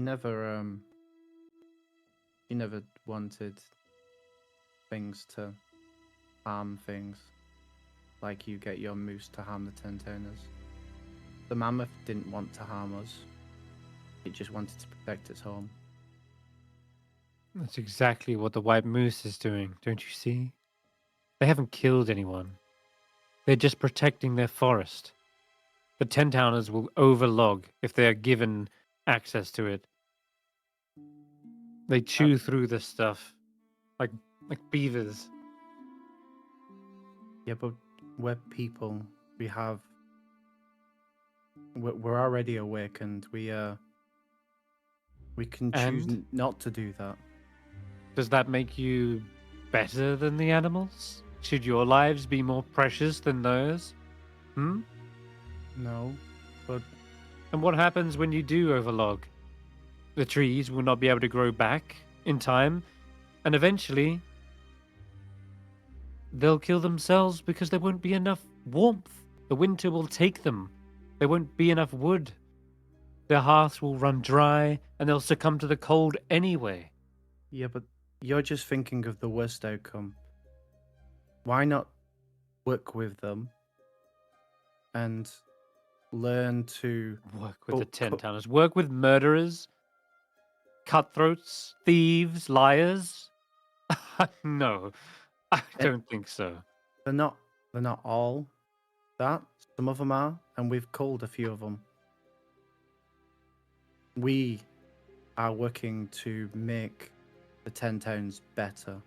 Get rid of the cutthroats and the liars. I mean, we've taken out a portion of some family. The family? I don't think she would know who, but Yeah. you can definitely explain a little bit more about that. And We'll say. yeah, well, I'll spend some time with her and discuss some of Yeah. our travels and just like we're trying to do better. And people can do better.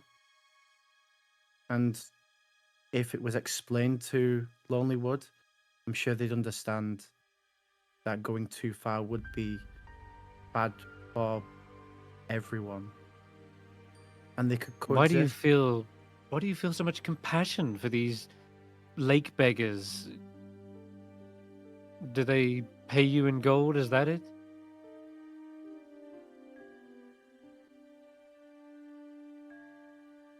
Sometimes. What do they offer you beyond that commerce? I don't know. They promise you a title, No. a lordship. Friendship. Rumors. Conversation. Can you honestly say you're getting the most out of life here? What if you I have plenty of conversation what with with the animals Gavin? here, the trees, the plants. They all speak. And their stories are far more interesting than old crusty fishermen. I can tell you that. You'll be surprised. Because you never know when and going off the like the different tales that spoke to her and told her about.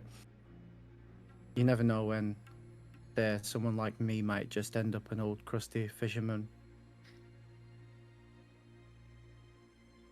I mean, we've been out on the water. We saw an ancient dragon take on a giant iceberg lobster.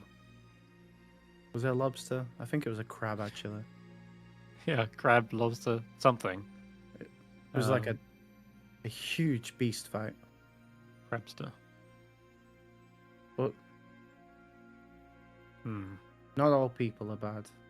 And if you talk to the right ones will do well.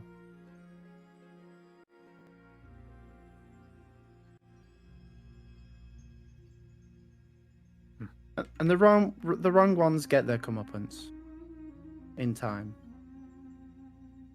But if you carry on with this, then you don't give the right ones any sort of chance.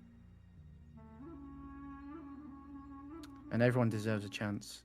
Even you, even me.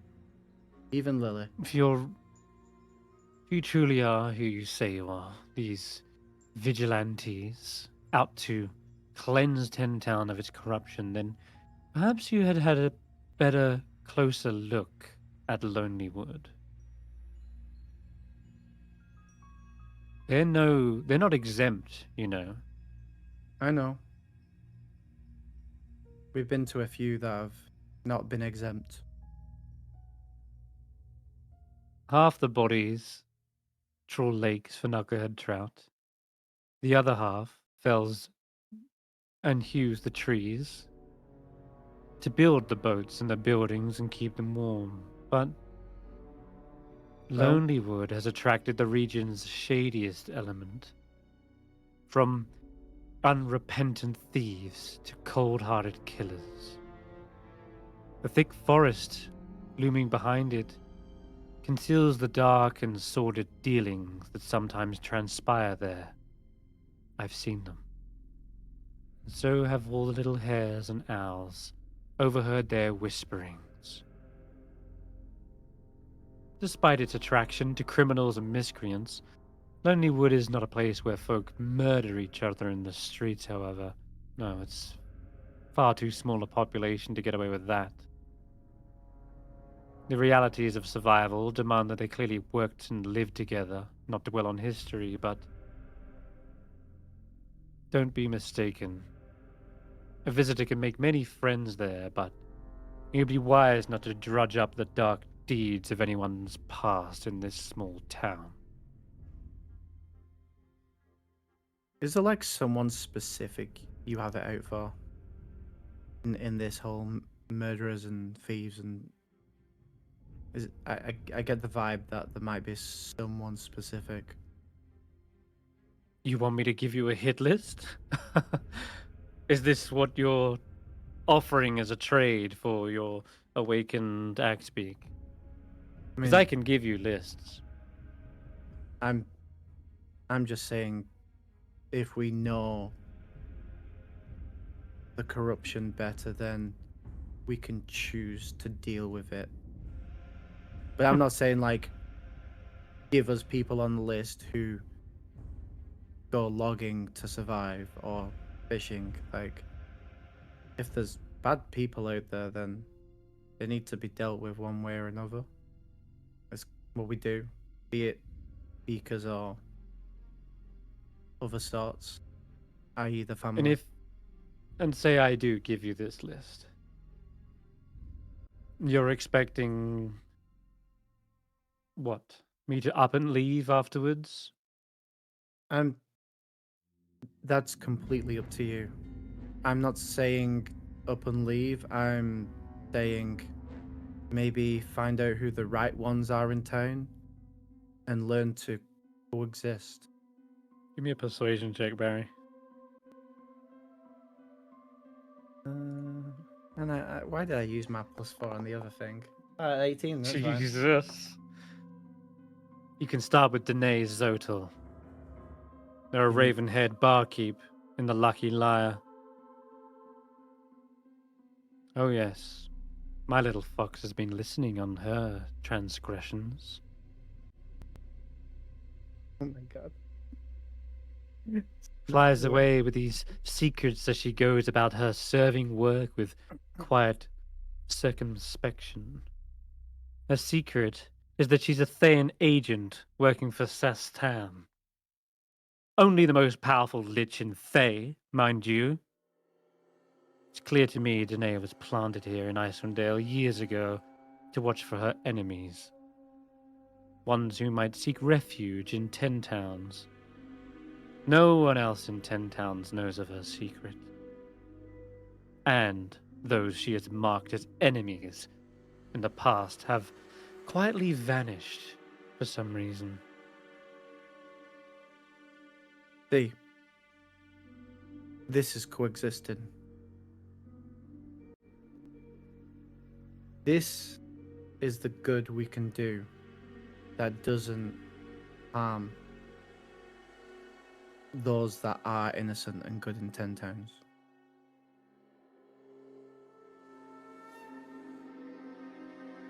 They're also the one responsible for murdering my sister. Oh.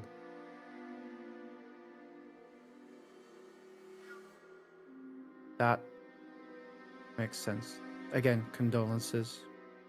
And what we did was our hearts were in the right place. But I do apologize.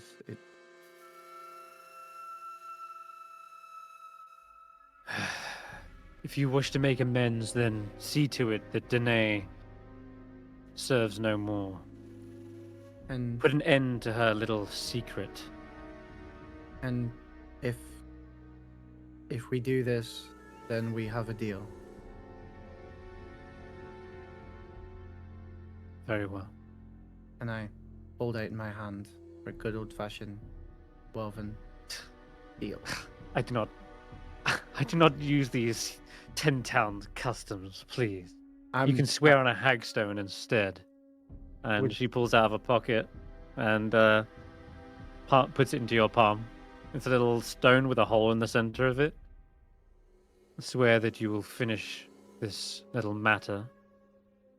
And I'll swear that I will let Lonelywood have their logs for the time being, until another corrupt evil springs its little head out of the ground. That sounds like a deal. And if you ever wanna, well, we'll discuss the afterwards another time, but maybe this could be a fruitful relationship between you and the Trekkers. We shall see. You see, as you're saying that, like a little alliance, the awakened shrub has actually like reached up and tried to shake your hand as you were like offering it. I shake its hand. A little twig, like yeah, you shake a little twig just gently, and they offer you a good berry as well. Oh. Yep, grows a little berry at the very end, and then it kind of pops off and into your palm as you finish shaking. That is such a cool spell. She looks down and says, Juniper, would you please? Wait, what? And you see the little, yep, the little thing is called Juniper. Yeah. I know Carnival cards are like, ah! But yeah. She opens back up the door as well and lets you leave. And you can report this news to the rest of the party. Yeah. Barry's only gone and done it. Before I leave, so about Lily, is this like an after thing or a? I can awaken as many beasts as you really want, but as I said, I need those agates. They're quite costly. I see. Mm-hmm. Well, Let's see if you can hold up your end of the bargain first. I know what I'm saying. Yes, another premeditated murder. Yes, more murder. Yep. You guys see Barry come back out unharmed, still with Lily, and are you eating the good berry? You're holding onto that. Only lasts a day, just beware. I'll pass it to someone who needs it more than me, because I've had my short rest and healed. Guys, I'll give it. maybe? I'll give it I'm to joking. Lily. She's harmed Sorry. Yeah, by sure. 1 hit point. I don't think. I don't know how. Yeah, I have no idea how, but maybe she hit her head on the way in. Sure. Lily, like you see, Lily is munching on something as they're walking out. So, guys, Yes. What'd He's you not- say? What he's- did you go in here for anyway? well, I wanted to bring Lily into, well, to be as smart as us. Okay. I thought it was Sure. a really cool idea. Imagine like a talking axe beak. Plus, we ride these around all day, and what if like that's not what they really want? I mean, I guess that's fair. Yeah. So did it happen? Is Lily smart now? Can No, Lily talk? no, she's willing to do it, but like we need 1,000 gold pieces to pay for the outget. Ooh. Ooh. However, somehow Yeah. I managed. Ooh. Somehow I managed to, without meaning to, convince her to stop murdering 10-towners. Really? She didn't Oh, murder any wow. 10,000, goddammit. She sorry, just sorry. got the moose to attack loggers, alright, but yes. I Yeah. get what you're saying. To being a hassle to them, sure. Yeah. So, but only if we do her a favor. Does it involve killing somebody? It does. Faith But, throws her hands up. It always involves killing people. but if to make things better in terms of all this, we have a habit of going around and helping the 10 towns by dealing with the bad sorts. So we're gonna go deal with the bad True. sort? So it seems that she doesn't necessarily have a problem with all 10 towners.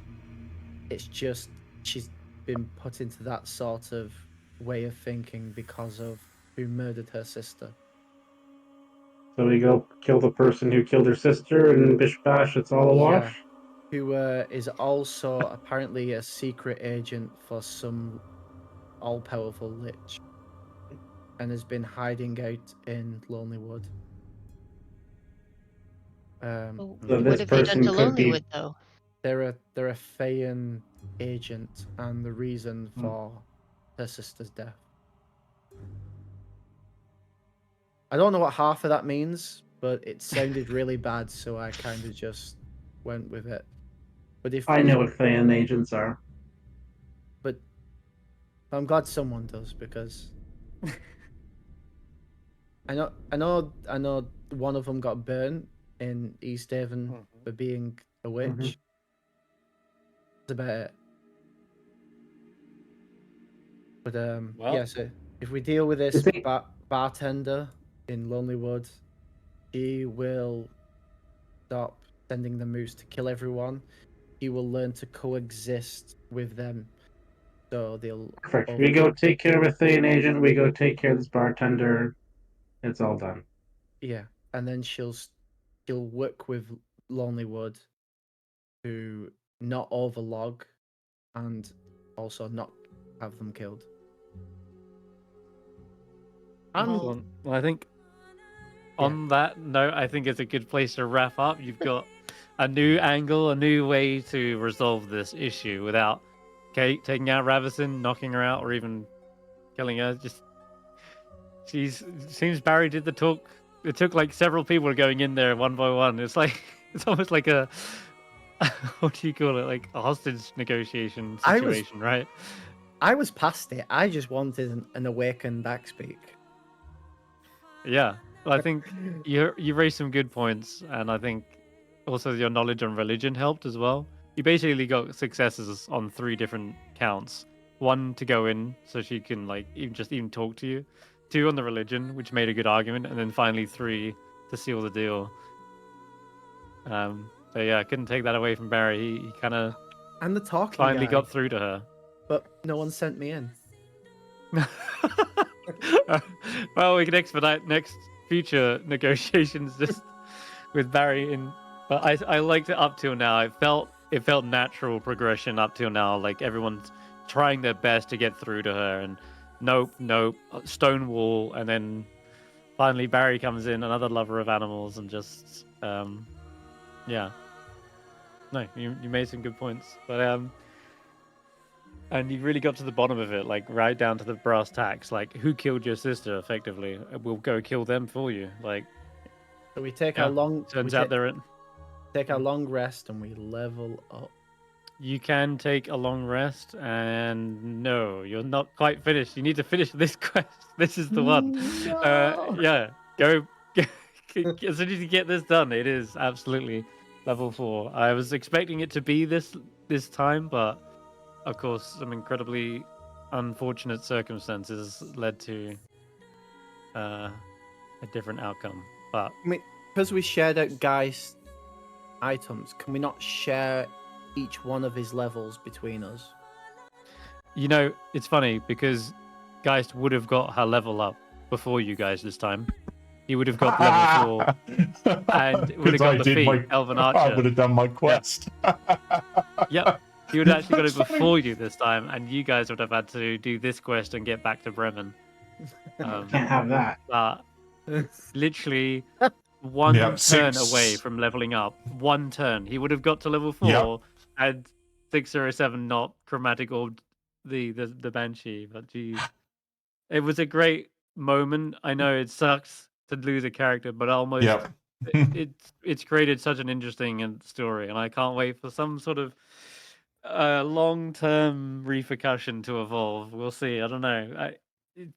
He also makes a good argument. Like, it's hard to know with 607. Well, anyway, I think that's where we'll wrap up tonight's session. Yeah, we'll see. Wait, we're gonna discuss about maybe next week, but we'll see. I Right. think we're taking a week off next week. I'm not sure. We'll discuss. All on right. stream. But yeah, We'll then. wrap up for now. Bye for now. Bye-bye. Bye.